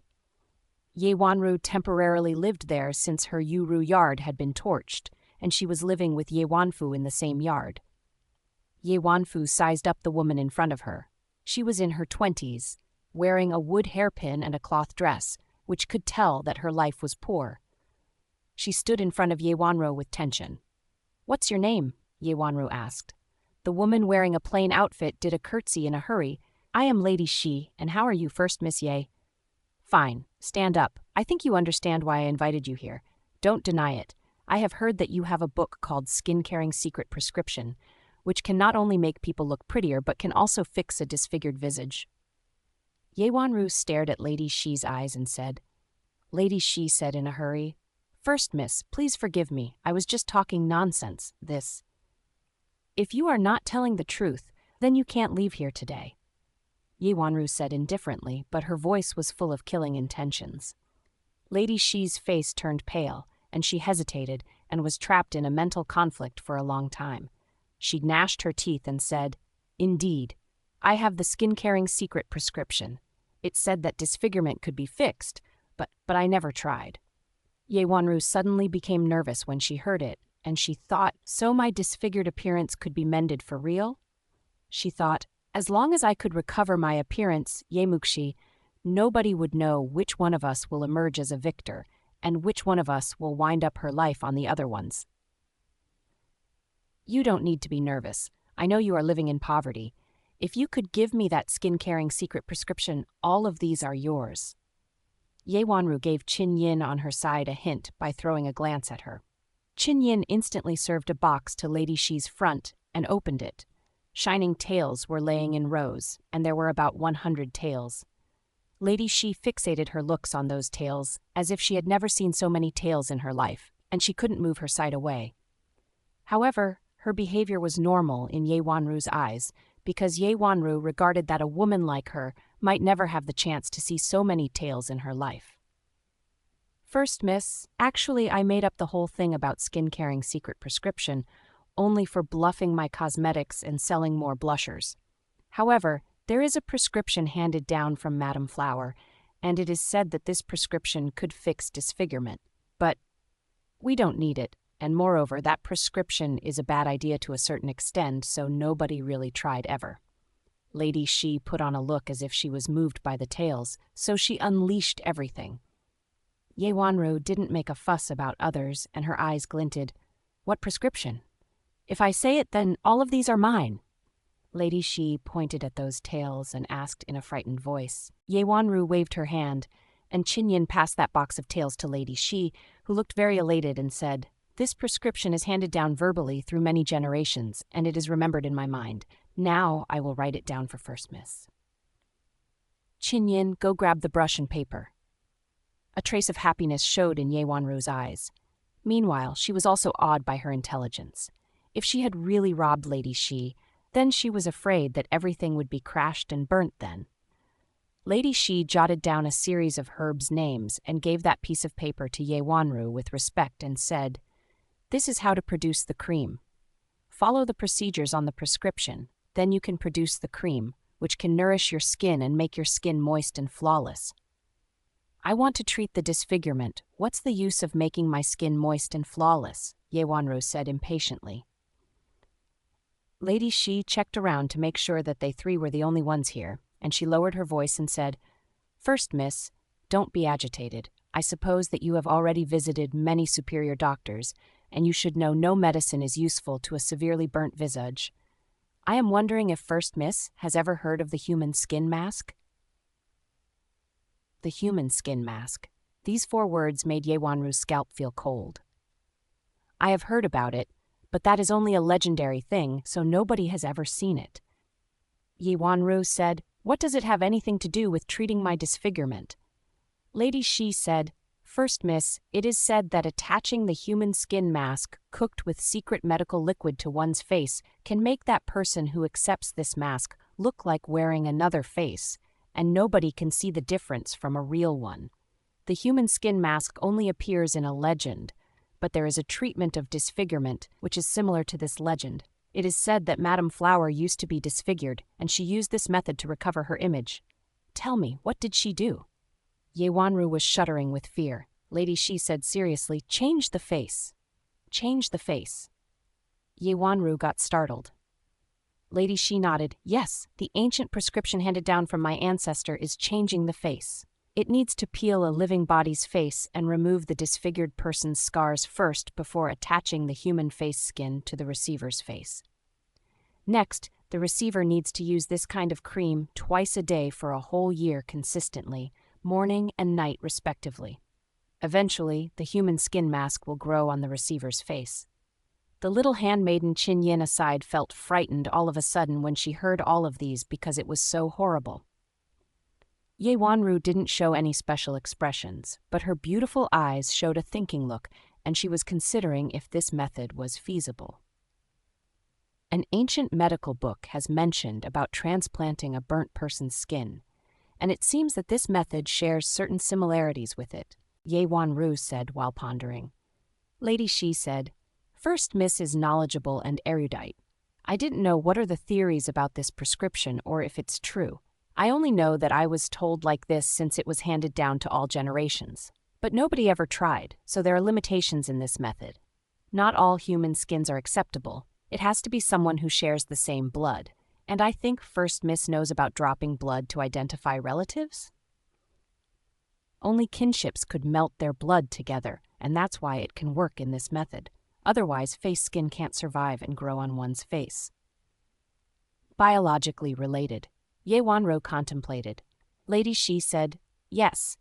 It is said that Madame Flower had an elder sister and they shared the same mother who was a wife, and her sister was only months elder than her. She changed her face with her sister. Since they looked alike somehow, nobody knew they had changed their faces. However, this is only a legend, and since this prescription is too evil, nobody ever tried. Indeed, this evil prescription has to peel a living person's face skin. This is really malicious." Ye Wanru nodded and said seriously with righteous words, "Despite that, I am disfigured. I can't do something so cruel. Leave me. This prescription is useless to me. But you could take these tails as a reward for nothing. This prescription is too vicious, and don't mention it to anyone in the future, okay?" Her last sentence was a threat, asking Lady Shi to shut up. Lady Shi did a curtsy in a hurry. "Yes, I will never mention it to any more." Lady Shi left Yi Mansion, and to make sure that nobody was stalking, she circled around for several times before she went into an alley. A carriage parked at the entrance of the alley, and Lady Shi climbed onto the carriage and did a curtsy before saying, "Hello, miss. I have already done everything Miss asked me to do." She didn't suspect? Ye Muxi twitched her lips at a certain curve. Lady Shi shook her head and said, "Hard to figure out if this prescription is real, but Ye Wanru is anxious to recover her image, so she never doubted. These are 100 taels she rewarded me, and please take them, miss." "It's all right, you can take them back. Our store is opening now, and we need money." Ye Muxi pressed her lips and said randomly. Lady Shi smiled and said, "Then I will take them. Miss, I did what you asked, and I rent a store in the South Street. The store has been already perfectly tidied up, but we still need a name board for the store. I have heard that you are a significant talented woman in Jiang State, so please do the inscription for the store's name board. I will make the paper with that inscription into a board and hang it at the front door." "Inscription?" A name suddenly came into Ye Muxi's mind, and she said, "Hold on for the name board. I will arrange it. Last time, I helped you teach those people from casinos a lesson, and though nobody knows that temporarily, this is not a secret. But that will be the only story between us and everything we know about each other. On the surface, I have nothing to do with that store." It seemed that opening a store was easy, but the amount of money collected from skin-caring secret prescription was really lucrative and appealing. In her previous life, she relied on Lingwu Marquis Mansion to run the Rouge workshop. Now her dad still hadn't come back yet, and she couldn't assure the safety of her store since she was only a miss in family Ye. Therefore, she needed to find a strong patron. Sihai Business, that was her best dependence. If she could rely on Sihai Business, then she didn't need to be worried that someone might find her store's trouble. However, it was not easy to build up a connection with Sihai Business. Firstly, she needed a person to introduce her, and secondly, 40% of her benefits earned by her store should be handed to Sihai Business. It looked like a huge loss since Sihai Business could earn 40% of everything she earned while they did nothing for it. But as long as that store became a subordinate of Sihai Business, no matter what kind of precious treasures one was selling there, nobody dared to find trouble with it. If Sihai Business was not protecting her, in this world it was even a crime to harbor a treasure, and let alone making money. It would be normal if her families were murdered. But it wouldn't be easy to join Sihai Business even if she was willing to sacrifice 40% of her incomes. Ye Muxi only knew two people who could connect with Sihai business. One was the man wearing a ghost mask. His identity was mysterious, but he had a plum card. Since a plum card could ask Sihai business to do anything, he absolutely had certain connections with Sihai business. The other one was Nanggong Lin. Last time, when he was purchasing medicines to treat her brother's illness, he got them through Sihai business. As the Jing'an royal master, which was a remarkably powerful and noble title, no matter what he wanted to do, Sihai business would always show certain respect. But Ye Muxi didn't want to go to Nanggong Lin. That guy was unfathomable, which made her feel him dangerous, and since he overwhelmed all misses in Dan Dynasty to compete against each other for him, it was not a good thing to be too close with him. The man wearing a ghost mask was better than Nanggong Lin, making her feel him more approachable. Unfortunately, the man wearing a ghost mask always appeared and disappeared mysteriously, and there was no way for her to contact him. She would check the situation first. As for the inscription, who else would be more suitable than Jun Mochen, the top of the 4 talents in Jiangnan? She was thinking about how to get an inscription from him. "Miss, you are right. I understand." Lady Shi nodded. After Lady Shi left, Minghua asked with curiosity, "Miss, will this treatment of disfigurement work? Will Ye Wanru really change a face?" "I have no idea if it will work, but she will definitely try." Ye Muxi twitched her lips. This method was not made up. In her previous life, after she was disfigured, numerous people provided treatments, and changing the face was one of them. But since she couldn't bear to ruin others' face only for recovering her image, she didn't use it. It was said that this method only worked among kinships. If Ye Wanru wanted to change a face, Ye Muxi and other cousins were all biologically related to her. But to have the best effect, her sister, who shared the same mother with her, would be the most idealist option for her, which was Ye Wanfu. Ye Wanfu was the stupidest among all the misses in family Ye, and even a daughter whose mother was a concubine was more talented and versatile than her. But she had a beautiful face, which would definitely be favored by Ye Wanru. Will she do something so cruel to her own sister? Will Ye Wanru be so ferocious? Minghua was speaking to herself. Ye Muxi pressed her lips.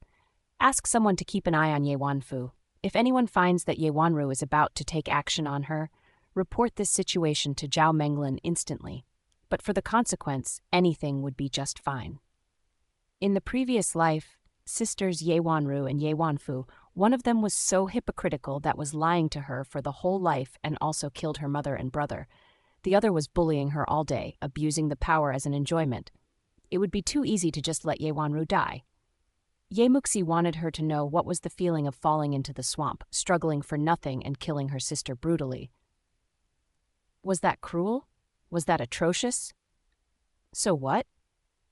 Ye Muxi was looking outside the carriage. Compared with what she had gone through in her previous life, these were far more than enough. News about how Ye Wanfu had sex with Cheng Yuanji and 4 guards in the wild and got run into by many talented young masters and misses on sight hit the headline of Jiang State. In Ye Mansion, Ye Linghong and Zhao Menglin grappled with each other, and in family Cheng, things became horribly messy as well.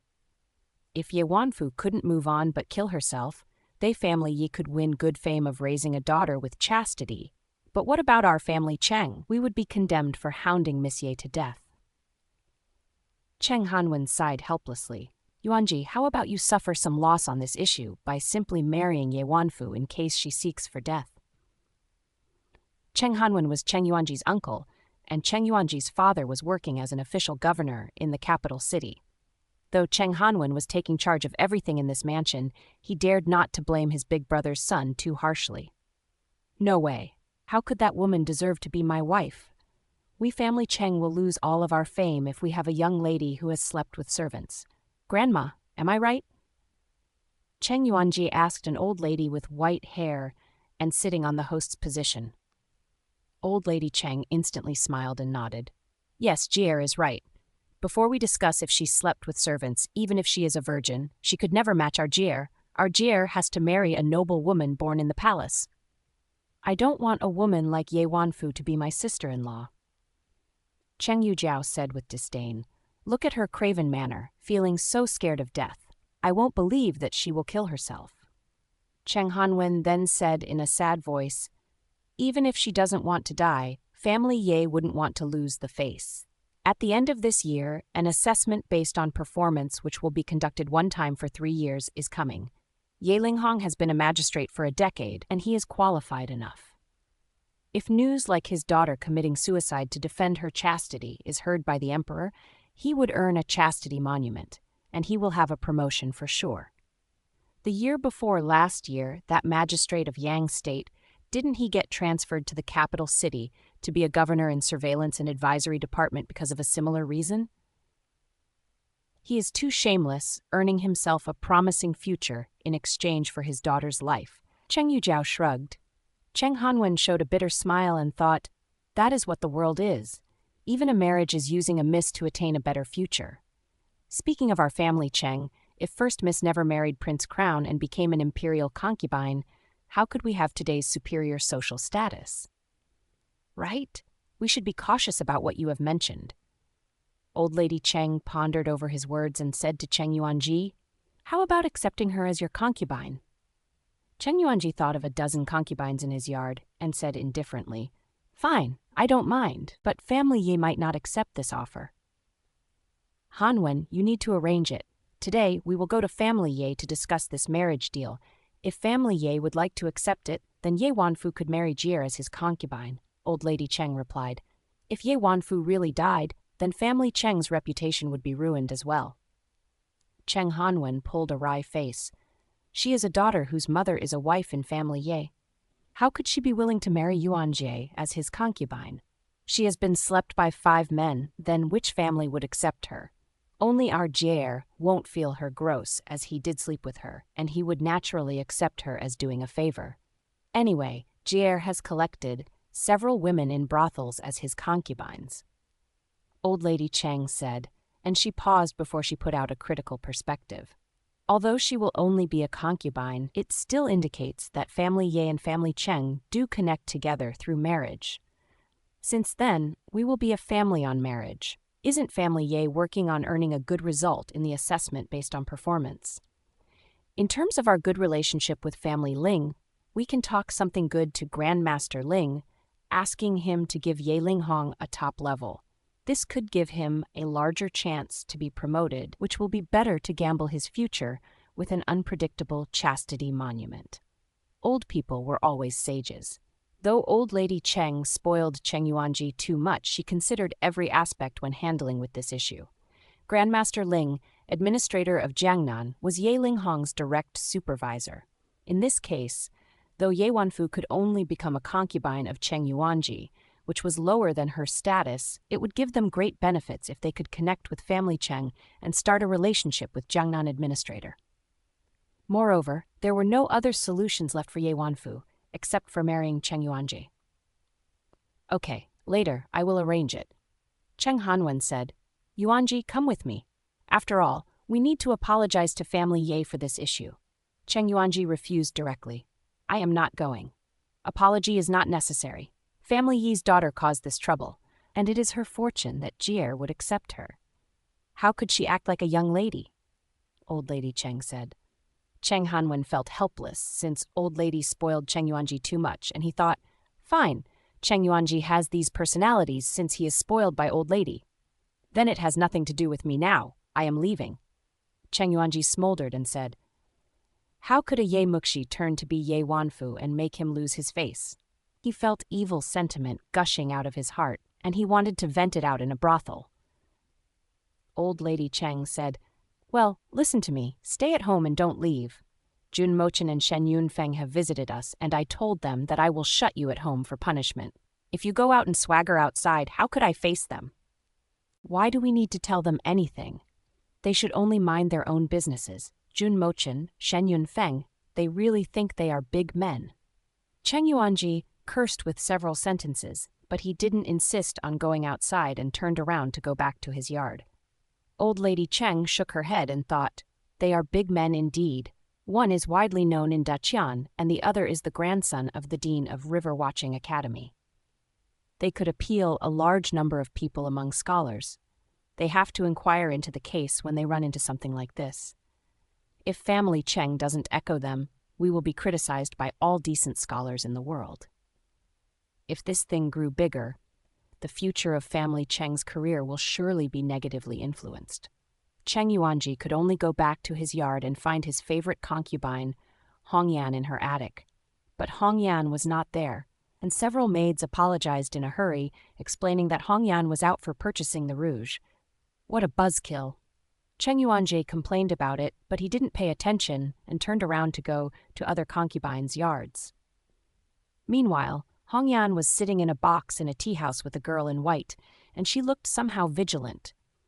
"I am wondering why fourth Miss Ye comes to me?" Hongyan asked. Ye Muxi pressed her lips and smiled. 10 years ago, when they were building Jinghua Palace, a staff in the construction department was convicted of crime due to colluding with criminals in the mountain, and he killed himself in the prison as he was too scared of what he had done. His male relatives were exiled at the border, and his female relatives were sent to inferior institutions. Unexpectedly, 10 years later, a daughter of him became a concubine of the son of the interrogator of the criminal colluding case. "It seems that Miss Hongyan, you swear to take revenge." "You?" Hongyan's pupil shrank as she didn't expect that Ye Muxi could describe her background so elaborately. When she went to the institution, she was only 7 or 8 years old. She flitted from one place to another for several times, and even her institution didn't know that today's Hongyan was that little child in those years. Naturally, family Cheng had no idea about this, and even Jing'an royal master didn't know either. How could Ye Muxi know? Nanggong Lin would figure out Hongyan's background after 1 month or 2. Nanggong Lin took her as a breakthrough and destroyed family Cheng. Ye Muxi had her previous life's memory, and this was kind of cheating. "I don't know, what are you talking about?" Hongyan's expressions kept changing, but she didn't acknowledge it directly. She had no idea about Ye Muxi's background or purpose, but she knew if her identity was exposed, family Cheng would kill her for real. It was not a serious matter if a concubine was beaten to death in a wealthy family. Ye Muxi picked up the teapot on the table and poured a cup of tea for Hongyan and then for herself. She didn't mention about Hongyan's stories anymore, but she kept talking as if she was talking to herself. "I think you know that Cheng Yuanji offered me a marriage deal half-month ago at our mansion, and family Ye refused him. You might also have heard about what happened at Goddess Temple between Cheng Yuanji and Ye Wanfu. I can tell you honestly, I don't want to marry Cheng Yuanji. My ambition is to get enrolled by Morning Phoenix Academy, and if I get married, I will lose my qualification of the assessment. However, family Cheng was forcing me to get married in the name of protecting my family. They threatened my grandma with my eldest uncle's career. If Royal Master hadn't shown up and stood on our side, that marriage deal of marrying Cheng Yuanji was almost settled." It looked like that Hongyan was listening, but she didn't wear any expressions on her face. Her looks were vigilant. Lurking and bearing for so many years, she was actually a very scheming, intelligent, and determined person. If Ye Muxi hadn't pointed out her background, her facial expressions wouldn't change so evidently. That scandal at the Goddess Temple was actually about Cheng Yuanji colluding with family Ye and planning to frame me up. But the last person who became so unfortunate was not me, but Ye Wanfu. What happened to Ye Wanfu almost happened on me. Cheng Yuanji first forced me to marry him, then he attempted to frame me up. He is my mortal enemy, and I never hate him less than how you hate family Cheng. When it comes to her last sentence, her tone sounded freezingly cold. Hongyan looked at Ye Muxi with astonishment, and this time she was feeling startled for real. After all, except for those who experienced this accident, nobody would ever know that Ye Muxi was supposed to be the victim of this scandal. Cheng Yuanji wanted to harm you? But now this situation ruined his reputation somehow. If Cheng Yuanji was plotting this thing, he would never make him the leading character of this scandal. Hongyan thought for a while and said with a sharp observation. Undoubtedly, she was a very smart woman. Ye Muxi twitched her lips. Because he was fooled by someone else. He didn't know someone else would show up in the peach flower forest, and he didn't know the person who he was working with was just trying to produce a sandal for forcing me to death. Hongyan nodded slightly and thought, then everything matched. I don't want to see Cheng Yuanji anymore. But as long as family Cheng exists in the world, he will be the bossy, big young master Cheng forever. Therefore, family Cheng doesn't need to exist anymore. They slaughtered citizens for no reason, vilified the loyal officials, and embezzled the government subsidies. All of these cases could destroy family Cheng. Lady Hongyan, you are holding critical evidence in your hand. If you would like to give them to me, I swear I could help you take revenge. I hope you could think about it carefully, Ye Muxi said. Hongyan looked hesitant, and she still refused to admit her identity. Ye Muxi waved to Wan Shu on her side, and Wan Shu nodded, bringing an old lady with white hair to her front. Grandma. Hongyan looked very astonished when she saw this old lady. Then she turned to Ye Muxi instantly and looked somehow angry. She thought, what does Ye Muxi mean? For those years after her family had been convicted, Hongyan's mother was too dismal, and she killed herself to leave this world with Hongyan's father. Hongyan's other relatives dispersed, and her grandma and she depended on each other for making a living. 2 years later, she was bought by someone, so she left her grandma. In the past days, she kept looking for her grandma, but all her attempts were ineffectual. My granddaughter. Old lady heard Hongyan's voice and grabbed her hand instantly, weeping miserably. It's my granddaughter's voice. You are my granddaughter. Grandma? Hongyan took out her hand and waved it in front of that old lady, but she found that old lady couldn't see anything. Hongyan was both startled and angry. Staring at Ye Muxi, Hongyan interrogated her. What do you mean? How could my grandma become like this? Your grandmother has been working in a big family as a servant in the back kitchen. She became blind since her eyes have been smoked for too many years. Ye Muxi said imperturbably, she always wants to see you, so I picked her up to reunite with you. The old lady held Hongyan's hand and accused, Why are you talking with that mean tone to our benefactress? Benefactress said you were looking for me, and she is your friend, so she helped you looking for me with determination, only for making us reunite. If she didn't help us, I don't know if I could see you again before I'm gone. Hongyan, then I won't bother your reunification time. I will go out first, and you can stay here with your grandma. Ye Muxi said, and she walked out. Wan Chu and Minghua followed her to the next room, leaving elegant box to Hongyan and her grandma. This Hongyan is so ungrateful. You are targeting at family Cheng, which can help her take revenge, but she is not working with you all, and she is even showing disrespect to you. I really don't understand what is she thinking about, Minghua said unhappily. Hongyan is not an ordinary woman. Ye Muxi pressed her lips and smiled.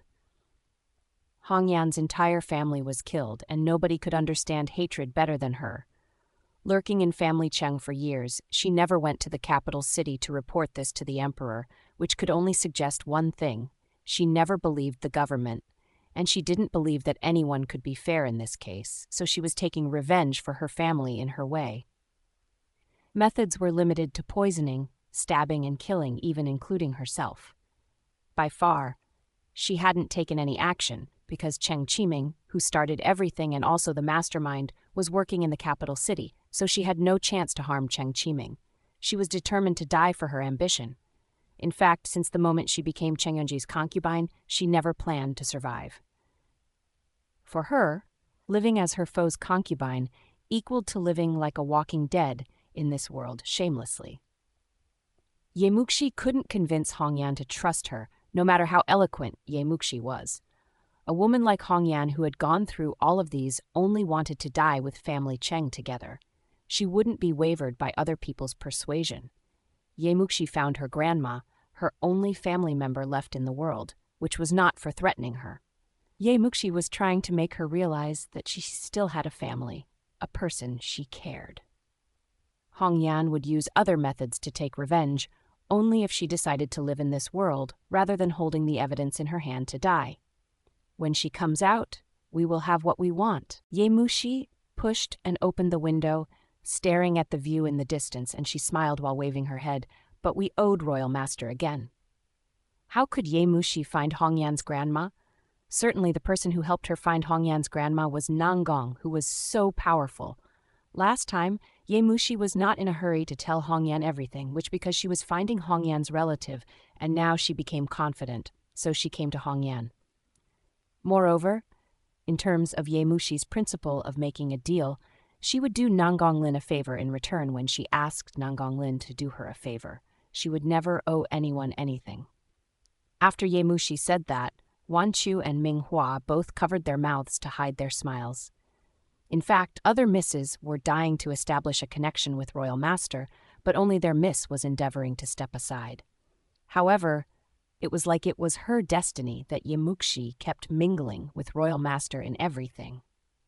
After a quarter, Hongyan, wearing a pair of red eyes, came back, and it seemed that she had cried in front of her grandma when they met. "Miss Ye, thanks for not telling my grandma about my identity. Thank you." Hongyan stared at Ye Muxi. Now she looked somehow sincere and said, "If my grandma knew I became a concubine of Cheng Qiming's son, she would be furious." Ye Muxi whispered, "You have to eat dirt for taking revenge. Even if your grandma knows, she would only be sad for you, and she would feel so disheartened for what you have gone through. Certainly, I think it would be better for grandma not to know this kind of thing, in case she feels miserable. In fact, compared with that, if anything terrible happens to you, it will be the most painful moment to your family." Ye Muxi continued after she paused. "Family Cheng never suspects you, and it will be great that grandma could be taken care of by you. Now you are having the reunion, so I won't bother your grandma's issue. Now your grandma couldn't see, and she is old. All she wants is to have a reunion with you. For your family, Miss Hongyan, you should think about yourself. You are not in a dead end yet, so why push yourself too hard?" Ye Muxi didn't plan to control Grandma Yang only for threatening Hongyan. Since now they had met, she frankly said that Grandma Yang would be handed over to Hongyan to be taken care of, and she would not intervene in them anymore. Threat was the meanest method, and it would be the best to treat others honestly. Hongyan was smart, and she understood what Ye Muxi meant, and she felt so touched that she sighed. "If I could have met Miss Ye 2 years earlier, I don't think I will wind up like this today." "Thanks, Miss Ye. You didn't target at my disrespectful attitude I just showed, but helped me reunite with my grandma. And you also covered my true identity. In fact, I wanted to sue them to the emperor. In those years, a governor from the capital city patrolled in Jiangnan, and I approached him as a dancer, since all I want is to redress a grievance for my dad and my family, so I rendered my plaint to him. However, unexpectedly, that governor only wanted to coax the evidence out of me before he killed me, so that he could present this achievement to Cheng Qiming and fawn on Prince's crown. Luckily, I escaped, and since then, I would never believe anyone in the government.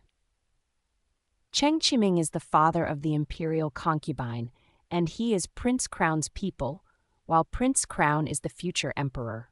Which governor would like to offend the future emperor only for an old case?" Hongyan said pathetically, and then she changed her look and looked ferocious. "So I had no other option but entered the Cheng mansion. I want to poison his whole family to death when Cheng Qiming is back, only by which could relieve my hatred. Unfortunately, Cheng Qiming has been working in the capital city as a governor, and he didn't come back to Jiang State for 2 years. Cheng Yuanji feels scared of his dad, and he keeps avoiding to meet him like a rat running from a cat, so I never had the opportunity to meet Cheng Qiming. Miss Ye is targeting at family Cheng, and I will help by all means. But I need to tell you, fourth miss, be cautious of people in the government, and don't be fooled around like me. Now Jiangnan administrator is always a good friend of family Cheng, and fourth miss, if you want to ask him to be fair and be responsible for this case, I am afraid that they would only try to protect each other as a governor to governor." Ye Muxi comforted her with a smile. "Don't worry. I won't try to go to Jiangnan administrator." Hongyan was also a straightforward person. In the past, she could never admit her identity, but now she started to take Ye Muxi's stance and think for her after Ye Muxi sincerely helped her reunite with her grandma. "Right, I did screw it stupidly. Fourth Miss was born in a governor's family, and you certainly know more about government issues compared with a person like me. Fourth Miss is so strategic, and for the first time, I think our family Yang could be vindicated, and the revenge is finally on the way. Hongyan did a curtsy, though fourth miss is helping to vindicate our Yang family in passing while coping with family Cheng. As a member of family Yang, I would like to thank fourth miss here. Ye Muxi escorted her to stand up and smiled while saying, "It's too early for you to thank me. When family Cheng collapses one day, we will come here and have a cup drink to celebrate." She settled Hongyan and harvested the evidence. In those years, Hongyan's father Yang Zhang, a staff in the construction department, wanted to expose Cheng Qiming's criminal behavior, and he was worried that if anything wrong would happen to him. So, in case of any terrible things would happen, he secretly sent a copy of something back, a book of a name list. This name list included all the villagers in those 2 villages who were about to move out in that year. The central government was always being generous on building the palace, and the current emperor was somehow sagacious, never fighting for benefits with citizens. He settled a location to build the palace, and he would definitely appropriate subsidies for this plan. As for how much the subsidy for resettlement was, it depended on the reported number of people. Cheng Qiming was a local, and he reported his servants' names instead of villagers. The government received the name list, which was 10 times longer than the real one, which meant that there were not so many villagers as he reported, and Cheng Qiming embezzled 90% of all extra resettlement fees. However, Cheng Qiming was still not satisfied, and for the rest 10%, he still misappropriated 70% of them, leaving only 30% of the 10% left to local citizens, which resulted to people's dissatisfaction and fierce conflicts. This aroused Yang Zhang's suspects. After all, in terms of all the subsidies provided by the government, there was no way that villagers could rebel against the government. Citizens were always easy to be walked over, and if they had not been pushed to a dead end, they definitely dared not to be rebels. After his investigation, Yang Zhang found the name list was fraught with problems. 90% of the reported names were servants of Cheng Qiming, and only 10% of them were authentic villagers. Moreover, 10% of resettlement fees were even embezzled by Cheng Qiming, which was too rapacious. Yang Zhang didn't know that in Jiang State, Cheng Qiming was a leader of scoundrels in local. All his investigations were going on under the surveillance of Cheng Qiming. Once Cheng Qiming found he had been exposed, he had to find out a solution to deal with aftermath. It was at this exact moment Yang Zhang decided to impeach Cheng Qiming, and he made a copy of this evidence and sent it back to home in case anything happened. The name list Cheng Qiming reported to the government couldn't stand the investigation, and he was worried that Yang Zhang might report his crime to the government. So he took an action first, and he ordered Green Dragon Camp, which was in his vicinity and was under his control, to slaughter the villagers. Villagers were basically slaughtered to the last person, and nobody really knew how many people were originally living in the village. After all, many bodies were ruined, so nobody could verify the fact. In this way, Yang Zhang couldn't impeach Cheng Qiming, as he didn't have any live evidence now. Looking at the name list book in her hand, Ye Muxi thought this evidence could prove that Cheng Qiming designed to use his servants to pretend to be normal villagers. Being disloyal to his emperor, Cheng Qiming is bound to be convicted of the death sentence. As for what had happened after this case, Hongyan neither knew. She only knew this name list killed her dad. However, Ye Muxi had read this case entirely, so she knew. All in all, Yang Zhang was an important governor in the government, and by that time, Cheng Qiming didn't think of killing him in case this issue grew bigger.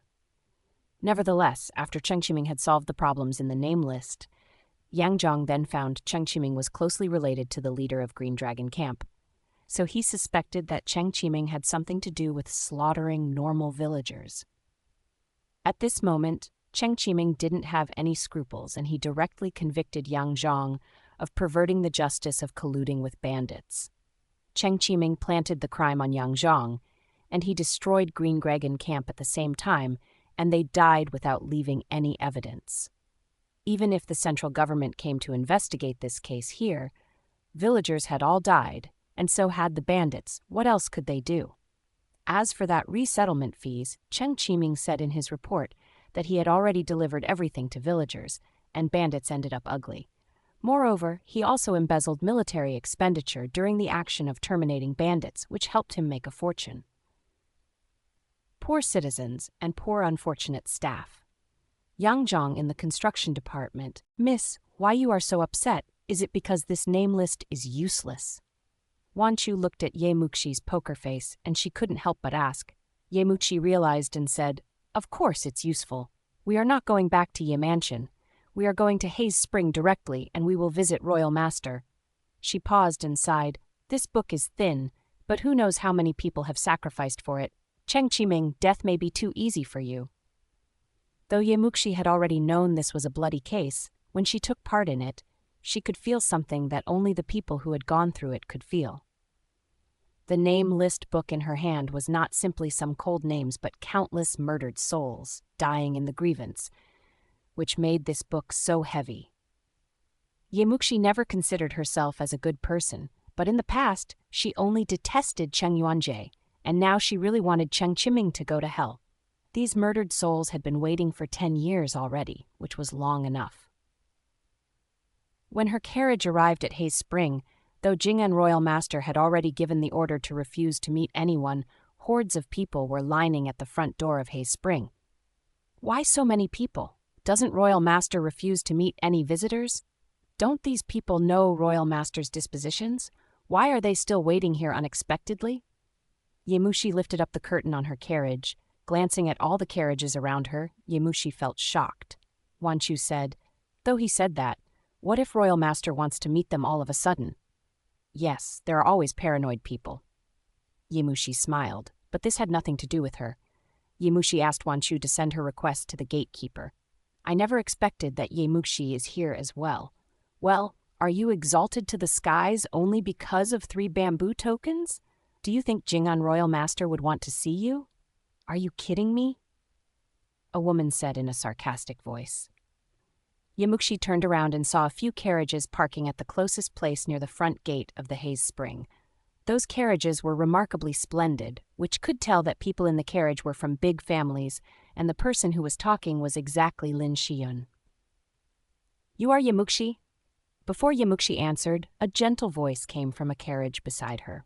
2 handmaidens lifted up the curtain on the carriage, and a woman wearing a veil showed up.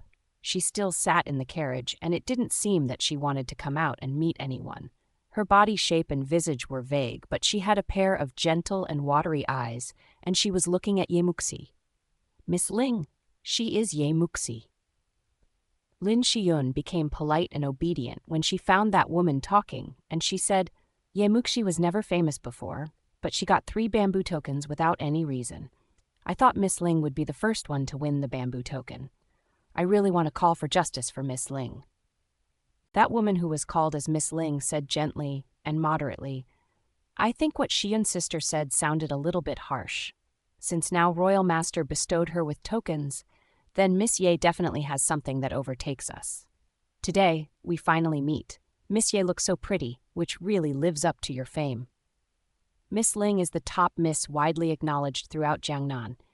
Even if Ye Muxi collected bamboo tokens first, Miss Ling would definitely be the miss whose level is the highest among all of us after the assessment is done," Lin Xian flattered and said. Now Ye Muxi knew who was in the carriage. Ye Wanro was known as the top beauty in Jiang State, but actually every state had a top beauty of its own. However, even there were 36 states in Jiangnan. The only person who dared to hail herself as the top beauty in Jiangnan could only be Ling Xuaner, the miss of the Jiangnan administrator. Ling Xuaner gave out a faint smile. "Sister Shiyun, you really flattered me. Miss Ye, Royal Master just sent people to declare that he would meet nobody. If Miss Ye really wants to meet Royal Master, how about joining me? My dad is Jing'an Master's old friend, and I think he might give me some respect." "Miss Xuaner, you are really flattering her," Lin Shiyun said with a jealous and hateful voice.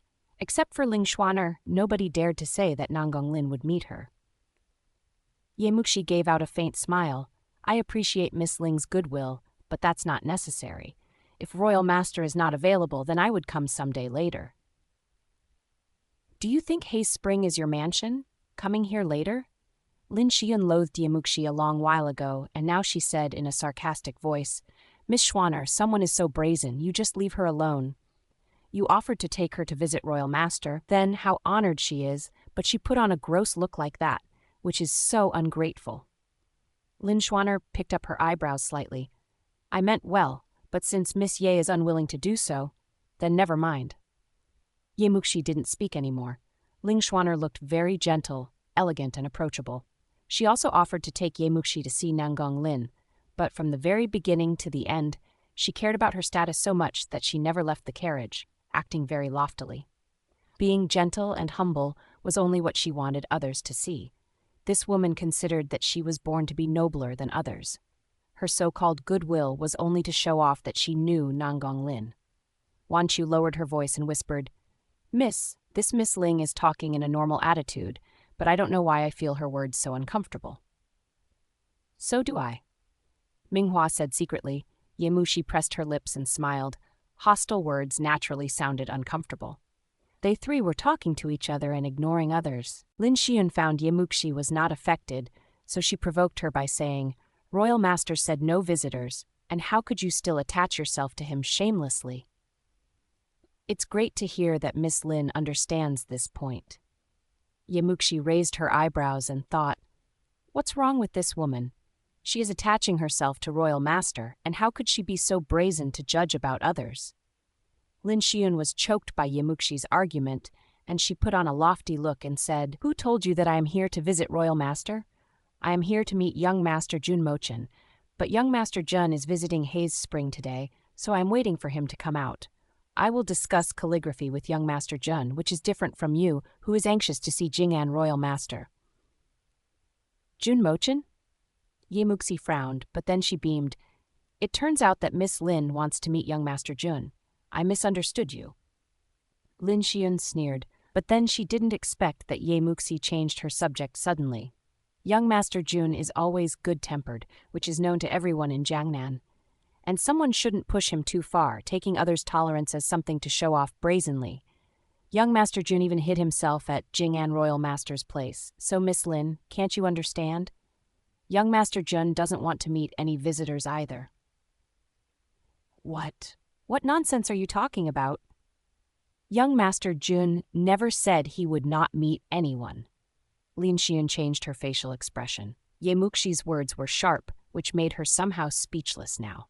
Ye Muxi twitched her lips. "Yes, young Master Jun never said so, but I suppose that Miss Lin has been waiting here for a long time and you still couldn't see him? Then at least I know that young Master Jun doesn't want to meet you." "Ye Muxi, don't be way out of line." Lin Xian's eyes were red, and she covered her eyes with her handkerchief as though she was about to sob.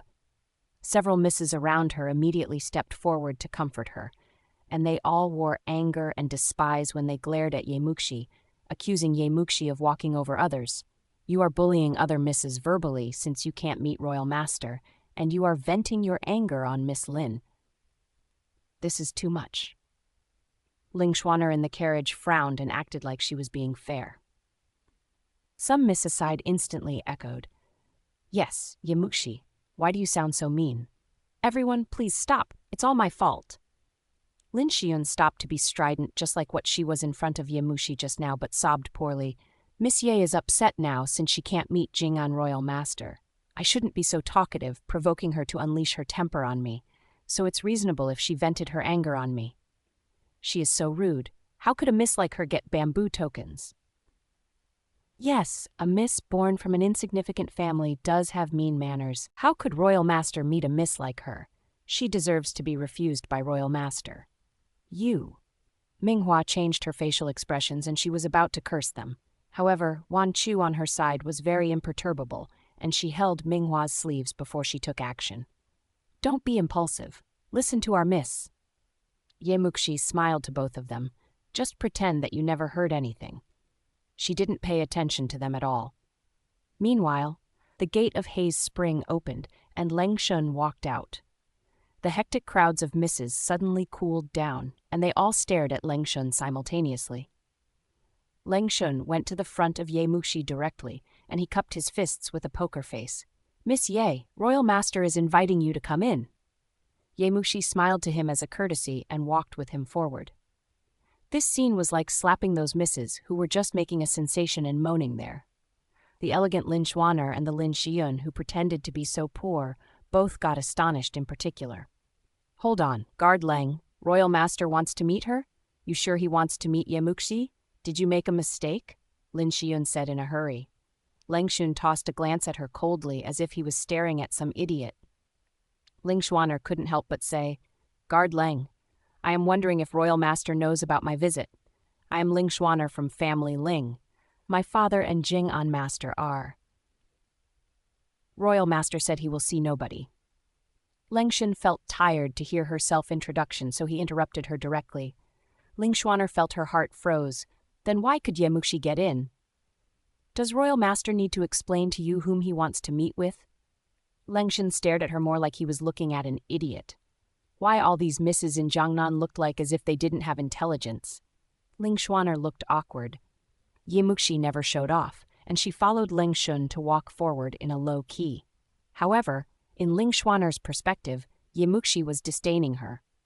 Ling Xuaner was just boasting that she could take Ye Muxi to get in, since Ye Muxi couldn't. Consequently, Ye Muxi was welcomed, but she couldn't get in. Ling Xuaner was both enraged and felt awkward, while her facial expressions kept changing. She didn't know how to face others' glances, and she put on a cold look while saying, "What are you waiting for? Go back." "Yes." Her driver started to drive the carriage to take Ling Xuaner away hastily. The rest misses all put on unspeakably weird looks, and Lin Xiyun felt so embarrassed that she stopped crying. She just claimed that Ye Muxi vented anger on her as Ye Muxi couldn't see Nangong Lin. Eventually, she felt like being slapped severely, and if her words were slaps, now her face was already swollen. Ye Muxi went into the major hall with Leng Xun. Today, Nangong Lin was wearing his seductive red gown again. He lazily half-lied on the couch, playing chess with Jun Mochen. He held a piece of white chess between his fingers, and all his movements were filled with temptation. No wonder so many girls fancied him in Daqian Dynasty. There indeed was a type of person in the world that people will be satisfied as long as they could stare at them. Fourth Miss never visits here unless you have something serious, so it seems that you have found evidence? Jun Mochen asked with a smile. Ye Muxi rendered the name list book to them and said, "This is the name list that Yang Zhang, the staff in the construction department in those years, left us. It has recorded all the real villagers living in those two places before Jinghua Palace was built up there.